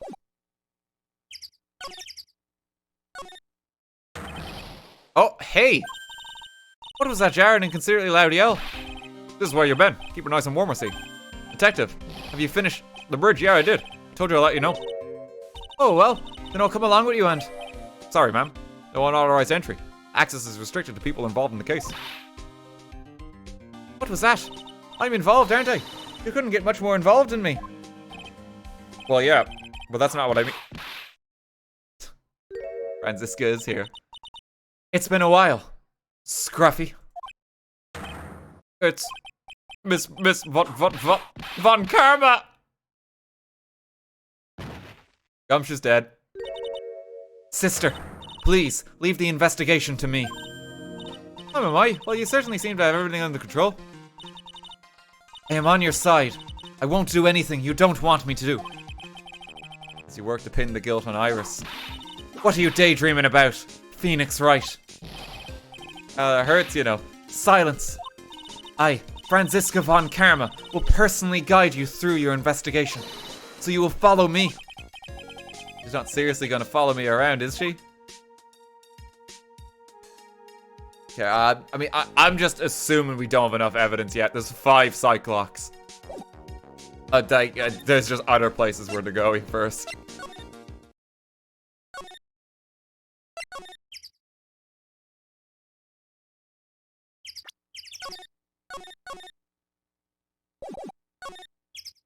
Okay, Inner Temple Gate. We can finally cross it again.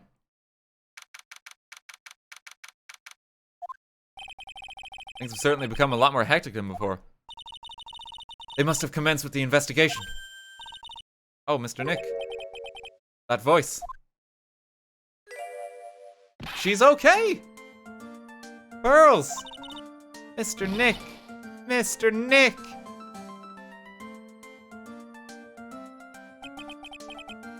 You were here ever since that night. I was so lonely, I thought I was going to die. When I woke up in the morning and saw that Dusky Bridge was gone, I realized I was all alone. It was all alone. Oh shit, where did Maya go?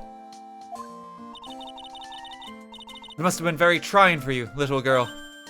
Ah, I am Franziska Von Karma, the prodigy. There's no reason to worry now that I'm here. You're the prosecutor who was so mean to Mystic Maya last year. Well, I don't like you. You're nothing but a little girl without your whip. Oh shit.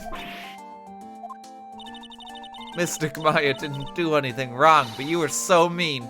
I'll never forgive you. Oh shit, I think a fight's about to break up. I think Pearl's taking no prisoners. Oh shit. Looks like Pearl's words are getting under his skin. Yeah, why are you whipping me? I didn't even say anything. You didn't have to. The smile on your lips gave you away. Anyway, Pearls, weren't you with Maya? Ah. I'm sorry, it's all my fault. Huh? What are you talking about, Pearls? Ah, Mystic Maya. Hey, wait, Pearls. Just ran off. Franziska, please. That was cruel, Phoenix Wright. To make a little girl cry like that is inexcusable. What was that all about? Pearl's acting like that. It's giving me the creeps. Guess I better take another look around since I finally got a chance. Especially since something about this place seems different from 2 days ago. Oh no, I just realized there's a furnace. We're gonna have evidence burnt again. There's a weird smell coming from that incinerator. There's been an incinerator every game without fail. The door is also open. Almost like it's begging me to look inside. Well, let's see what stunning clue is concealed in here, shall we? Huh? It's empty. How naive of you, Phoenix Wright. It's a bit strange, don't you think? Franziska Von Karma. I seem to remember. Oh. There was snow on this incinerator the first time I saw it.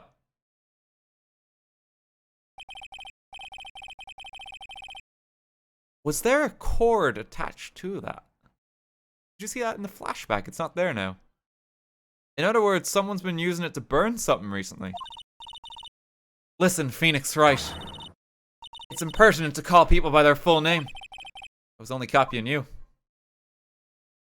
What's going on here? Phoenix Wright. What? Would you stop calling me by my full name like that? Was this once a prosperous port? Port? Yes, that metal hook is a mooring post for boats, you know. Oh, that's an anchor for one of the wires that is used to hold up the bridge. I think the wire that was tied to this one probably snapped when the bridge burned down. Oh, okay, no, that makes sense. I mean, there's no way there was ever a port all the way up here. Don't get smashed with me, Phoenix Wright. I didn't say anything. I guess the bridge has a new means of support? If this support is missing, yeah. How is the bridge supported? What did Gumshoe do?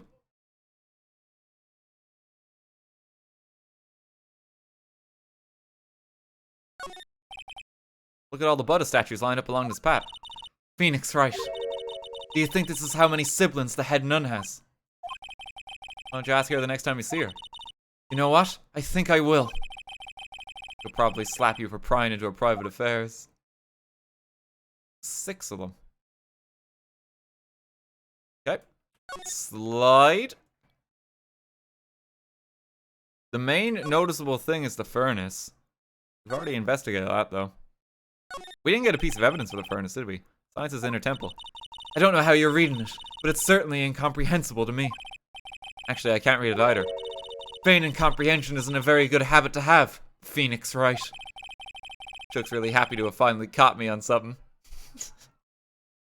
I've beaten you now, Phoenix. I can avenge my dear papa. You're a foolish fool and a phony, Phoenix. The little gate that leads into the garden. There's no entry on the sign, though. Come now, Phoenix Wright. What are you doing? Let's go in. It's half open anyway. What harm could come of it? But it says no entry. Don't you Americans enjoy doing whatever you like and then simply say, whatever? Uh-oh. That's got nothing to do with anything. And who told you that? Uh-oh. They got you. Being called out.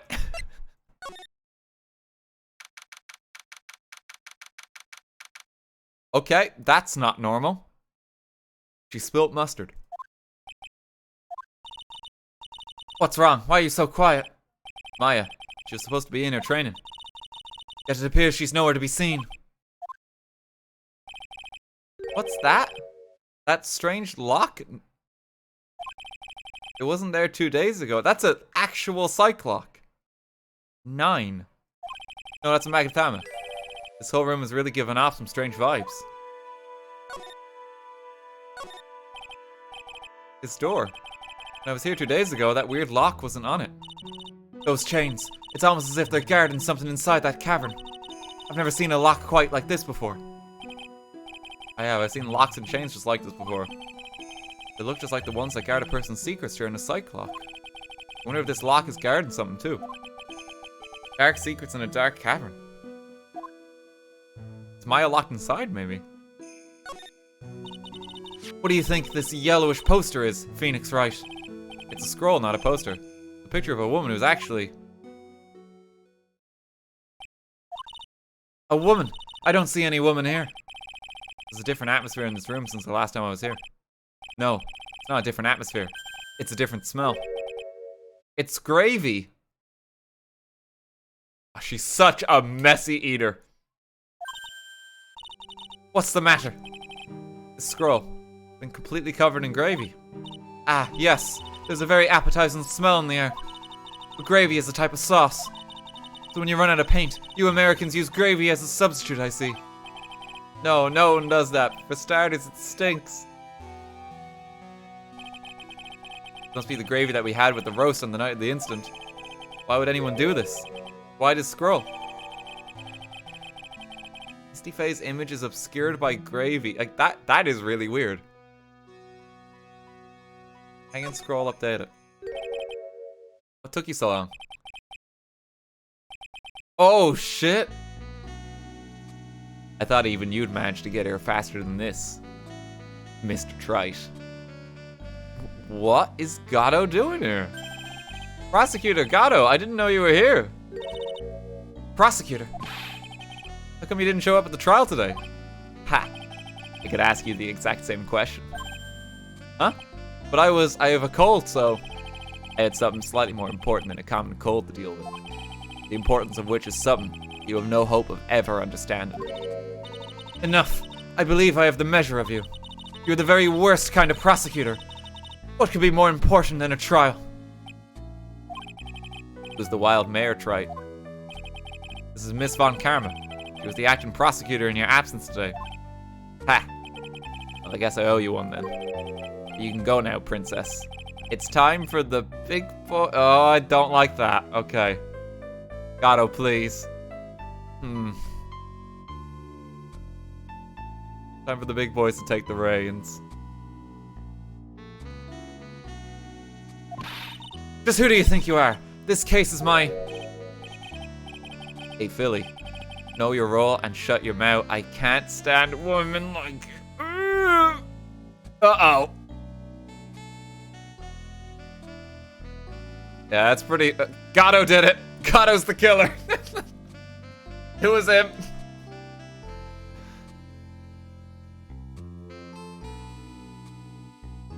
Yeah, this kind of calls back to like the weird kitten comments we got earlier. Now it's just not okay. I'm only gonna say this once, Lady Von Wippenberg, go home. Phoenix, Wright. What are you hitting me for? Ha! You deserve more cracks of the whip than that, Trite. What? You still don't get it, do you? You don't realize that you've set something in motion that you'll never be able to undo.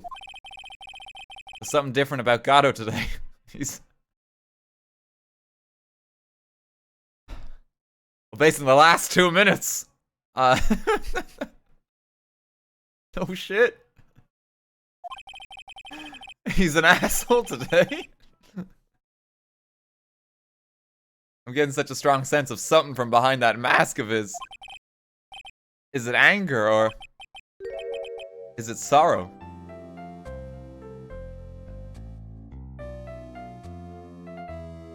I can't believe he was translating this. He originally disliked her because of her age. Okay, yeah. So it was translate. That's a pretty bad translation then. A localizer had to make that decision. Yeah. That's really weird that that's what they settled on. Yeah. I don't get that. Why would they do that? Gato's a pretty cool character for the most part. Like... Yeah. Well, I guess not anymore. Oh well. Why didn't you show? Had some important business and that's why you weren't in court, huh? So what was it? I've told you once before, but perhaps you don't remember. Return from the depths of hell. Do battle with you. You see, Trite, I've experienced something most have not. Death. You died. Oh yeah, because we know now that he was Armando before. Yeah, so something happened there.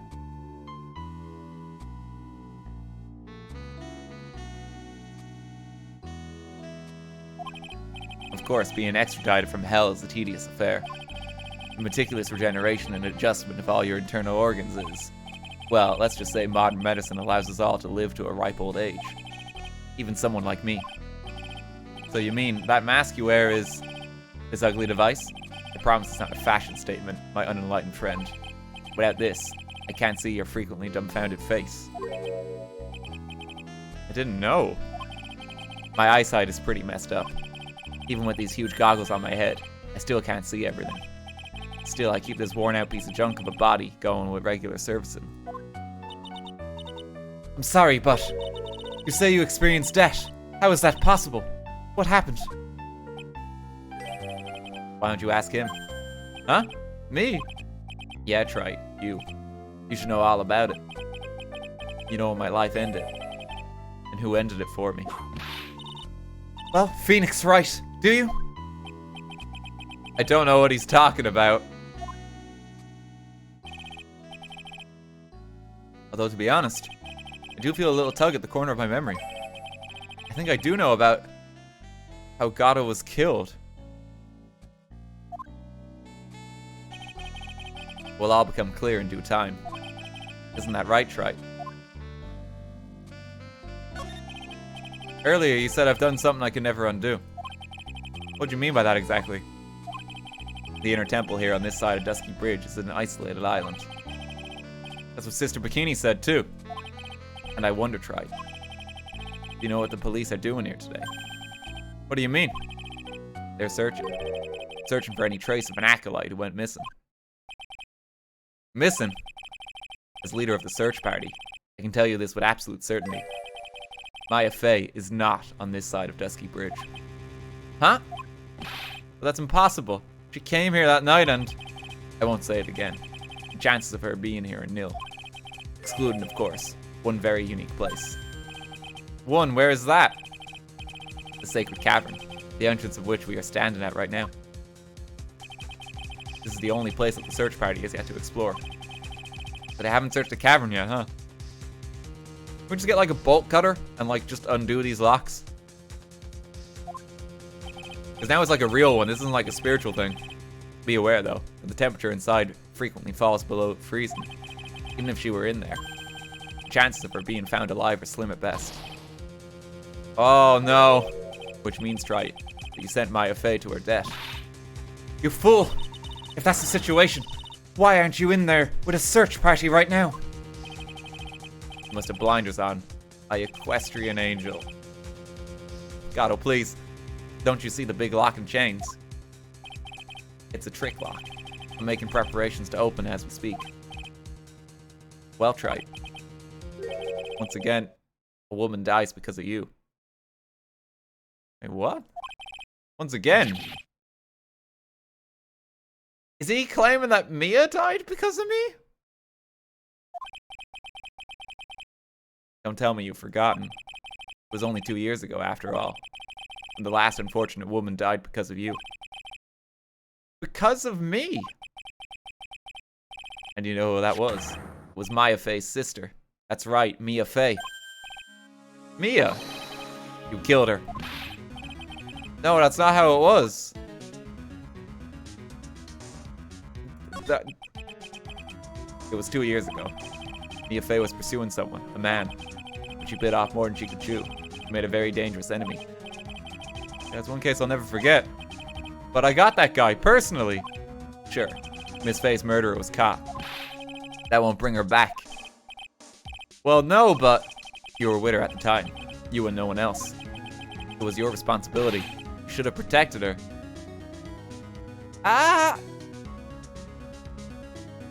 But you can't really blame Phoenix for that. I don't think that's how it works. Yeah.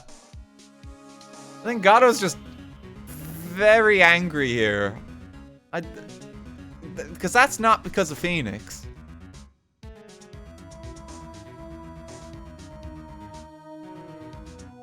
You know?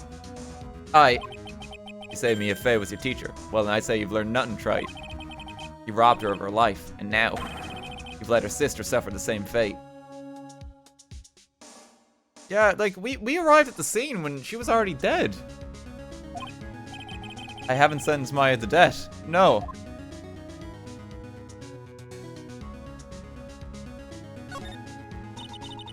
What is this peculiar looking lock? Why don't we just break it open? It would be a simple matter of... I'm afraid we can't do that. This area has always been prone to earthquakes. Repeated tremors have weakened the foundations of the training hall. Any excessive force used to break the lock open would... Well, let's just say the inner temple and the sacred cavern will be a thing of the past.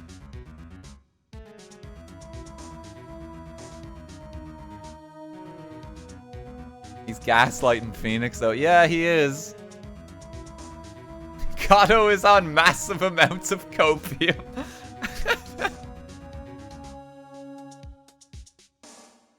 My visor helps administer the copium into my veins, Mr. Wright. I need it on a daily basis, because this is my new daily reality. There's copium supplements that I put into my coffee, Mr. Wright. That's why I drink no less than 17 cups of coffee per trial.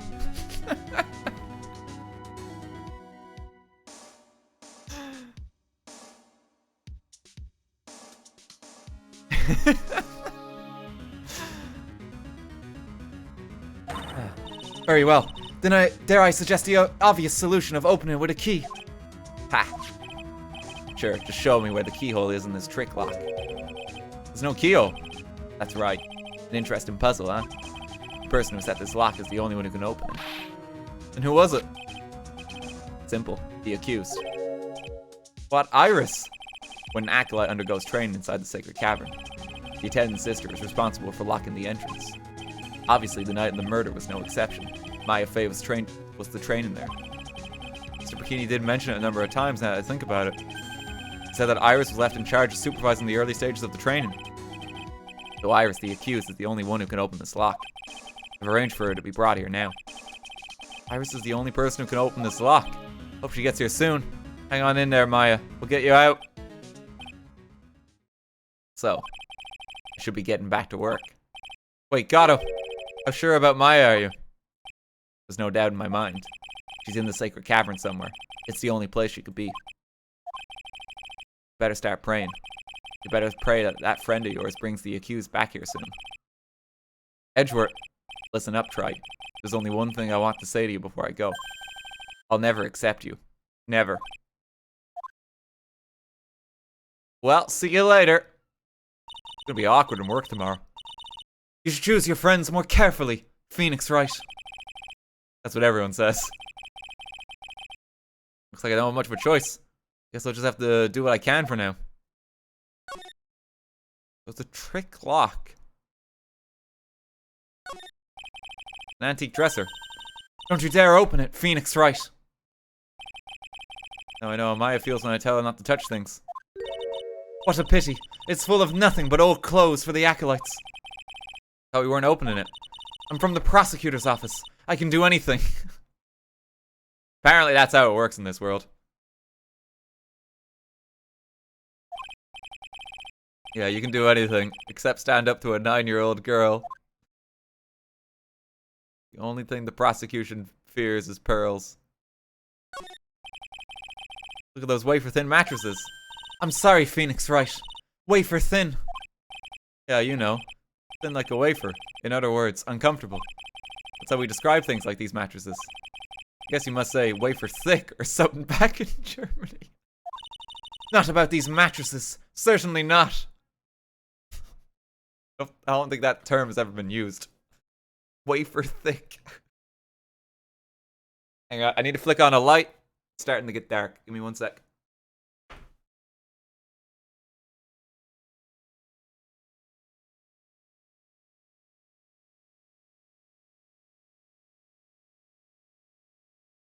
There we go. Oh.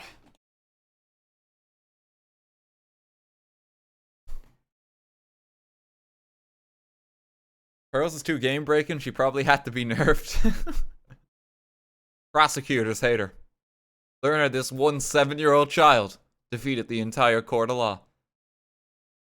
Yeah, well, there's nothing else here.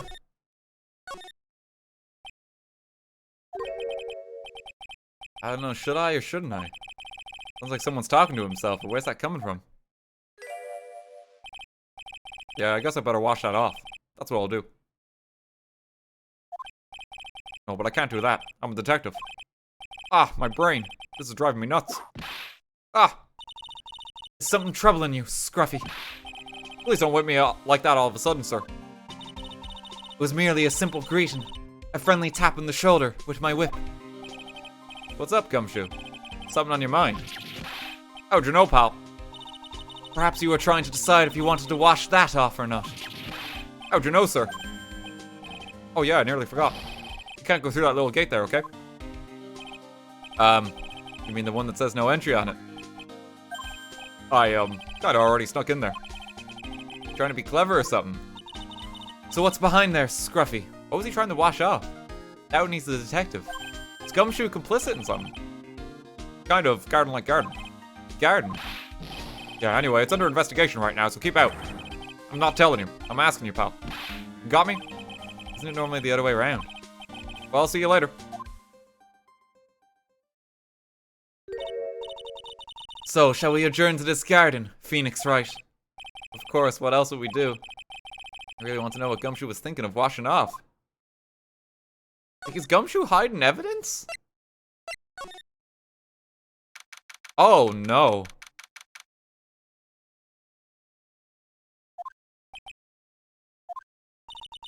There's a strange feeling in the air. I wonder what it is. Strange feeling, forget about that. What's that strange writing on the stone lantern? Ah! What are you doing here, sir? I thought I said you can't come in here. Don't you know, Scruffy, a Von Karma will always show up wherever there is a clue. And there are plenty of clues to be found here. But, Gumshoe, what are you hiding? What's that? There's a charm or something poking out from the snow. Looks pretty old. There's a lot of cord tied to it, too. Apparently, it belonged to the victim. The Miss Elise Donham. Yeah, there was a broken leather cord around the lady's neck. The ends of the cords found and bolted the victim on this charm match exactly. Okay. Sounds to me like this little trinket is going to be my ticket to getting some very big answers. Terrain Master's Talisman, worn by Elise Donham. Is she Misty Faye? Oh. Oh, that's a link. Yeah, we were speculating that they were related, and that Misty is the master of the Karain channeling technique.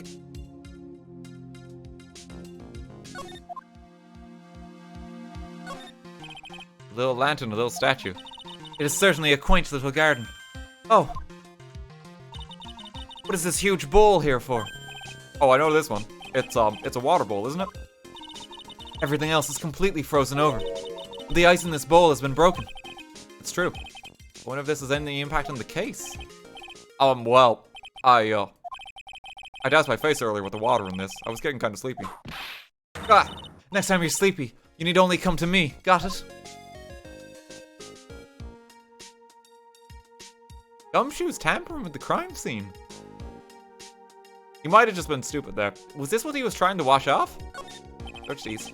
There are a couple of torches there. I guess you need all the light you can get up here in the mountains. Yeah, I was looking at those things, pal. Looks like they've been lit pretty recently. Recently? How recent are we talking about? As recent as the night of the murder. I was training here on the night of the murder. It's not unreasonable to think these things were lit up at the time, I guess. Brush. You've swept away the evidence. Well, this is odd. There's no snow on the ground here. And it's almost perfect rectangle. Couldn't have happened naturally. Yes, it appears as though someone has carefully cleared away the snow. No doubt it was you, wasn't it, Scruffy? No, it wasn't me, sir. It was already like that when my men and I got here to start the investigation. If it wasn't the police, then who did it? Oh yeah, there's something I need to tell you. Just between the three of us, okay? What is it? It's top secret. You can't tell anyone, got it? Understood. Well, when I was a kid, I got knocked out of the local wrestling contest, you see. I was so disappointed, I just picked up my mouth guard and cried all the way home. Man, I got in so much trouble when I left it on the couch. He's done this again. Gumshoe, please. Is that it? That's it. Whoever cleared the snow away must have had a reason. Though I can't even begin to imagine what that reason could be. There is straight up a lot of blood here. What the heck is that? Uh-oh. You spotted it, huh, pal? Are you kidding me? It couldn't be more obvious. It says, Maya. Yeah, before you ask, it's written in blood. You will answer all our questions now, Scruffy. Without exception. Yes, sir. Hey, Gumshoe, what you hiding? How's the inner temple investigation going? We have the best forensic team in the world making the play. Scouting the place. Forensic team. And what was the outcome of this scientific study? Nothing, scientifically speaking. The place is as clean as a whistle. That's simply not good enough, Scruffy. Do you think I'll let you get away with that? Uh-oh. Well, there were a couple of things that bothered me when I first got here, sir. That stone lantern, and the surrounding area that's not covered in snow, correct? It looked kind of fishy to me. You know, scientifically speaking. Well, I got the lab boys to look them over. The results were... It's kind of hard to say, actually. It's a better look into them myself. About Maya. Oh, did Mr. Gatto tell you yet? Yes, we heard. He's got a search party out looking for her. But there's nowhere else she could have disappeared to on this side of Dusky Bridge. And all we can do is wait for Mr. Edgeworth to get her, pal. Edgeworth. He's escorting Iris to defend it over her. We'll have to wait, since she is the only one who can open the door to the sacred cavern. Oh, I think Mr. Edgeworth wants to talk to you about something too, pal. Huh? I know what it is. Just don't be expecting any good news when you talk to him. When I spoke to him, Mr. Edgeworth sounded so down. Felt like I was drowning. Sounds pleasant. Maya, these letters are written in blood. Yeah, what's worse, it's the victim's blood. Huh? This is Miss Donham's blood. We haven't done a detailed analysis yet, but it's looking that way, pal. Most interesting. Phoenix Wright. I presume you know, don't you? Why Maya's name is written upside down. Oh, it is written upside down, actually. Well, kind of vaguely. You know what? That was really bothering me, too. I just came up with the answer. The result of my own special gumshoe investigation. Really? Do tell. Well, on the night of the murder, that stone lantern was upside down.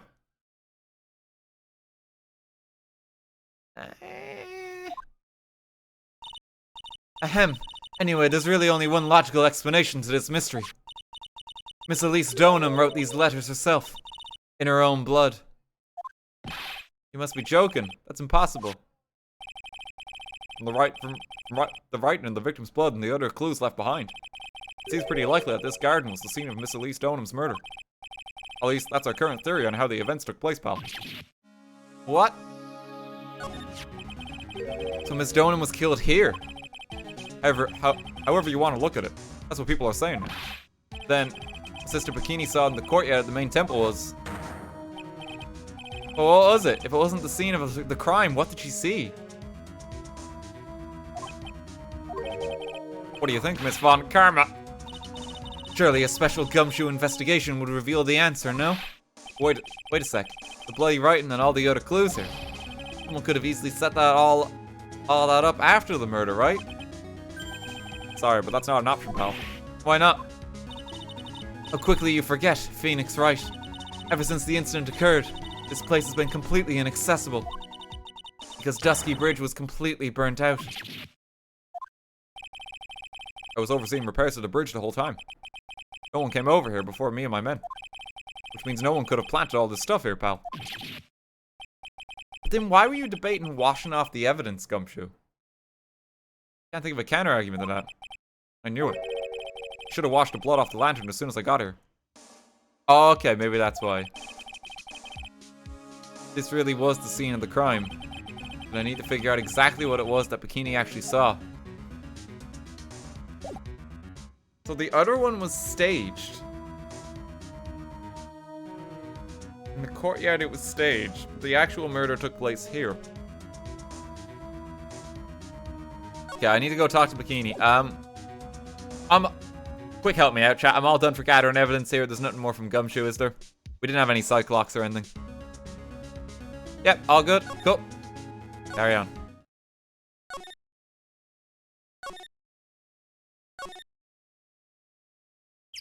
Okay, main gate. It seems you have a visitor. Mr. Wright. Don't they have to detain the suspect? Why is Iris here? Oh, because she has to open the lock. That's why they brought her. Iris, I'm really glad to see you. Gato managed to mobilize the police by claiming a state of emergency. Not him again. Never mind him, we've got to hurry and unlock the sacred cavern. I'm sorry, Mr. Wright. It's my fault someone so important to you is locked in there. Mr. Edgeworth, can we finish our conversation later? Alright. Let's hurry to the inner sanctum, inner temple then. I'll see you later, Wright. Wait, Edgeworth, I'm coming with you guys. Sorry, Wright. I can't allow you to come with us. What? I hate to be the one to break it to you, but Maya Fey is in a rather delicate position. What do you mean by a delicate position? This isn't simply a rescue operation, Wright. It's also an investigation. That being the case, we can't allow any members of the public to interfere. Come on, Edgeworth. If anything happens, you'll be the first to know. Please understand, Wright. Really? We have a vested interest here. It's Maya. Mr. Wright. All that matters is that Mystic Maya is rescued, correct? Aye. Listen to the voice of reason for a change, Phoenix Wright. From now on, consider anything beyond Dusky Bridge to be off limits. We'll be going now. Excuse us. What? Did Edgeworth fucking do the murder? This is no time to be standing around, Phoenix Wright.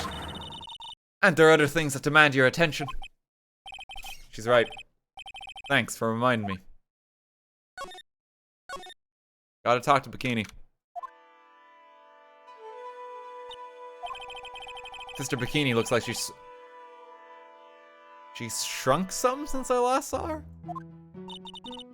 Don't be so rude, Phoenix Wright. What's wrong, Sister Bikini? Hi, Mama. Hello, you two. How you doing? Ha ha ha ha ha. I think that might be just a weird translation, like shrunk as in like deflated mood. I'm standing outside. I guess she's still pretty down. Iris was just here, you know. She was accompanied by that handsome crimson-clad prince. She's talking about Edgeworth. It was just a courtesy call. I wasn't allowed to talk with her at all. Oh dear, it's my fault that this has happened. Poor Iris. She was worried about my back, would you believe? What have I done to her? Only what you had to do, sister. You bravely and truthfully testified about what you saw. There's no shame in that. And we'll see to it that your testimony wasn't made in vain. Well, I don't hear anyone else saying that. Mr. Bluesuits doesn't seem to share your opinion, I see. Huh? Me? Oh yes, you did great, Sister Bikini. Absolutely spectacular. You two are the only ones who've said that to me. Can't shake the feeling I just became a shill to a shrew. What? Do you have a problem, Phoenix Wright? Sure, she was brave to testify so truthfully like that. But I know she's still hiding something. Guess it's time to break those cyclocks of hers. Okay, let's talk. Oh yeah, she had him before. To save some time, because there's 5 of these fuckers. Quick help me out, chat. Do I have all the gathered evidence that I need to break this? I'm not even gonna start it if I don't. Yes, I do. Thank you. Okay. Because otherwise, like, if we get 4 in and it's like, oh, you forgot to pick up the note that says that, like, you know, Pearl was the killer. Quite disappointing.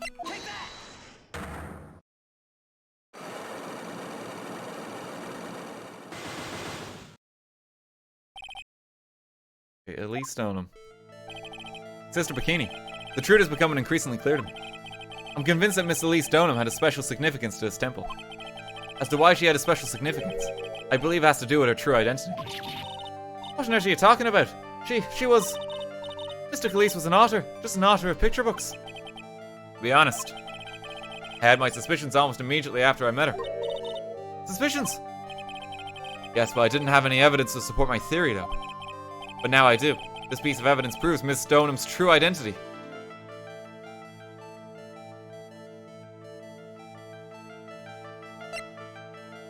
She's Misty Faye? I don't think I can go right there. Okay, no, this one. Miss Stoneham had this charm with her at all times. Ah! Where did you? This isn't some cheap good luck charm either. Then, what do you think it is, Mr. Wright? What could a talisman like that possibly mean? It's a talisman, is it? Interesting. Whoops. This thing speaks volumes about who Miss Stoneham really was. This talisman and one other item unequivocally prove Miss Stoneham's true identity.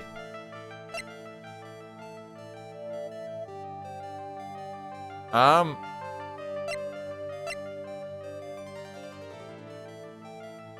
don't know what I'm compounding with the talisman.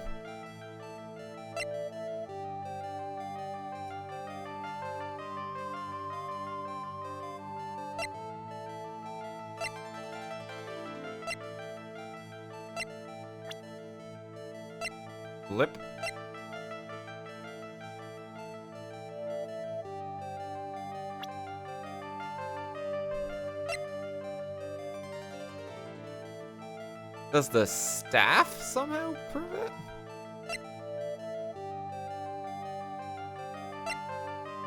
I think she's Misty Faye. I think that's what we're going to discern here.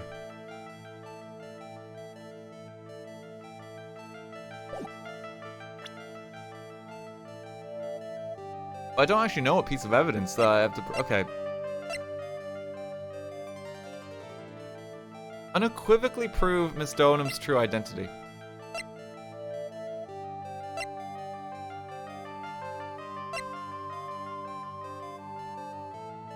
Photo of Elise.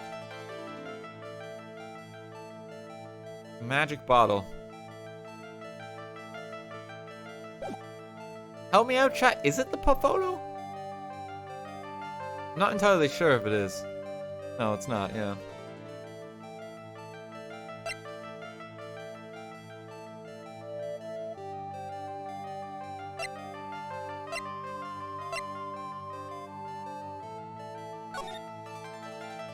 Oh god, is it the picture? No. You really ought to think about buying one of the charms we sell here, Mr. Wright. Otherwise, you might just find yourself dumped on by a little old lady on a dark mountain path. She's gonna kill us.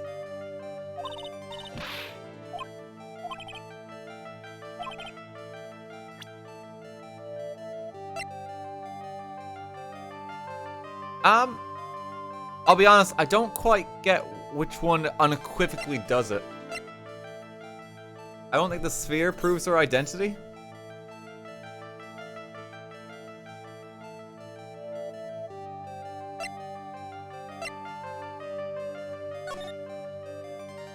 Gravy.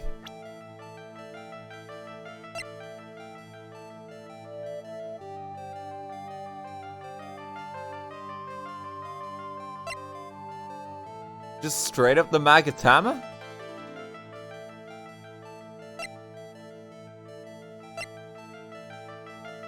Like, I don't know what the staff proves if I present that. The reason I'm hesitating is because I'm conscious we have 5 locks to break here. Right, so I don't want to fuck it up.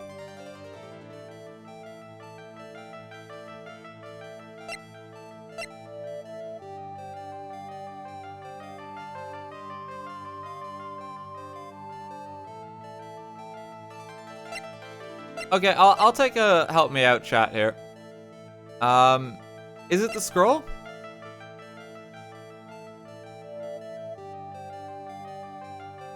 Yeah, it is. I don't really get how that is proving it, though. I don't know what detail is with that. The painting is obscured by the gravy stain at the moment. But this scroll shows the master of the Karain channeling technique. Okay, right, so yeah, so, no, it's straight up, yeah, she's Misty Faye. The crest at the top is a sign of that honorable title. The very same crest that adorns the talisman the victim carried with her. Ah! This crest is reserved for the master of Karain. Who on earth told you that nonsense? I've got no idea what you're talking about. The new master, Maya Faye, told me. What? What? You mean that acolyte is Misty Faye's daughter? Yes. Are you sure? Yes, in fact, since her eldest daughter passed away, Maya is Misty Faye's sole successor. Mystic Misty! Oh, there we go. Okay.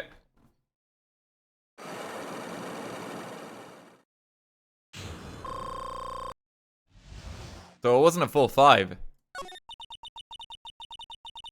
Mystic Elise graced her with her presence about a week ago, when she showed me the talisman with that mark in it. Well, I nearly fainted. No one had seen her since she disappeared 17 years ago, after all. It is Misty Faye! Confirmed, yeah. What is the significance of this talisman, sister? The Karain talisman. It's a symbol of the master of Karain. The bearer must carry it with them, always until their death. Until their death. So Elise Donham was really Maya's mother, huh?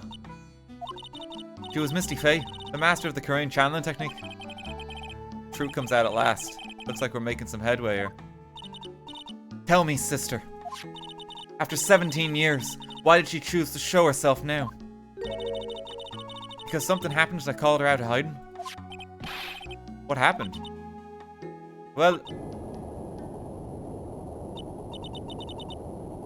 What's happening? Oh, there's an earthquake. It can't be. Earthquake! Oh! Oh my goodness, the inner temple! This kind of tremor might. The inner temple. The sacred cavern in the training hall. It might very well cave in. What? Maya? Uh-oh. It seems to have passed. But we can't just stand here and do nothing. Let's go. What? Where? To the inner temple, of course. Where else? Sister Bikini, we'll finish this later, alright? Of course. You're running along now. People may have been hurt. I must get some first aid kits ready. Come on then, Phoenix, right. They won't bar you from entering as long as I'm with you. Thank you. Right, that moment I had the worst feeling in my gut. We just had an earthquake.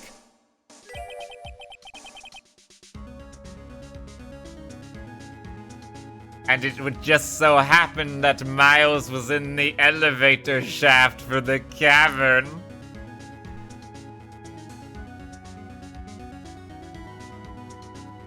Oh, Carmen, no! Not again!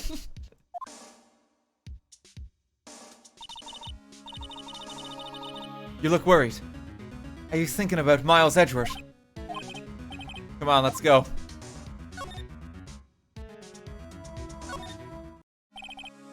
Gotta hurry to the inner temple and... Right. Ah, what are you doing here? Grr. How could I have... How do you expect us to understand if you don't speak up? Hey, why am I the one getting whipped?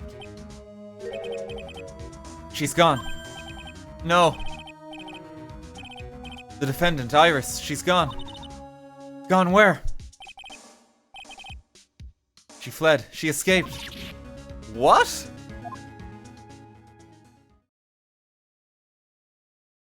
She legged it. So it was just now, during the... It's easy to see Edgeworth's one and only weakness. His fear of earthquakes. I should have known better than to escort the defendant alone.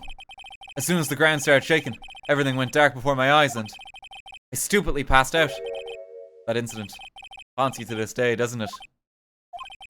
That's no excuse for letting the suspect get away. I can't believe I let it happen. Right, the inner temple area is a dead end, so she could have only escaped to this side. We haven't seen her. And we need to get a manhunt underway now and search Eagle Mountain from top to bottom. Wait, Edgeworth. Have you thoroughly checked the inner temple yet? Don't be ridiculous. Why would I? The inner temple is like an island. There's no way to escape but to cross. No, that's not it. Iris isn't the type of person to run away, Edgeworth. What are you talking about? Sister Bikini mentioned something when we were with her. She said that the sacred cavern might have caved in because of the quake. Then do you think Iris might have gone to the inner temple to check on the situation? Listen, Edgeworth. I'm sure she's at the inner temple. A manhunt is not necessary. Right. Let's not waste any more time. We need to get to the train hall's sacred cavern now. Alright, let's go. Inner temple hall training hall. Fortunately, the sacred cavern hadn't caved in. But what we found was something none of us could ever expect.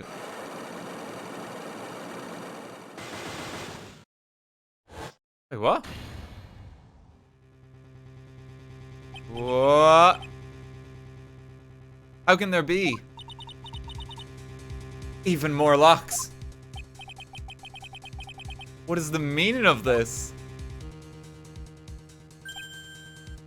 Iris.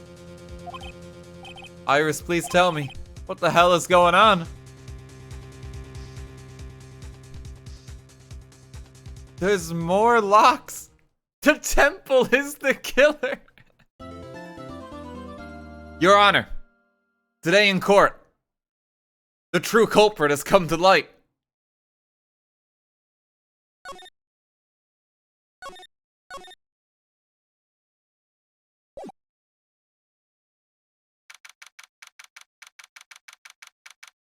Inner temple training hall. Right, is this what God was talking about? Yeah, the trick locks. Now, Iris, please remove these at once. Mr. Edgeworth, I'm afraid I can't. It's not possible for me. What? During the earthquake, when the cavern was in danger of caving in, Iris escaped. I know there was only one lock when I last came here. So you're saying that you can't undo the new locks? Yes. If only I was stronger. Edward, how are you feeling? You look a little pale in the face. Like you're one to talk with your face all green. Miles, Edward, go and get some air. I'll watch over the suspect. You go and get a grip on yourself. Don't be ridiculous. I'm perfectly... That's called the kind and caring whip there. You know, it's not always abuse. There's no telling what sort of mistakes you can make in your current state. Go and get some rest. That's your only concern now, Miles Edgeworth. Understood. I'll handle the investigation in the garden. You take care of things here. Edgeworth. He's got so much pride that he's probably off crying in a corner of the garden. Pride is simply another trap that hinders us in our lives. That said, one must have pride to be effective on the job. At any rate, it seems that this is where we part ways, Phoenix Wright. I'm going to stay here and see if I can help solve these bothersome puzzles. See. Well, thanks for your help. Now then, do you mind if I ask you a few things, Iris? No, not at all. Yeah, what's happening here, Iris? Why'd you make a run for it, Iris? I'm sorry. I heard the inner temple had been severely shaken by the strong earthquake we had. I was so worried. I just had to come and see. In other words, you didn't run away to escape the law. At least we're clear on that. Can't tell you how relieved I was when I saw the sacred cavern was alright, but... But what? Then I saw these chains here. I saw all these extra locks that someone had put on the sacred cavern's door and... Who in the world would do something like this? These trick locks are a sacred treasure of the Korean tradition. There are hundreds of ways to set them. That's why only the person who set the lock can open it. And you aren't the one who set these locks. I don't think it's that simple, Franziska von Karma. When we were here the first time, there was only one lock. But now, somehow, there's 5 of them. What does that mean? It means that someone wanted to secure the place even more. And they wanted to secure it before you got here, Iris. Presumably because they wanted to make sure Maya couldn't get out. It means that Iris can only open one of the locks, the first one. Yes, that's correct. What? Iris, try to think, please. Isn't there any way around this? Well, like I said, there are hundreds of different ways to set these locks. I suppose if I went through every combination with each one, I could remove them. But it will take time, won't it? Yes, about a day, if I had to guess. A whole day. Well, that's better than leaving the locks in place. Will you do this for us? Question. If the cavern is still standing after a full-scale earthquake, surely we could just get a bolt cutter. That's gonna be less impact than an actual earthquake that just happened.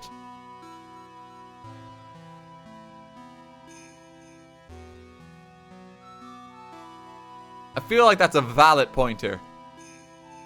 They're magic locks. God damn it. Sure, I'll do whatever I can.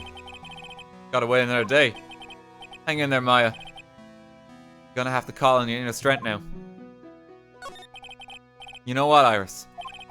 There's still one thing that I don't quite get. And what might that be? Phoenix Wright. I think it's obvious. Iris on the night of the murder. Where were you? Please, Iris, don't give me that look. You told us that you were in your room at Hazakura Temple at the time of the incident. But you were seen that same evening at the inner temple. And then, you were spotted at the scene of the crime in Hazakura Temple too. Being spotted about Hazakura Temple and the inner temple. It's as if you were... Well, Iris, I think it's about time you told us the truth.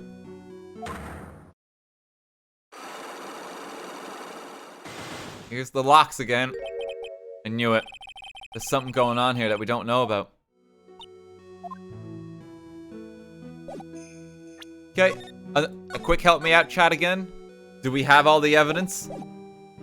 That we need so we can Magatama this one? No, we don't. Okay. Alright. We will look about a bit more. We'll see what we can collect. This door.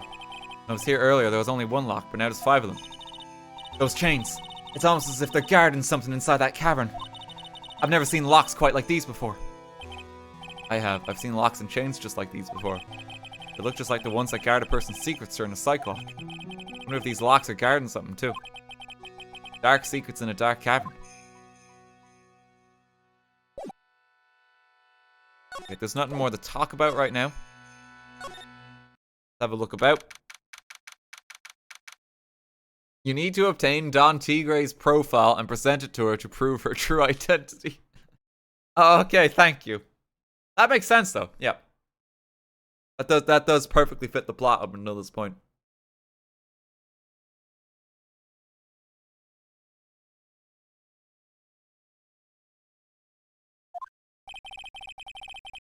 Finally getting to the bottom of this case.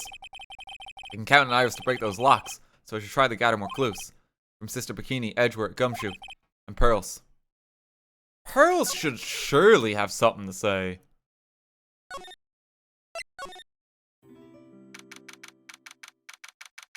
I thought we said no spoilers. Thank you to everyone that's given bits and subbing as ever. I do hope you're all enjoying the stream. I know it's a long boy stream, but we're signed up for today. We're trying to complete the final case over the course of the weekend. So we're just going to kind of keep going. I'm still kind of pumped. So far, thoughts on the case, I'm really into it. I liked playing as Edgeworth. I thought that was like a very good take on a case that's very refreshing. I'm very much enjoying it. And there is a bit of intrigue, and it doesn't seem so obvious to just kind of... Because all the other cases in this game, right? Pretty much all of them is like, you instantly knew who did it. This is the first time in a case where it's like, actually, hang on, there's a bit of mystery here. Something's not quite lining up. Which is good.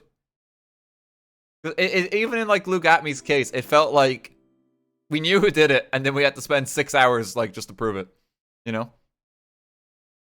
I like when it's not that obvious. It was like that with Von Karma's case, too, and it was like that with, like, Gant's case, too. The cops are still combing the place. They look pretty nervous. I'd be nervous, too. Gotta be a tough job. Especially with someone giving you the evil eye the whole time. How could I have done that? Oh, I can't believe it's still bothering him. Edgeworth. Ah! Hey, don't you dare run away. What do you want, Wright? What do I want? If you came here to laugh at me, then get on with it. Go on, laugh away. I was ready to hug it out with him, but he's just the same prideful Edgeworth. What exactly happened? Why is Edgeworth in such a bad mood? Going back to the Criminal Affairs Department, right? He said he wanted to look into something concerning Iris. Yes.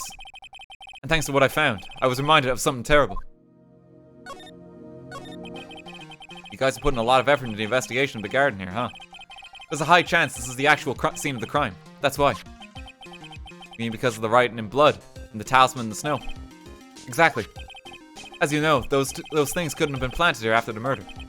But surely you don't suspect Maya, do you? We have to treat everyone as a suspect, Maya as well as Iris. It's our job, right? Oh no, she was channeling again. Not another murder. So I guess you still haven't gotten over your fear of earthquakes. No, though thankfully, my nightmares have stopped. Still, if the ground gives even the slightest tremor, I find myself short of breath. 17 years ago, we were little school kids at the same elementary school. Edgeworth found himself in the middle of a murder. It all started with that big quake that hit the courthouse. Oh no, not again!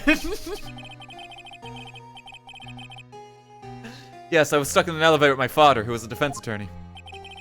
We were deprived of oxygen and we passed out. That's when it happened. That single gunshot shattered my whole life. I lost everything that day. All because of that earthquake. My dreams, my family, and myself. Come now, edgy boy. It was a little more than just an earthquake that took away your life. Give me the credit I deserve. For you see, Edgeworth, it was I that ruined your upbringing. Von Karma!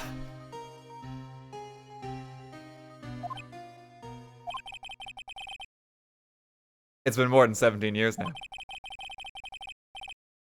And that case was finally resolved 2 years ago, right? Phoenix, you were the defense attorney. You think I don't know that? I was there. As was Phoenix, but it was such a shock. I never imagined I could be so wrong about myself and my life. I'm sorry, Wright. There's nothing else I can say. Not after you chose to become a lawyer for my sake. Not after you saved me. Edward, you're stronger than you think, so no more of this self-pity, okay?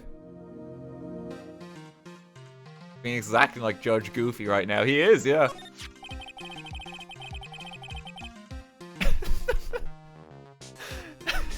Sad Blue Man gives 100 bits and says Phoenix wouldn't have become a lawyer if Gregory Edgeworth just took the fucking stairs.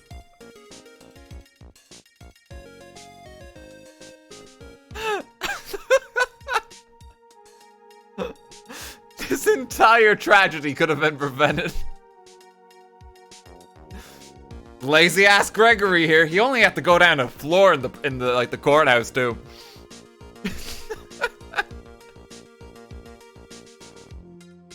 Oh, that's actually fucking hilarious. Some simple cardio could have saved Gregory's life, but he was lazy that day. There was something that bothered me about her from the moment we met. I felt like I've seen her somewhere before. No, wait. Not somewhere. I felt like I've seen her in court before. So we went back to the Criminal Affairs Department to look out for her file. Yes, I checked over every case file I've ever worked on. And I was right. I had seen her face before, 6 years ago. 6 years ago. It was my first appearance in court. And as cases go, it was my worst nightmare. So, who is she? I'm sorry, Wright. I can't give that information away to a member of the general public. What? Why not? It might be the crucial piece of the puzzle that solves this case. The woman I knew was the daughter of a jewelry store owner. She had nothing to do with Iris and Hazakura Temple. And neither did the case. No, that woman is completely unrelated to this murder. Unrelated? Yes, I can say that with complete confidence. Okay, so it's not Dahlia.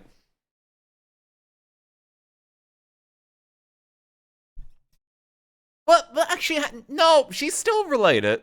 She's still related to the murder. It happened very near here. It is quite related. I don't know if I completely accept that. 1 second as well, just making sure I have hard drive space because we're recording the stream. As we go, we're all good. You're wrong, Edgeworth. She's totally related to this case.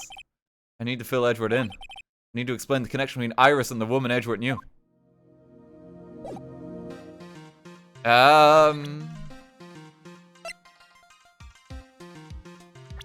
What exactly am I presenting for this? Just Iris? Apparently Iris was taken in by the sisters here at the temple when she was a child. However, we still don't know much about her past, so we're looking into it. That reminds me. Edgeworth went back to the Criminal Affairs Department to look up some stuff on her. You should ask him what he's found.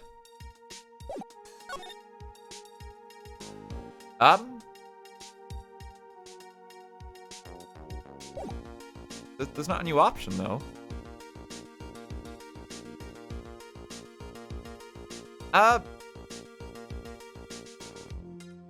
You did it the other way around. Yeah, I did.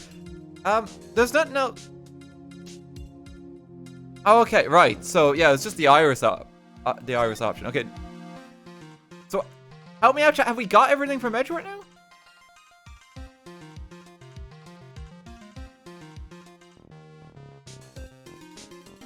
Yes, for now. Okay, for now is fine. For now is fine. Okay. I was a bit confused there, because it felt like it was setting it up for, like, a new prompt. Oh, and just another very quick help me out chat. There's nothing new to investigate here, is there? We collected all the evidence here. Nope. Cool. Thanks. It just saves, like, kind of, like, a few minutes, you know?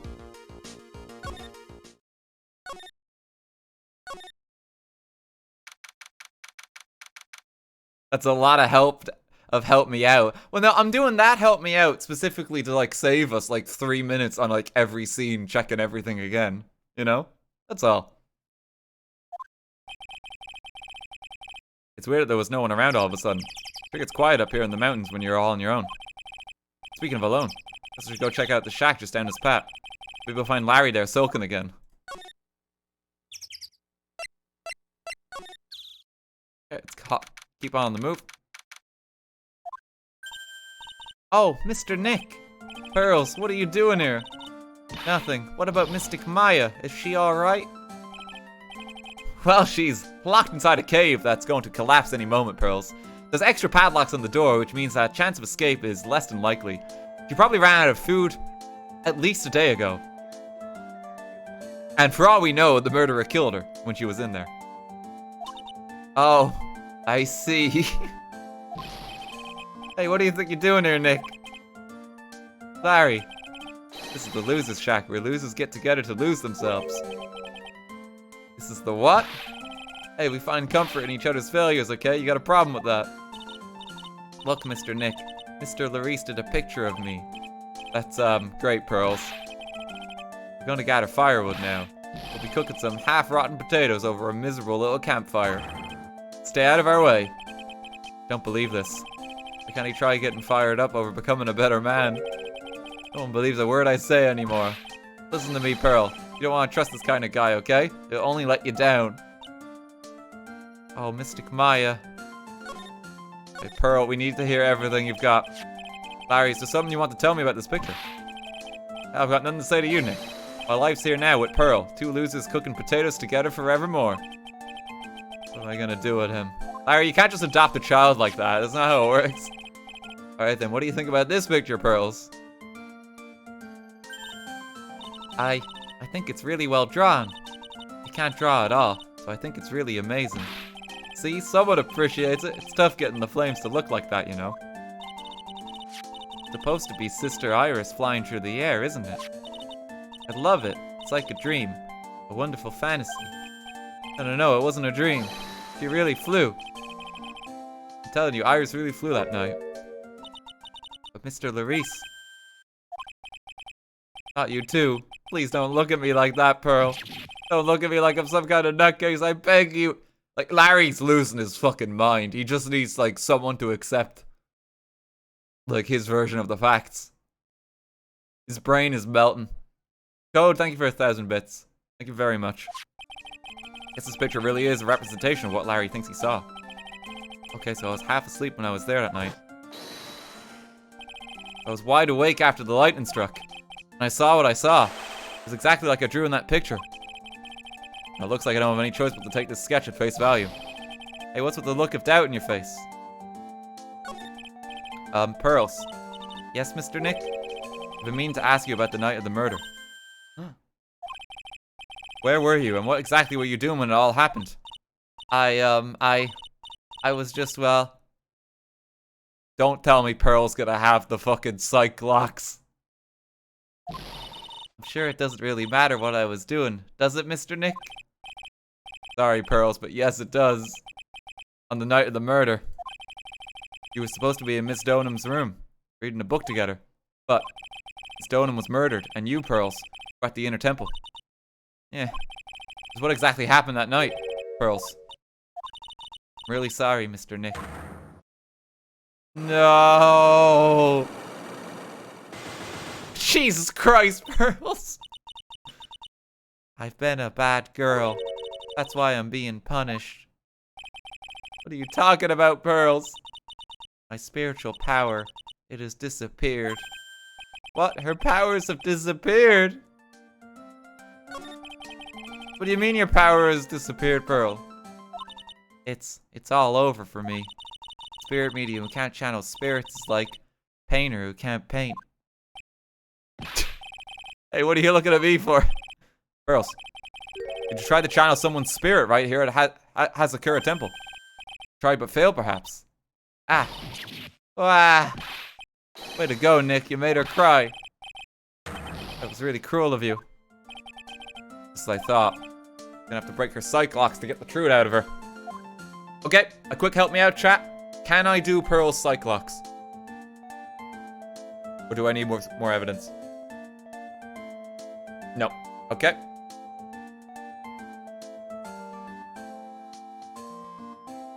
It's all good. It's all good. Thanks for that. Another quick help me out, chat. Any evidence that's new to collect from examining? We've done all this before. Just covering our bases. Nope, nothing there. Okay.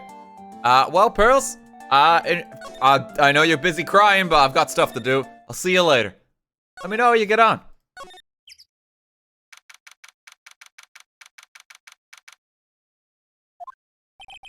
Wonder if Sister Bikini is back at the main hall yet. Haven't seen Gumshoe around for a while either. Maybe they're having a cup of tea together somewhere. Like Gumshoe is Sister Bikini's type. Main hall. Oh. She's pretty anxious. Oh, what's the damage? How was the Sacred Cavern? Also, what was that comment there, Phoenix? She's a nun. Well, actually, no, we don't know how that actually works in this world, because, like, spirit mediums, Fae clan, yeah.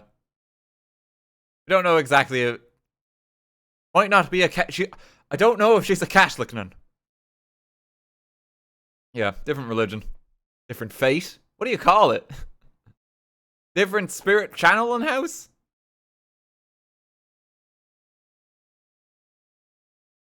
Monk. Spiritism. Just different fate. Yeah, that's probably the best way to put it. What's the damage? How's the Sacred Cavern? Looks like it survived. We have a bigger problem now. I told Sister Bikini all about it. About the 5 locks that were stopping us from getting inside the Sacred Cavern. But who? Who could have done that? The only people who know how to set these trick locks are those of the Karain tradition. The advisors at the Sacred Cavern trying their best to open them for us right now. Actually, there's something I've been meaning to talk with you about, Sister Bikini. Oh yes, we were in the middle of a chat, weren't we? Yes, you were telling me how the Master Karain disappeared 17 years ago. I want to know why Mystic Fae suddenly appeared at this temple. It was about a week ago, when Mystic Elise, no, I mean Mystic Misty, arrived. After she showed me the talisman that proved she was the Master, she said, someone is trying to destroy the Karain tradition's main family line. I'm here to put a stop to them.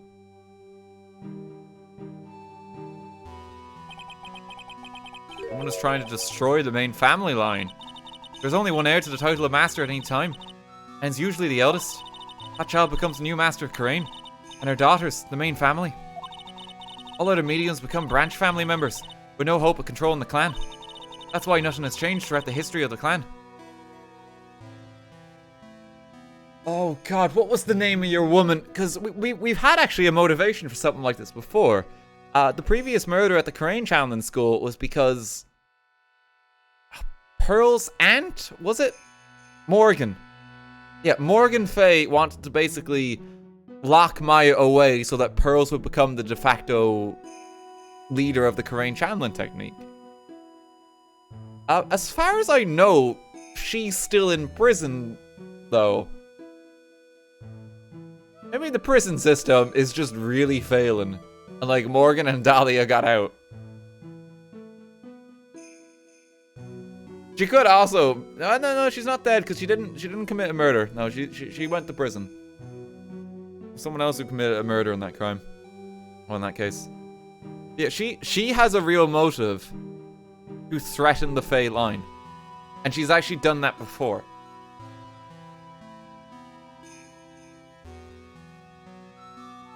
Like, it's only been like a year. I doubt she was just in prison for a year. Feels like it'd be longer than that. That's why nothing has changed throughout the history of the clan. Branch families always have, and always will, plot to erase those of the main family line. Yeah, we've actually seen this before, yeah. Is the power of the Master worth this much bloodshed? You believe in the technique, don't you, Mr. Wright? You know its power is real.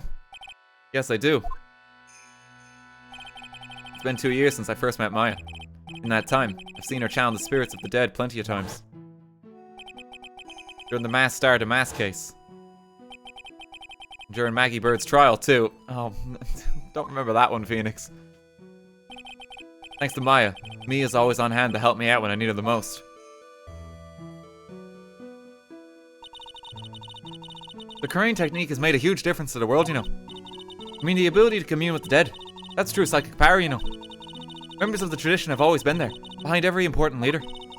Who wouldn't respect such a tremendous skill? I suppose so, but with all that power and influence, I kind of expected you to be really rich by now. Are you saying we're poor, Mr. Wright? Oh ho, you're very direct, aren't you?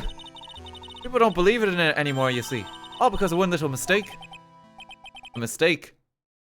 What mistake? Oh, it's DL6 again. It all comes back to this one case. It was 17 years ago.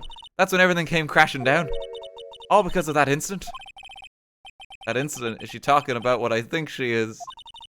I'm sure the records still exist if you're interested. Locked up, of course. It was called the DL6 incident. That's the name of the file. Yes, for you see, Phoenix. You can never escape my clutches.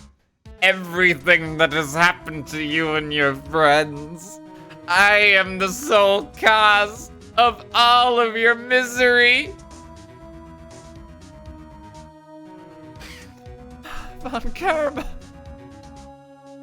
It all comes back to him, even now, even when he's dead. He set it all in motion. DL6 incident, I knew it. The DL6 incident. I know it well. I handled a related case just 2 years ago. Ah, that's right. So it was you who was the defense attorney on that case. A murder that took place 17 years ago.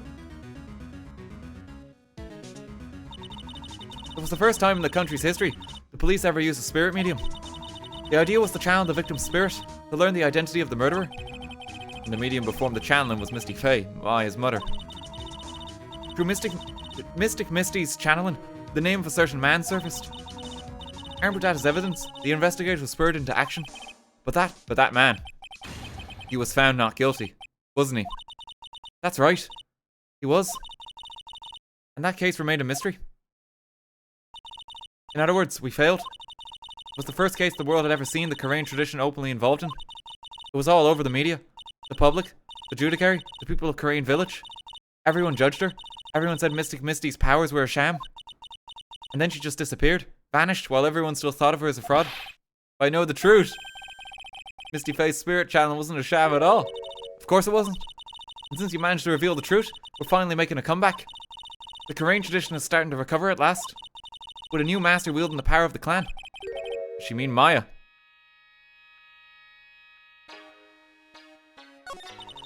The spiritual power of the Korean channeling technique is in the blood. Maya's told me the exact same thing before.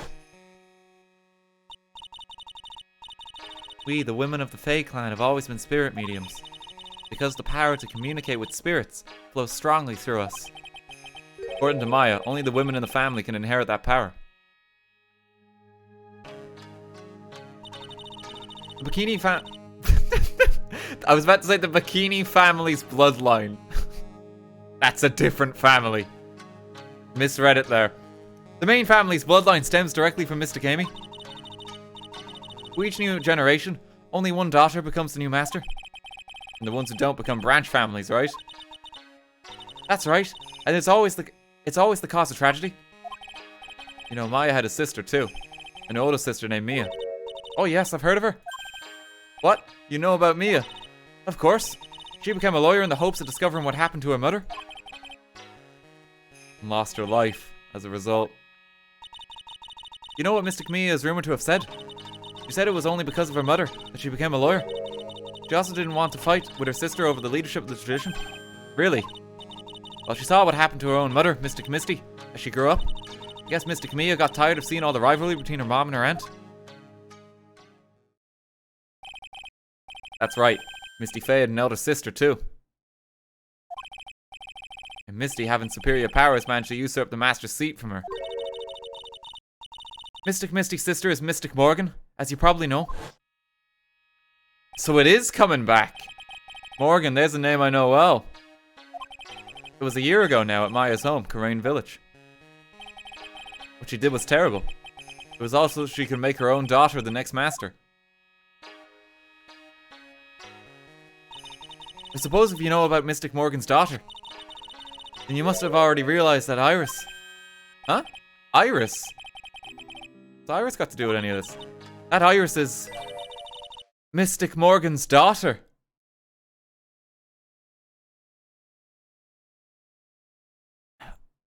Really? Now how's that working?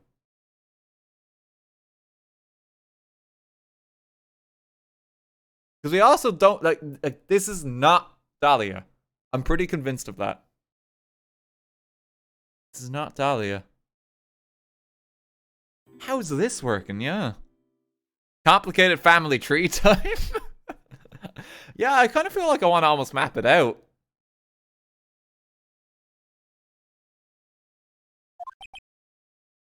What? Iris is what? Is she kidding me? Iris is Morgan Faye's daughter. Did you just say that Iris is Morgan Faye's daughter? Whoops, I thought you already knew. It sounded like you'd met one of Mystic Morgan's daughters already. I have. I know her very well. Oh! Yes, Pearls. Pearl Faye. But I always thought she was an only child. You jest? That child? She's Mystic Morgan's. I had no idea. Did Pearl never mention having a sister, so... What's going on? Pearl might not have known. Mystic Morgan. She's in prison now, isn't she? Yes. Ever since she was found to be a co-conspirator in a murder case last year.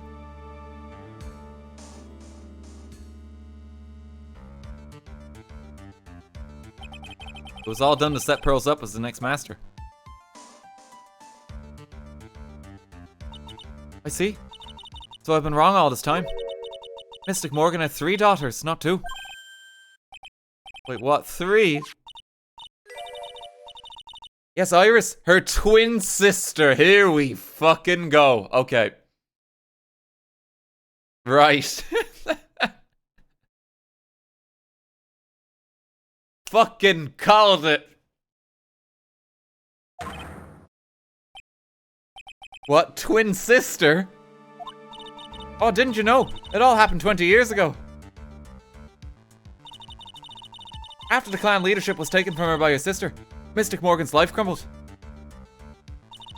It wasn't many years later that Karain's reputation hit an all-time low.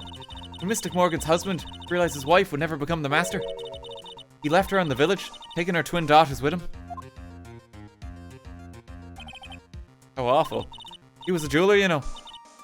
In the end, he remarried, and that's when it happened. He decided to give one of his girls up, to be looked after by us here at the temple. That was Iris, you see. Unbelievable. If Iris is a twin sister, could it be? Could you tell me one more thing, Sister Bikini? What was the name of Iris' sister? I'm sorry, Mr. Wright. I just can't remember. All I can recall is that her father was a jeweler. Well, that's a clue, I guess. A jeweler. Thank you very much. You've helped clear up a lot of details. Pearls had 2 older sisters, huh? Yes, that's right. No doubt it was all because of Mystic Morgan's anger towards the main family. Anger? What do you mean? Her twin daughters were taken from her by her jeweler husband.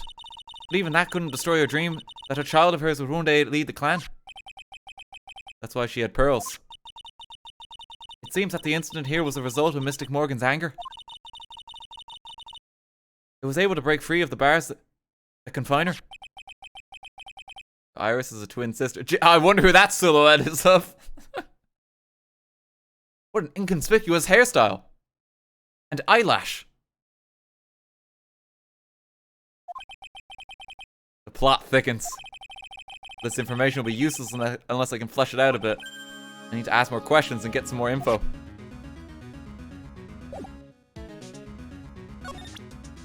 Okay, so a new profile. Are you Rosetta twin sister? That's really all I know about her.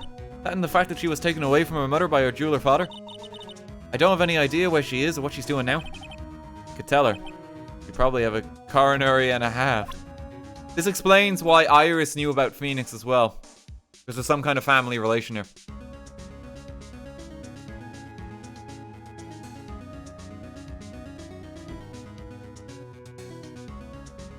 Fucking called it.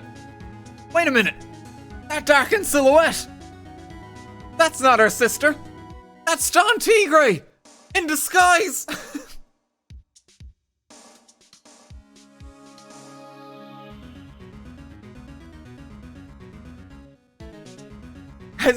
As much of a shit show as that case was, at least we got the Don Tigre. Like, we can just joke about Don Tigre.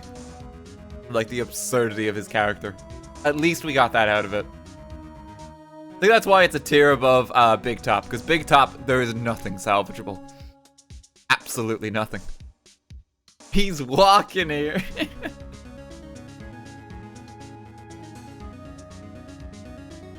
Yeah, like, Don Tigre was funny. It's just that the case itself was unbelievably stupid. Someone put it well in, like, a comment, I think, like, on the video. It's like Don Tigre disguising as Phoenix is, like, quite funny and stupid absurd, which is, like, okay, fair enough if you're gonna do that. That's just comedy. But then the game asks you, and why it's so absurd with Glen Elg is the game asks you to take his disguise as Glen Elg very seriously, which is, like, a stark contrast. And it's like, if he's disguising as both of them, then it's like this weird master of disguise moment where it is quite stupid. And the case kind of hinges on that. And then you have, you know, just the case itself, just... old man, hate him. And it's a very problematic portrayal with Armstrong, too.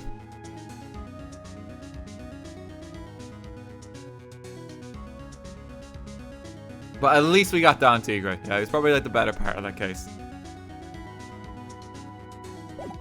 I wish Lisa Basil was more prominent. Lisa Basil, like, might as well not exist. She hasn't come up at all since. She was so minor. I wish they did a Who Shot Mr. Burns with pearls. Oh no. You gotta get that death penalty, pearls.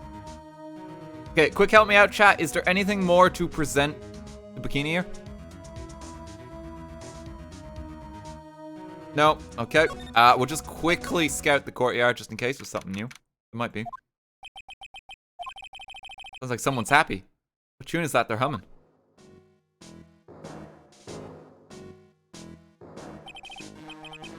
No motive, no crime. No motive, no crime. Sing it with me. No motive, no crime. I remember when we used to search in the channeling room of Karain. Whoop, I love my job. Who cares if the clues I find are no good? That's not what investigating's all about. The investigator investigates for the love of investigating. It's a passion. Good cases we have, good cases we've lost. All along the way. Would have never guessed that Gumshoe was into... reggae? Okay, I'm very curious to watch the anime now to find out how that sounds.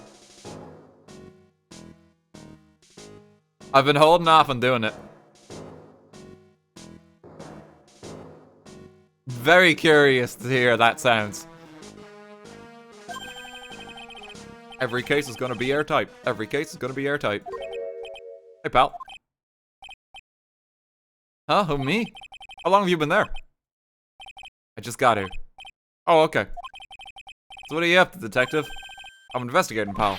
I made a promise to Mr. Edgeworth. I promised I would find the real murder weapon. The real murder weapon. That barbed sword thing turned out to be a false lead, right? I'm giving it my best shot here, but I still haven't turned up any clues. I just found these weird scraps of paper. It looks like a letter or something. It doesn't seem to have anything to do with the case, though. A letter? Okay, let's talk to him. How's the investigation going, Detective Gumshoe? Don't know if I should be telling you, pal, but I guess it can't hurt. Looks like the murder took place in the Inner Temple Garden. And they're taking that bloody writing on the lantern pretty seriously back at HQ. What, you mean? I don't have the details, pal. All I know is, if you don't find Maya down in that sacred cavern, we're gonna be faced with one ugly situation. What kind of ugly situation are we looking at here? You got me. I don't know. They're not my words, pal. Then who said it? Mr. Gatto. Gatto? What did he mean by that? I mean, Maya's kind of trapped. It's looking pretty grim there. About that letter you found. Don't remind me, pal.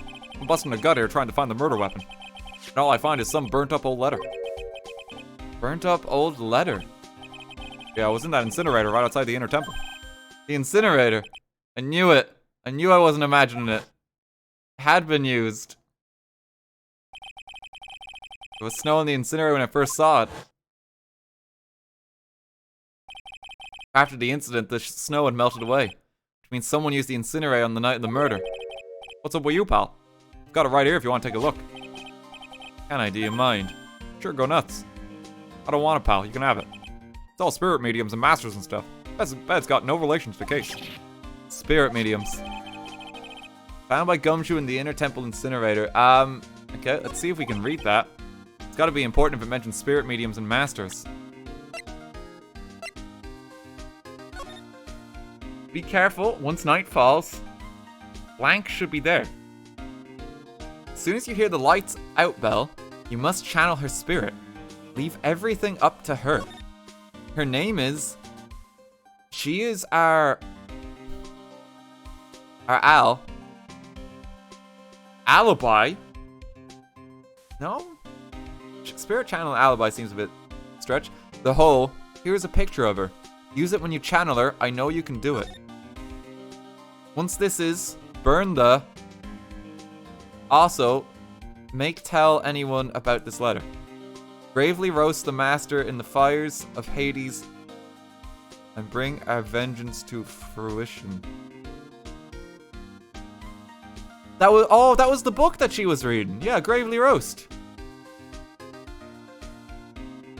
Why was she showing Pearls that book? Okay, Pearls, some new vocabulary for today. How do you spell vengeance? How do you spell Hades?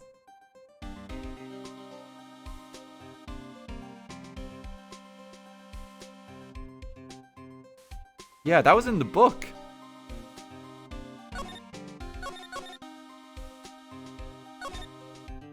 God, the last time we had 3 pages or something like this, by the way. Can you tell me which page of the document you're referring to? Just gotta remember on that. I swear to God, which of the... Like, if we were in court, it's like, which of the burnt letters was it? Can you be specific? Oh, no. Gotta give it a good look over and some serious thought. Make sure you chuck it in the trash when you're done. Littering's a crime, pal. What do you know about the real murder weapon so far? Well, it wasn't the Shichishito. That's really hard to do with Gumshoe's voice. It wasn't the Shichishito that was found impaled in the victim's body. Mr. Edger proved that in court today. Yes, that's true.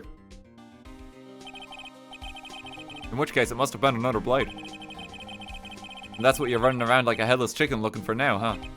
Yeah, man is a tiring work. But let me tell you something, pal. I'm no chicken. We got the Federate of Forensics in our cap these days. We're using the department's secret weapon on this. Secret weapon? What's the secret weapon of yours? You want to know? You gotta think about it scientifically, okay? Alright. The murder weapon was a sword. Swords are, scientifically speaking, made of metal, right? Any questions so far? No? I know what he's gonna say, but I'll let him look smart. What's the perfect tool for the job?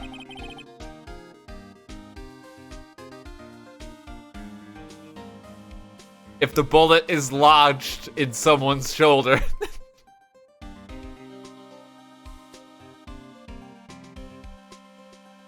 Oh, I hope to God the final bit of the entire case is just solved with the metal detector. Please. Please. Von Karma's killer. This was the weapon that killed me. I lost everything in that trial.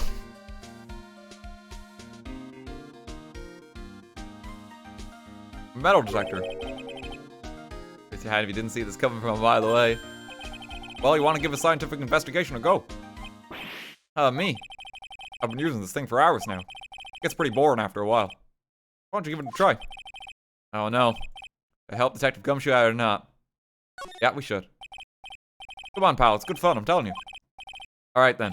Guess I'll give it a go. Like I said, this is the department's most advanced gadget. The absolute best. It's so sensitive, you can make it cry. It's so high-tech, you could skydive off it. Oh, bother. Now I'm gonna tell you how to use it. It's possible the real murder weapon is around here somewhere, right? Sure, that's what we were trying to find out. Right, so first, let's turn the detector on. That's the sound of the metal detector signal bouncing off something metallic. Next, move the detector around and give this courtyard a good look-see. Wow. Don't worry, this baby will let you know when you've hit on something metallic. When that happens, press enter to give the area a good hard stare. This thing picks up metallic objects that are hidden from sight, too. Take a good look at anything and everything that might seem suspicious, okay, pal? I guess they have to give a tutorial for this again, because yeah, it's been so long since we had a metal detector. My god!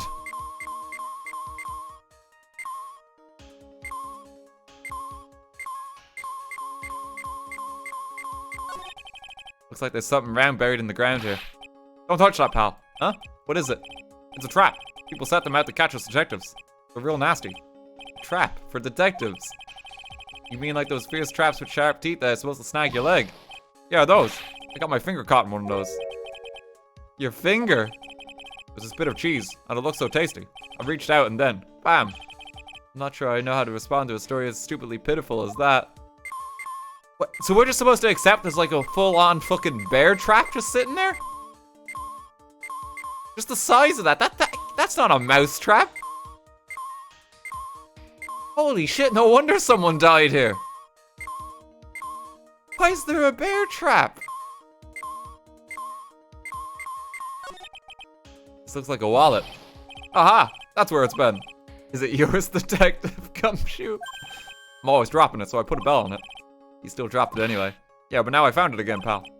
Your wallet is completely empty. Well, I drop it all the time, so I don't put money in it anymore. How come the metal detector picked it up? Must be because of the bell, I guess. That's odd. This sled's made of plastic. It says bikini number 1 on the side. Maybe there's something under it. Hey, what's this? A badge. Aha! I've been hunting high and low for that. Gumshoe's fucking dropped everything here. It's yours, detective. That thing's priceless to a guy like me, pal. A cop can't be a cop without his badge. I'm sure glad I put that diamond there now. How'd you manage to drop your badge here of all places? I know, I bet it happened this morning. I was playing around with the sled and... Stop right there, I don't need to hear anymore. It's just a pair of skis, nothing useful for our case here. I'm actually pretty good on skis, you know, pal. Just love to fly down the slopes with my coat fluttering in the wind. I had no idea. How good are you then? Well, I'm better on skis than I am on skates. I'm not as good as when I'm on a snowboard. Pretty detailed answer. Oh, but you know what I'm best at? Making mashed potatoes and gravy. Guy's losing it. Must be the altitude. Better get back to the investigation. There's the ladder.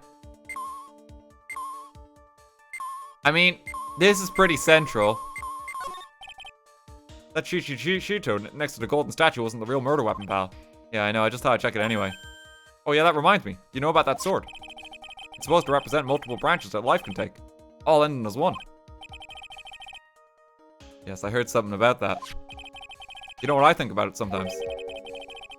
What kind of life I'd be leading if had I not joined the homicide division. Think about that kind of stuff, detective. Of course I do. Think about it a lot. Me as a traffic cop. Me as a detention officer. Me as the Blue Badger. Something to be said about the humor value of Gumshoe as the Blue Badger. I did invent the Blue Badger. It's Miss Stonham's staff, isn't it? Scientifically speaking, they're usually made of wood. The detector is reacting to it. Yeah, but however you look at it, the thing is made of wood, alright?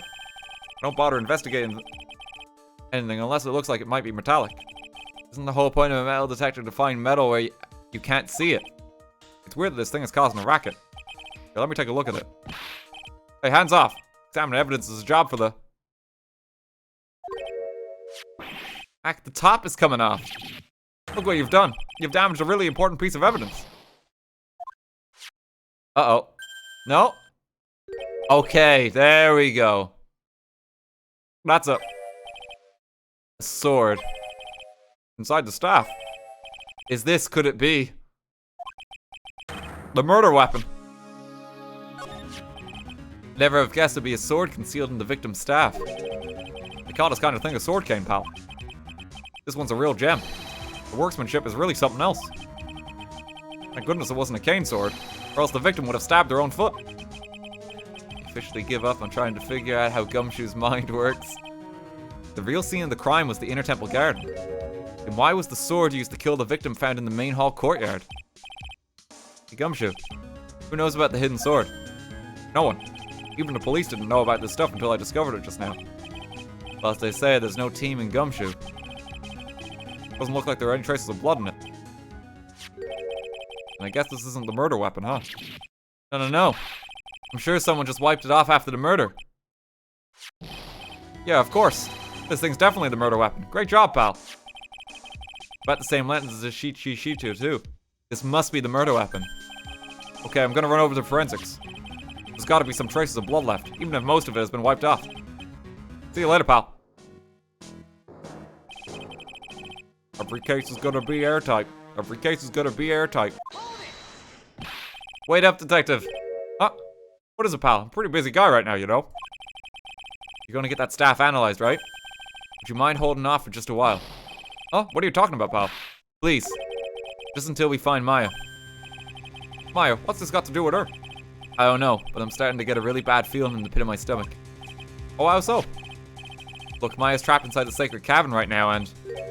well, we don't even know if she's okay or not. The more evidence and testimony I hear, the more uneasy I feel. You don't think. Maya's been murdered. Please, detective, let's just wait until we can get inside the sacred cavern. You're looking kind of viridian there. Okay, just stop with that face, pal. One thing, though. The staff's secret trick. Let's keep it between you and me, alright? If it gets out that we know you about it and didn't say anything, we're finished. I understand. This is just a regular, run-of-the-mill staff, you got it? Okay, now take good care of it, pal. Thank you, detective. Okay, that's gonna be important, because someone else knows about that feature.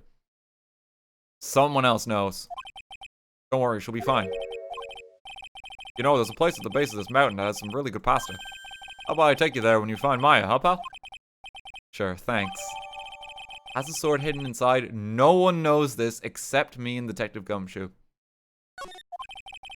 Can't help but wonder, though. What was the Lee Stoneham doing with a staff like this in the first place? Pasta hype. So we shouldn't show the staff to anyone, I imagine. Okay, a quick help me out then, chat. Am I able to do all of the cyclocks of either Pearls or Edgeworth?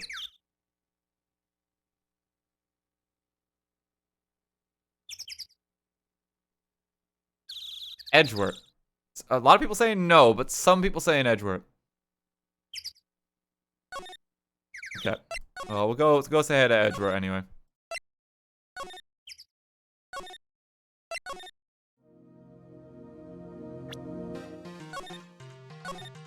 Edgeworth has no cyclocks? Wait, did he not? Oh no, he doesn't, yeah. Sorry, I thought he did. Why did I think he did? Who am I thinking of? Oh no, it was just Bikini and Pearl, wasn't it? I'm thinking of Iris, actually. Oh, yeah, no, that's it. Hey, Edgeworth, check out this sword I found.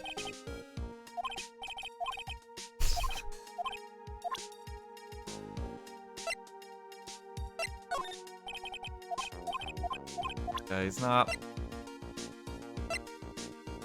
responding. Edgeworth, did you know that Iris had a twin sister? What? A twin? You can't be serious. Sister Bikini told me, but the problem is she didn't know the name of this twin. There was nothing about Iris having a sister in the files I checked. Well, Iris was taken in by the temple when she was really young. Apparently her sister was raised by her father, a jeweler, I think. Jeweler! Right, I just might know who this twin sister of hers is. I had a feeling you'd say that. Let me guess. Her name is Dahlia Hawthorne, right? Yes, exactly. Please tell me what you know about her, Edward. Please. It was my first court case, 6 years ago. I was a greenhorn, and due to my inexperience, the defendant died. Talking about Terry Falls, right? You know about that case. You're not the only one who noticed something about Iris and Dahlia Hawthorne. I checked one of Mia's old files from 6 years ago. Yes, Dahlia was a key witness in that case. Dahlia and Terry Falls conspired together to stage a fake kidnapping 11 years ago.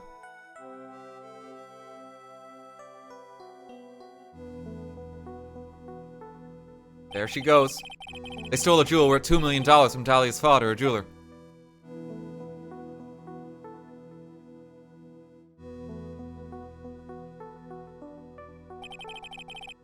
And 5 years after that, she murdered her own sister, Valerie Hawthorne, to keep her from talking. So I'm just trying to place where Valerie fits into it. Would Valerie be like... I mean, I don't know, because this is like the older... She's older. Here, clearly.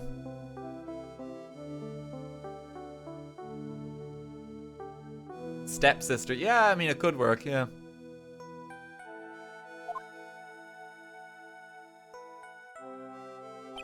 Her sister. Well, her stepsister, actually. Okay, there we go. They weren't blood related. Valerie was the only daughter of Dahlia's father's second... Valerie was the only daughter of Dahlia's father's second wife. Oh. This is when she entered my life.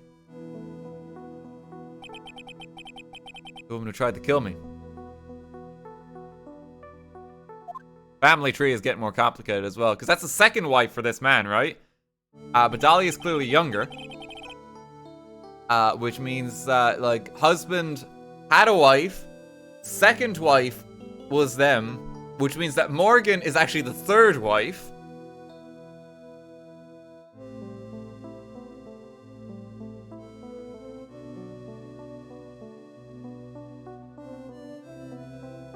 Wait, no, is it not that?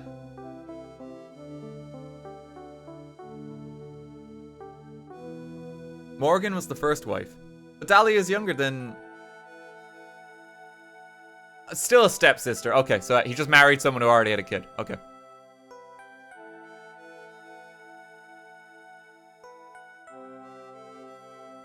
Gotcha. Okay. Complicated family tree. Wait a minute! The outline of this person on the family tree! That's Don Tigre! Did you check that out? Does it really matter? Like I said, Dahlia isn't connected with this case. Why are you so sure about that? It's simple. Dahlia Hawthorne is dead. What? What? Well, the metabolic processes are a matter of interest only to historians, so to speak. What do you mean by Dahlia Hawthorne is dead, Edward? Right. I must confess that in reading her file, I came to know of the murder case you were involved in during your college years.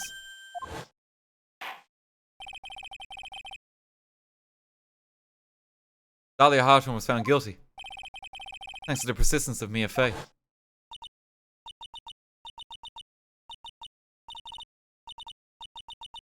Mia Fey, Mia Fey!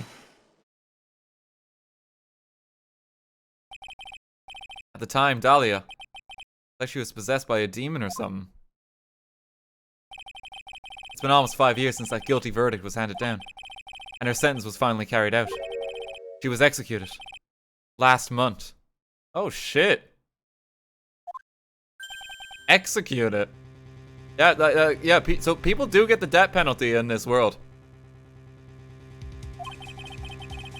Von Karma's probably dead. I'm sure that's a bit of a shock for you, Wright? And for more reasons than one. But do you understand now? You can't possibly be connected with this case. She's dead, and once someone is dead, there is no way to revive them. No way to revive the dead. I wonder. Seems you're not aware of one other connection yet, Edgeworth. Oh no, is it... If she's dead...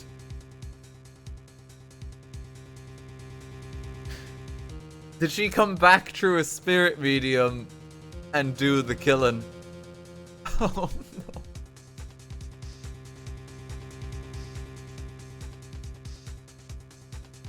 Oh no.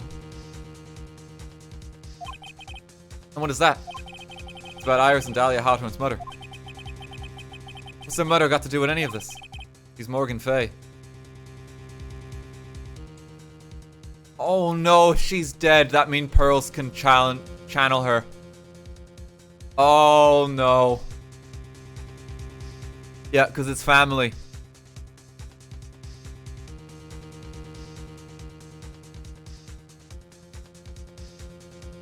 It would make sense.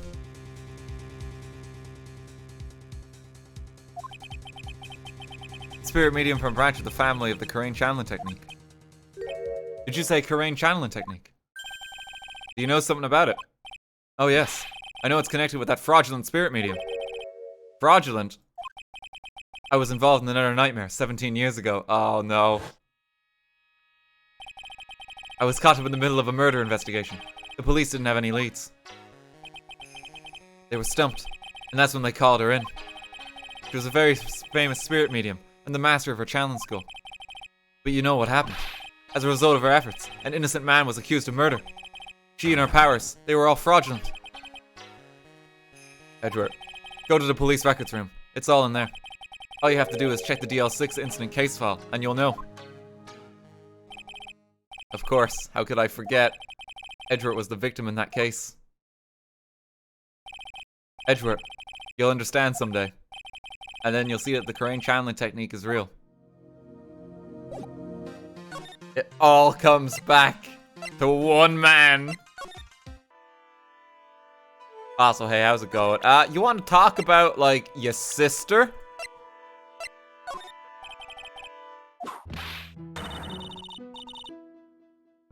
Franziska, please.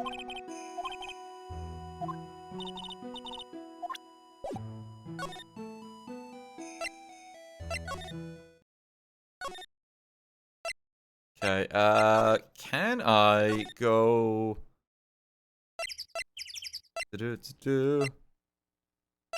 Main gate. How do I actually get out, gang? Help me out, chat here. Check the case file for DL6.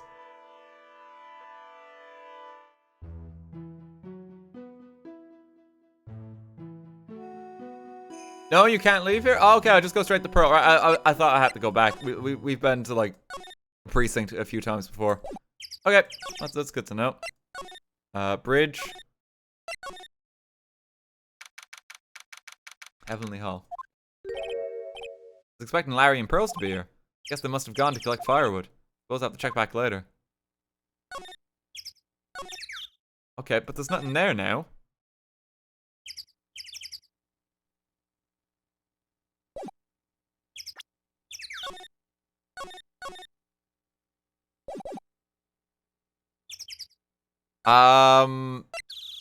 Yeah, we can go to Iris. Yeah, Iris had some Cyclops, didn't she?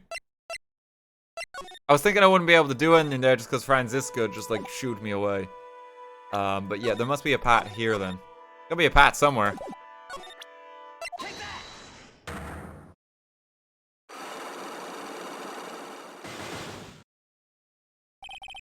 I have the crime. I think it's time you told me the truth about what you were doing on that night.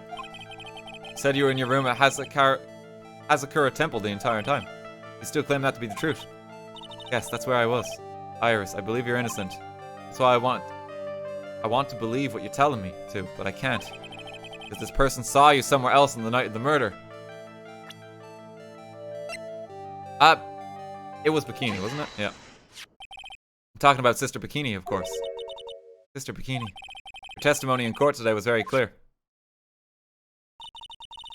I was helping an acolyte with her training in the inner temple, but, well, as you can see, my back likes to act up violently. So I left Iris to help the acolyte and returned to Hazakura Temple. Sister Bikini didn't just see you, she spoke with you. You two talked about Maya's training that night. So you see, Iris, you were there at the inner temple on the night of the murder. That's very impressive, Mr. Wright. The acolyte's actual training was due to start after 10 o'clock that night. I left the main hall early, so I wouldn't be late. What time was that? Let me see. It takes about 20 minutes to walk between the main hall and the inner temple. So I would have left about 9:40 p.m., I think. I'm sorry, Iris, but lying just doesn't suit you. Now, you say you left at the main hall at 9:40 p.m. What you say doesn't add up with this. Larry keeping a very creepy, vigilant watch. Oh, no, it's not.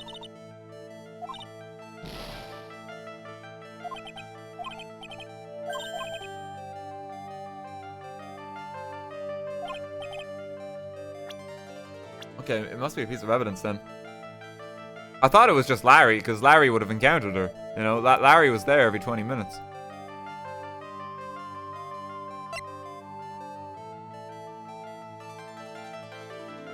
I can't remember what exact time we got the hood at.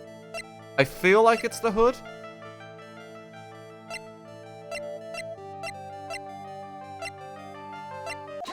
Yeah, it's the hood. You yourself testified to the contrary, don't you remember? You said you rang the lights out bell at 10 o'clock that night. Oh yeah, no, that's probably better. Plus, only moments before you rang that bell. You were seen at the main hall by the most reliable witness I have. Who's that? Me. Mr. Wright. We even spoke a little that evening. That's when you gave me this. Surely you haven't forgotten. No, that's right. I remember. And that brings us to another puzzling fact, Iris. 10 o'clock on the night of the murder. You were seen in 2 different places at the same time. It's time you told me exactly what's been going on, Iris. So far, I've managed to prove 2 things. First, on the night of the incident, you were at the inner temple. And second, at the exact same time, you were ringing the bell at Hazakura Temple. There's only one possible explanation for this apparent impossibility. There were 2 of you. My God! You're 2 people at the same time! On the night of the incident, you were seen in 2 different places at the same time. Which means there must have been 2 of you. Can't think of any other explanation, Iris. But that's crazy. How could that be? There's only one of me. It's impossible. Impossible, I wonder. The way you're trembling certainly seems to suggest otherwise. Seriously trying to suggest there's more than one of me. Show me the evidence. Show me something that proves there is more than one of me. Does this mean Dahlia's not dead somehow? No, the spirit medium. Spirit medium. I have a firm grasp of the situation now, Iris. You have a sister, don't you? A twin sister, perhaps. Ah. That's right. Dahlia Hawthorne, a woman I know only too well. I had no idea you knew of her. Very impressive, Mr. Wright. But she's no longer. Yes, I know. Your sentence was carried out recently, wasn't it? I'm sorry. Thank you. There's no need to explain now, is there, Iris? This second you who was here at the temple on the night of the murder. It was your twin sister, Dahlia Hawthorne. But you just said it yourself a second ago. My sister's dead. Have you forgotten that? Have you forgotten this, Iris? This is a channeling dojo, a training ground for the Korean channeling technique. That night, someone channeled Dahlia's spirit, and you knew about it. And that's a secret you've been trying to hide from me. Oh, there comes the sudden wind. We got her.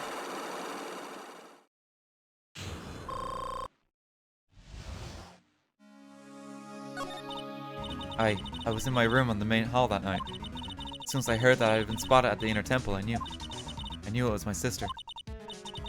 Dahlia, the other half of me who passed away last month. Just as I suspected. The Iris that Sister Bikini saw at the inner temple on the night of the murder was Dahlia Hawthorne. Why didn't you tell me this before? Because my sister always does the right thing. Excuse me? Because I mustn't get in the way of what she's trying to do. I already betrayed her once before. I can't do it again. You betrayed her? What do you mean? That's why I have to accept I may be found guilty. It's the only way. What is she talking about? You know about it, don't you, Mr. Wright? About the fake kidnapping that took place here on Eagle Mountain 11 years ago. That was the start of it all. That's what started her down that twisted path.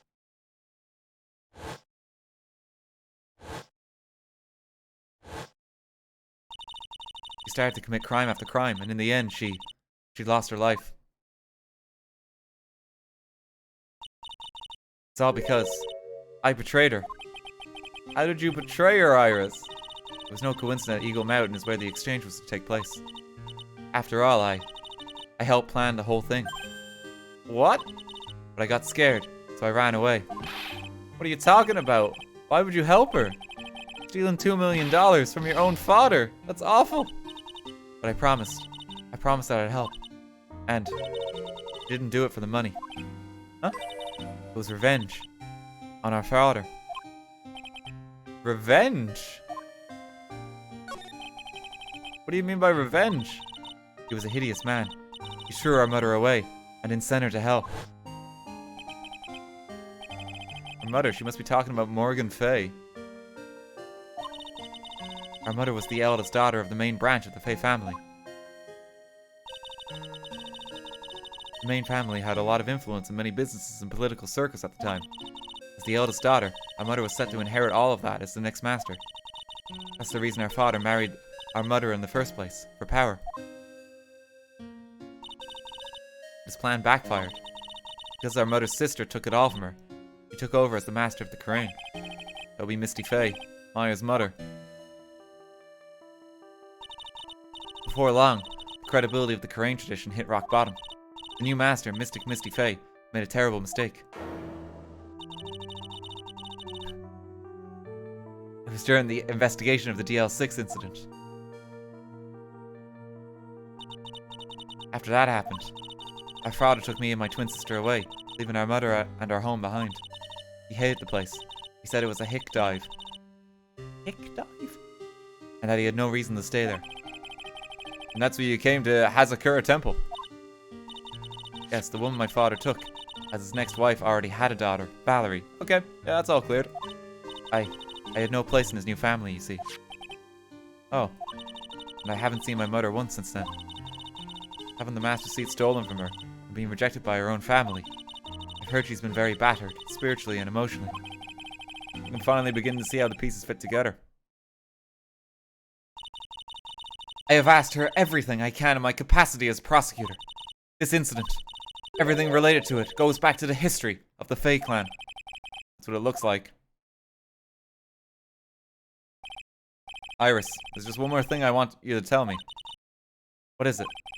During the incident in which your sister, Dahlia Hawthorne, poisoned a lawyer, she began a relationship with a certain college student in order to hide the evidence. That college student, have you heard anything about him? Well, I did hear one thing. She said she hated his guts. I see. Thank you for your help. You're welcome. Hurry up, Phoenix Wright. There's still much to investigate. Give these locks to me. I'll open them for you, I promise. Thank you. Suppose I better continue my investigation. Still one giant secret left to unlock. Pearl Psych Lock. Okay. I take it I have everything for Pearl now. Let's go see her.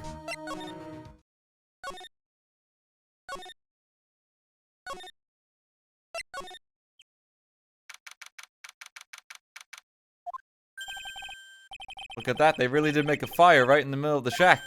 Oh, Mr. Nick. Ah, you're too late, Nick. If you came here for one of our potatoes, we've already polished them all off. I think I pretty much got all the evidence I need. Now I just need to find out what Pearls is hiding. Very lengthy investigation case compared to anything else. I think this is the only investigation where we've had like 2 parts back to back. Rise from the Ashes had some long ones. Yeah, this is a big case. If we get to the end of this investigation, will we be about halfway? I'm gonna keep going. I'm still good for a bit. Yes. Cool. Yeah, we're gonna keep going.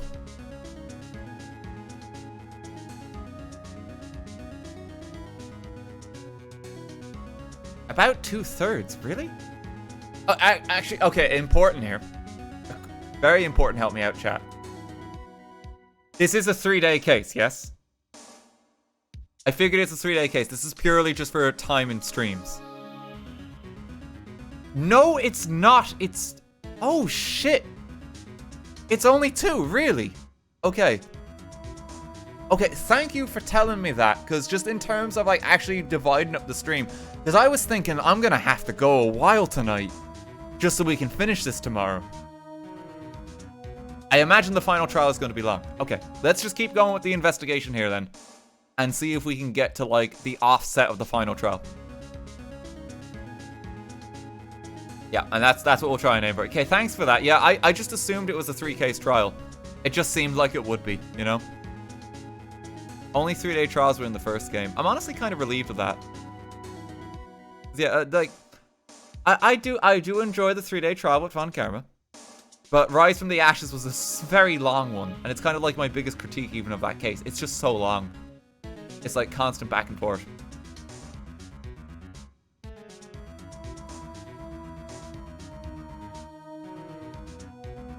Okay. Well, we're going to keep going tonight until we get to whatever the offset of the trial is. And that's going to be the best point to wrap up things tonight. Okay? So we'll keep going. We still got some more here. Cronus, thank you for 1,000 bits. The scary part about the existence of the crane channeling technique is that it's not out of the question that Von Karma planned on dying so he could later be channeled to take his revenge. You naive fool, Mr. Phoenix Wright. Did you really think that death could stop me? You will never escape my clutches. Zombie Von Karma! Oh no.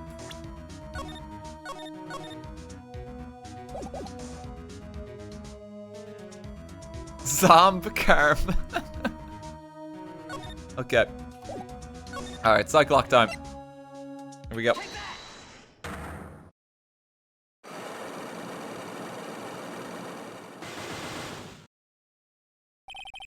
Night of the crime. After dinner on the night of the murder, you were supposed to be in Elise Donham's room, reading a book together, correct? Yes, I was so happy when she invited me. But I didn't go in the end. You didn't go? No, there was somewhere else I had to go instead. I was so worried I had to go. I didn't know what to do with myself. I was so nervous. Pearls never went to Miss Donham's room. But she was too worried about something or someone else. Pearls. On the night of the murder, you went to this place, didn't you? The Inner Temple. You went here, didn't you, Pearls? Like she's still not gonna open up to me. This is where you went because you were so worried, right? Then the next question is, who or what were you worried about? Now I'm gonna take a guess and you can tell me if I'm right or wrong, okay? You mean you know? If I'm right, will you tell me the whole truth? Okay. You went to this place for one very simple reason, and that is this. Maya. It's obvious what you were so worried about, Pearls. It was Maya, wasn't it? Ah! You knew the training Maya was undertaking was dangerous. After all, it was the special course. Sign up for your special course. Quite brave of you considering how cold it is. Young people can be so reckless with their health. Don't blame me if you become one with those you channel. Sister Bikini scared you with what she said, didn't she? And because it was you who introduced Hazakura Temple to Maya in the first place. You felt responsible, didn't you? Thinking about what could have happened to Mystic Maya made me more and more worried. I couldn't just sit still at all. That's why I decided to go and find out how she was doing at the Inner Temple. And we're clear now that you went to the Inner Temple that night, Pearls. What's not clear is what happened after that. About what time was it when you headed over to the inner temple? It was probably around 9:30 when I left the main hall. I heard the real train was supposed to start at 10. I wanted to get there before it started. But there was so much snow, so I didn't get there until after 10 o'clock. Until after 10? How'd you know what time it was? Because I heard the bell ringing for lights out. Heard the lights out bell. Hazakura Temple's bell is pretty small though, isn't it? You must have really good hearing. I was really trying to pick up the sound of that bell, that's all. I didn't want to miss it. That would be terrible. Trying to hear the bell. Tell me, Pearls, why were you so worried about hearing that bell? Huh? Oh, I think I know why. The reason you were so worried about that bell was because of this.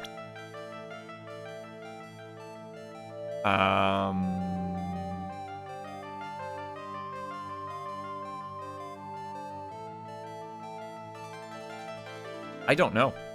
I have no idea. Magatama?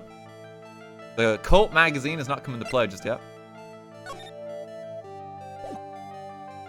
This wouldn't have anything to do with it.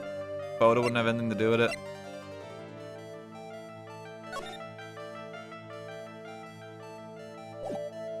Weather data wouldn't have anything to do with it. She wouldn't know about the weapons. Autopsy. Iris's testimony. Larry's letter is gone. I was thinking she might have just read that or something. It's at 10 o'clock on the time.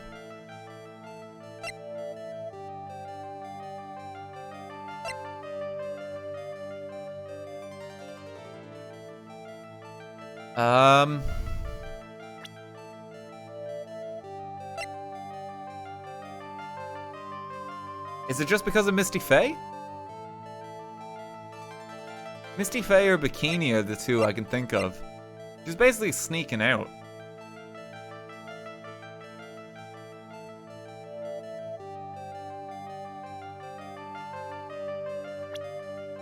I'm trying to think.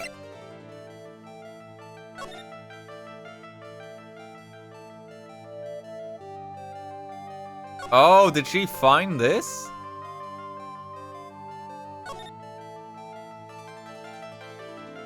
Did she find the letters?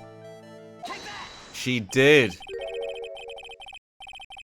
Oh no, they were instructions for her. You were given some instructions to follow for that night, weren't you? Huh. I presume you recognize these pieces of paper. Ah! Where did you... In the incinerator at the inner temple. Pearls. You were following the instructions in this letter that night, weren't you? That's why you couldn't afford to miss the sound of the lights out bell. I'm speechless, Mr. Nick. You're amazing. These instructions that were found in the incinerator. I believe they were written for you, Pearls. For me, no. As you can see, a large portion has been burnt. The last section is still fairly legible. As soon as you hear the lights out bell, you must channel her spirit. Who was it, Pearls? Whose spirit were you supposed to be channeling? Yeah. Taking into account the order of the note, and their purpose for writing it. Whose spirit would Pearls have been trying to channel? Don't overthink it, Phoenix. Pretty obvious who Pearls was supposed to channel. The person you were trying to channel that night, Pearls, was...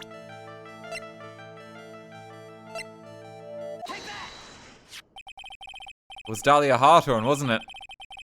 That was the name that was in the letter. Ah! It's just as I suspected. It wasn't Iris' sister Bikini met at the inner temple that night. It was Dahlia Hawthorne. You know anything about her, Pearls? Do you know what kind of a woman Dahlia Hawthorne was? No. I've never heard of anyone by that name before reading those instructions. Thought so. Pearls doesn't have a clue. Doesn't know that Dahlia is her sister. About the instructions in the letter I found, Pearls. Who wrote them? Whoever it was asked you to channel the spirit of someone you'd never heard of. You must have quite a lot of respect for them. After all, you followed their instructions without question. Here's my next question. Who wrote this set of instructions for you to follow? Yeah, it's interesting, because the only person it could have been is Misty Faye. No? Must have had a lot of fate to follow their instructions to a T. I had a lot of faith in you, Mr. Nick. Oh, thanks. But I don't think I can trust you anymore. No, I'm surprised it's not that because...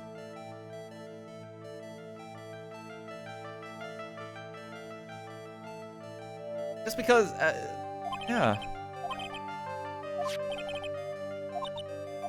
I'm just surprised it was that because the gravely roast bit in the letter. That's what she was reading from.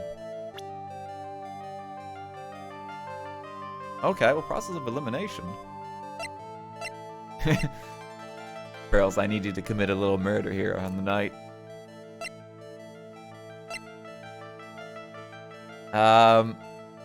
Bikini wouldn't really have a reason to do it. Iris. No? Oh god, we're on the verge of losing the lock.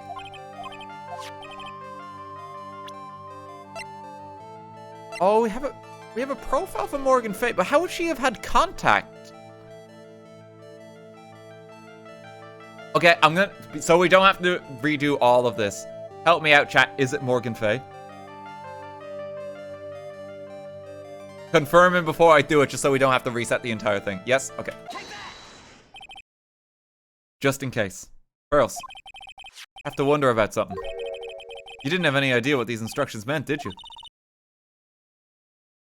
But you followed them to the letter regardless.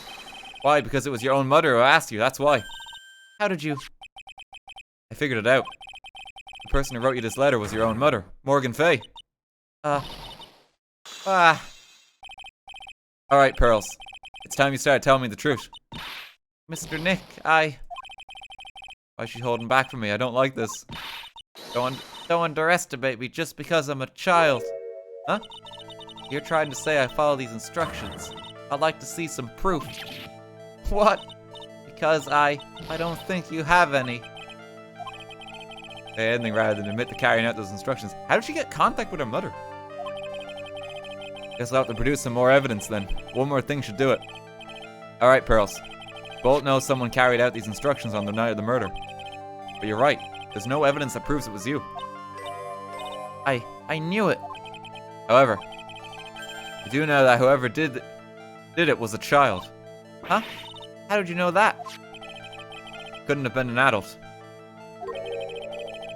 No adult would have made a simple mistake like that.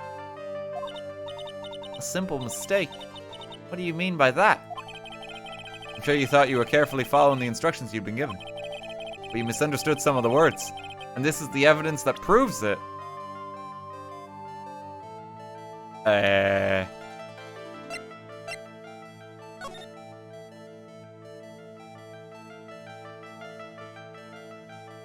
She didn't channel it immediately.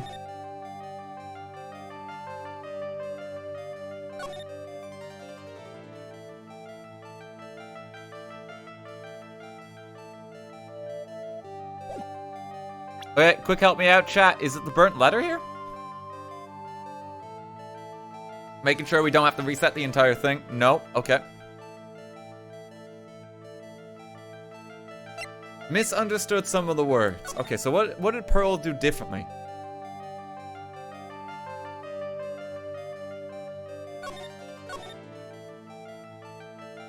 Gravely roast the master in the fires of Hades and bring our vengeance to fruition. Gravely roast were the words that she was struggling with.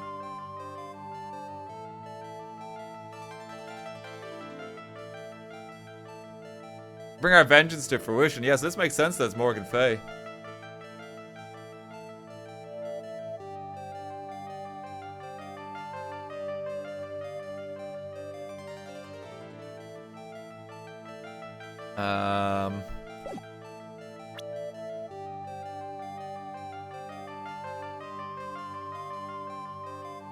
Gravely roast the mast. Gravy! It was you who splattered gravy on the hanging scroll, wasn't it? Ah! But why would I do something like... Do you remember what is written in that letter? Gravely roast the master in the fires of Hades and bring our vengeance to fruition.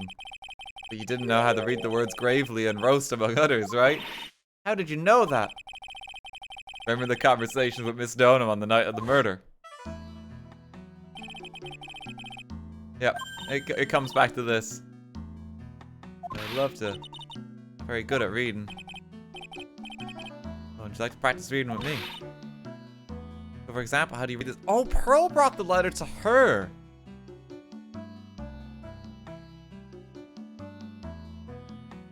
Surely, okay, surely if she saw it then she knew it was coming. Because, oh, that's a rather weird comment to gravely roast the master and bring revenge to fruition. I wonder why a small child has that. Oh yeah, my sister hates me. So she must have known what was going on. That's weird. Misty Faye knew she was probably gonna die. It says gravely, that's kind of a tough word.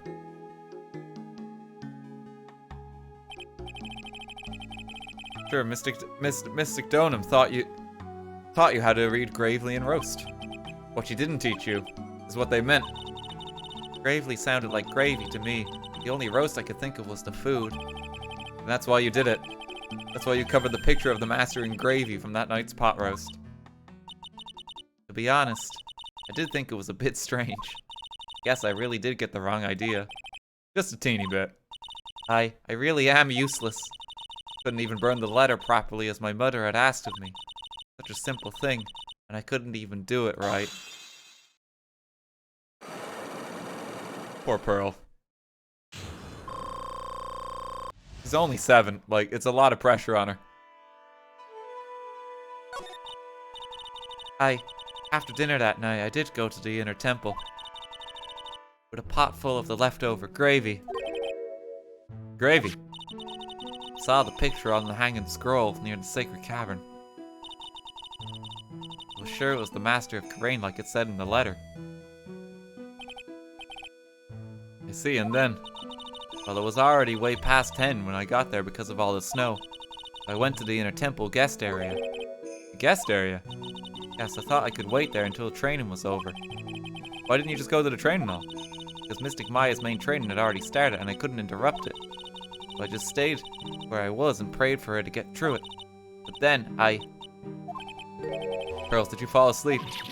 I'm sorry, I didn't mean to. I just couldn't help it. Hey, don't worry about it, Pearl. Who cares if you fell asleep? Oh, Larry's just here still, yeah. I fell asleep waiting for Iris too, it happens. Anyway, then you found yourself trapped at the inner temple. Yes, when I woke up, it was morning. I tried not to cry, but... Dusky Bridge wasn't there anymore, and there was no one in the training hall. I thought everyone had left me because I overslept. I threw the letter into the incinerator, then I heated up the leftover gravy and... let off some steam by chucking the gravy on the scroll while you cried.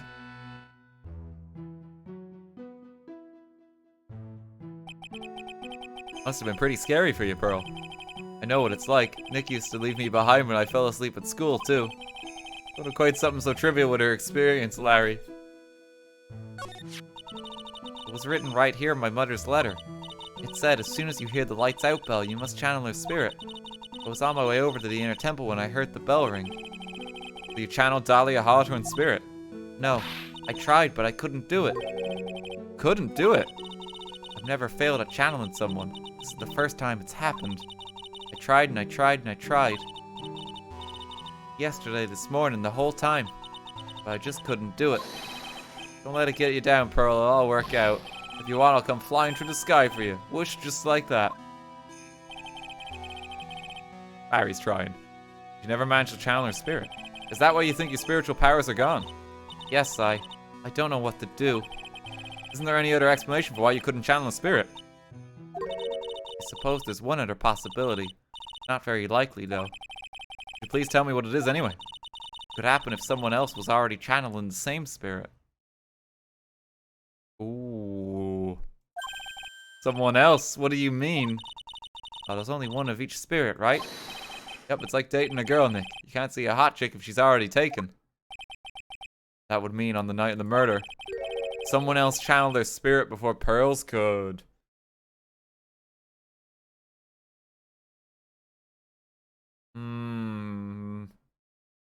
Maya is missing. It makes sense if Maya did it. Misty Faye could have done it. Oh.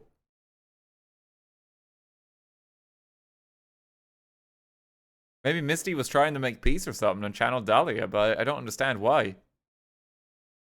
I don't know how that works if it's a murder, unless she killed herself. Doesn't really make sense. Or she channeled Dahlia, went wrong, and Dahlia just took her revenge on, like, the vessel, you know, kind of knowing what was happening.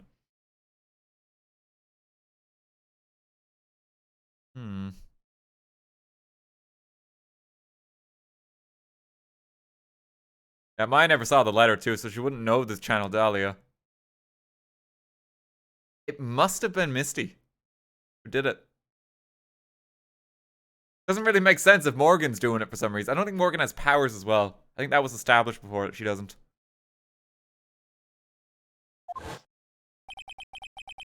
Someone else channeled the spirit of Dahlia Hawthorne. Iris could have done it. I don't know if Iris has shown that she can do it. I'm a failure. I couldn't even grant my mother's final wish. Final wish? Yes, this letter. This is my last wish, she said. Make sure you follow the instructions carefully. This letter. Definitely need to find out more about it. My mother has gone to a place called a penitentiary. Yeah, I know, Pearls. I visit her every month. And last month she told me. The time we've been waiting for has come, Pearl. There's something I need you to do for me. I hid a letter for you at our home before they brought me here. I want you to read it. Do exactly what it says. It's for the good of the Fae clan, my angel. You'll be doing a great thing. Now listen carefully, and I'll teach you where the letter's hidden. Oh shit. My mother is always so nice to me. I love her very much. Yeah, moms will do anything for their kids, right? She said it was for the good of the Fae clan, so I knew I had to help her. I mean, Mystic Maya's part of the Fae clan, so it had to be good for her too. That's right, isn't it, Mr. Nick?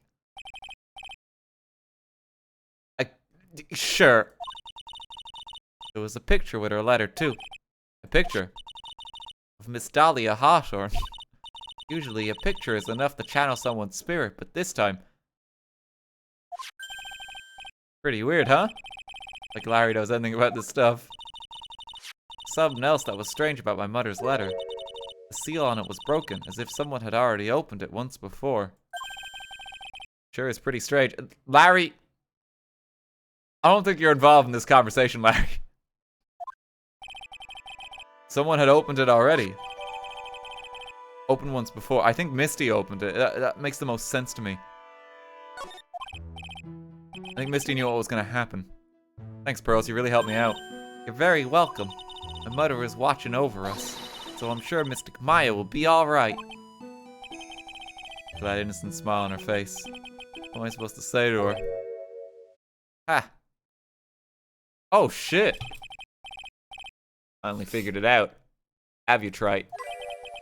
You finally realized how terrible of a crime being painfully Finally realized how terrible of a crime being painfully oblivious is. Gato! The entrance to the sacred cavern looks like a freaking puzzle workshop. Guess he's talking about Iris and the lockbreaking effort. But it's all a waste of time. Why do you say that? Because Maya Faye isn't coming back. What? You don't know what you're talking about. How can you say something like that? It was your job to protect her, Trike. Just like it was your job to protect Mia Faye. I mean, it wasn't, and like, for the most part, honestly, like, Mia was capable of taking care of herself, Gato. You know? Two sisters, caught up in the worst circumstances. I realized that, but... And you were the only one who was by their sides. You were the only one who could have saved them. I didn't know anything about what was going on. Ha! What did I just say, Trite? Being oblivious is a heinous crime in itself. Tomorrow. We'll settle everything in court tomorrow. Once and for all.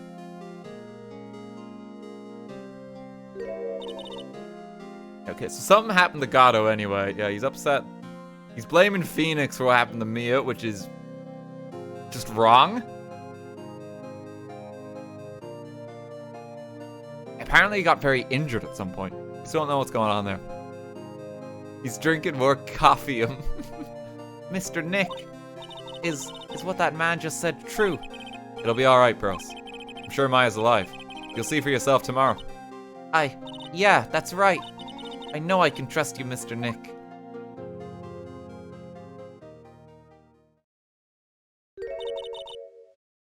My dear Pearl, you've done so well, my child.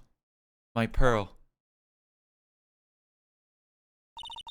It's better that you don't know what you've done. I knew this day would come for you. The blood of the main family is no more.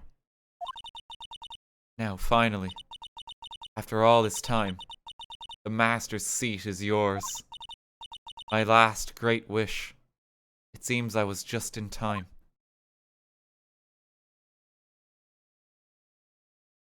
To be continued. Oh my god. Oh shit, and we made it to the trial.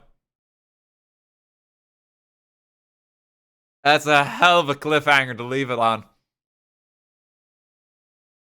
That's a hell of a cliffhanger. Double save it. Close the game real quick. But this is gonna be where we wrap up for tonight. Hang on, it'll come back. It'll come back up in a sec. We'll get the audio too. We've been streaming 8 hours. It's a good point. Call it for the evening. This will figure itself out in the box too. We just want to get that music back. Oh, hell of a cliffhanger. Tomorrow's stream will start at 3 p.m. time in Ireland. It says 8, it's been 8, it says 6. The stream crashed at one point because my PC had an issue. It's been 8 hours.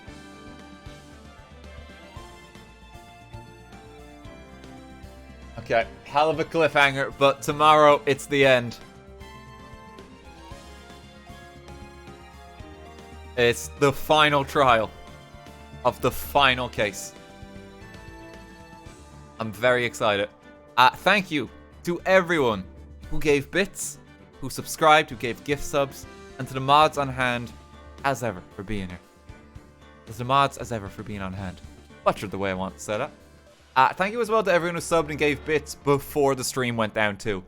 Unfortunately, that's not going to show up just on the credits sequence now, just because my computer was having issues. I do apologize there, but thank you nonetheless for supporting me. Thank you to everyone who stuck with the stream all this time. Long boy stream. Yeah, so tomorrow is the final trial. We start at 3 time in Ireland. It is 3 p.m. GMT +1. It is the same time that we start today's stream at. If you want another conversion, it is in 16 hours from now. Another possible way to look at it.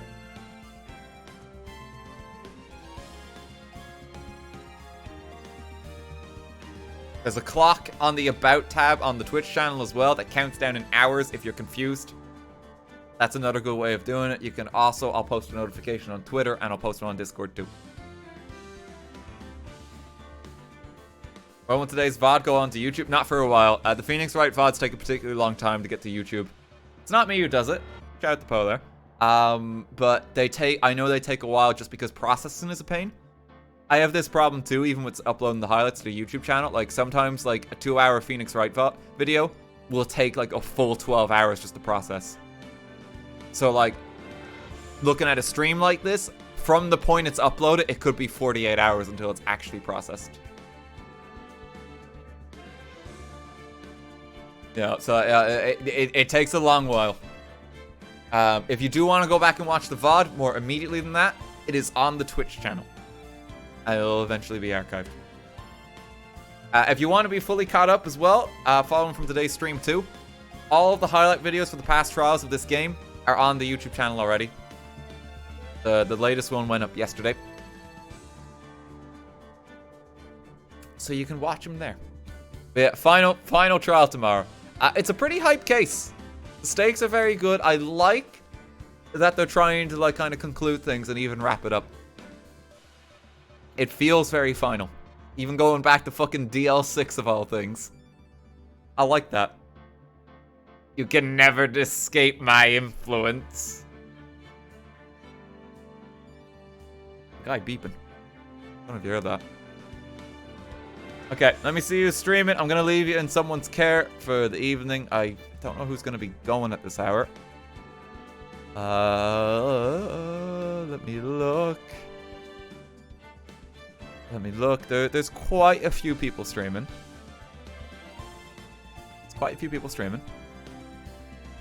We haven't raided Italics in a while. And he's playing Cult of the Lamb, which I hear is quite good and quite fun. Like roguelike, but mixed with Animal Crossing elements, which is like a very odd combo. Go say hey. Wish him well. But yeah, next stream is tomorrow. Hope everyone enjoyed today. Thank you so much for coming around. I'll see y'all then. Have a good night.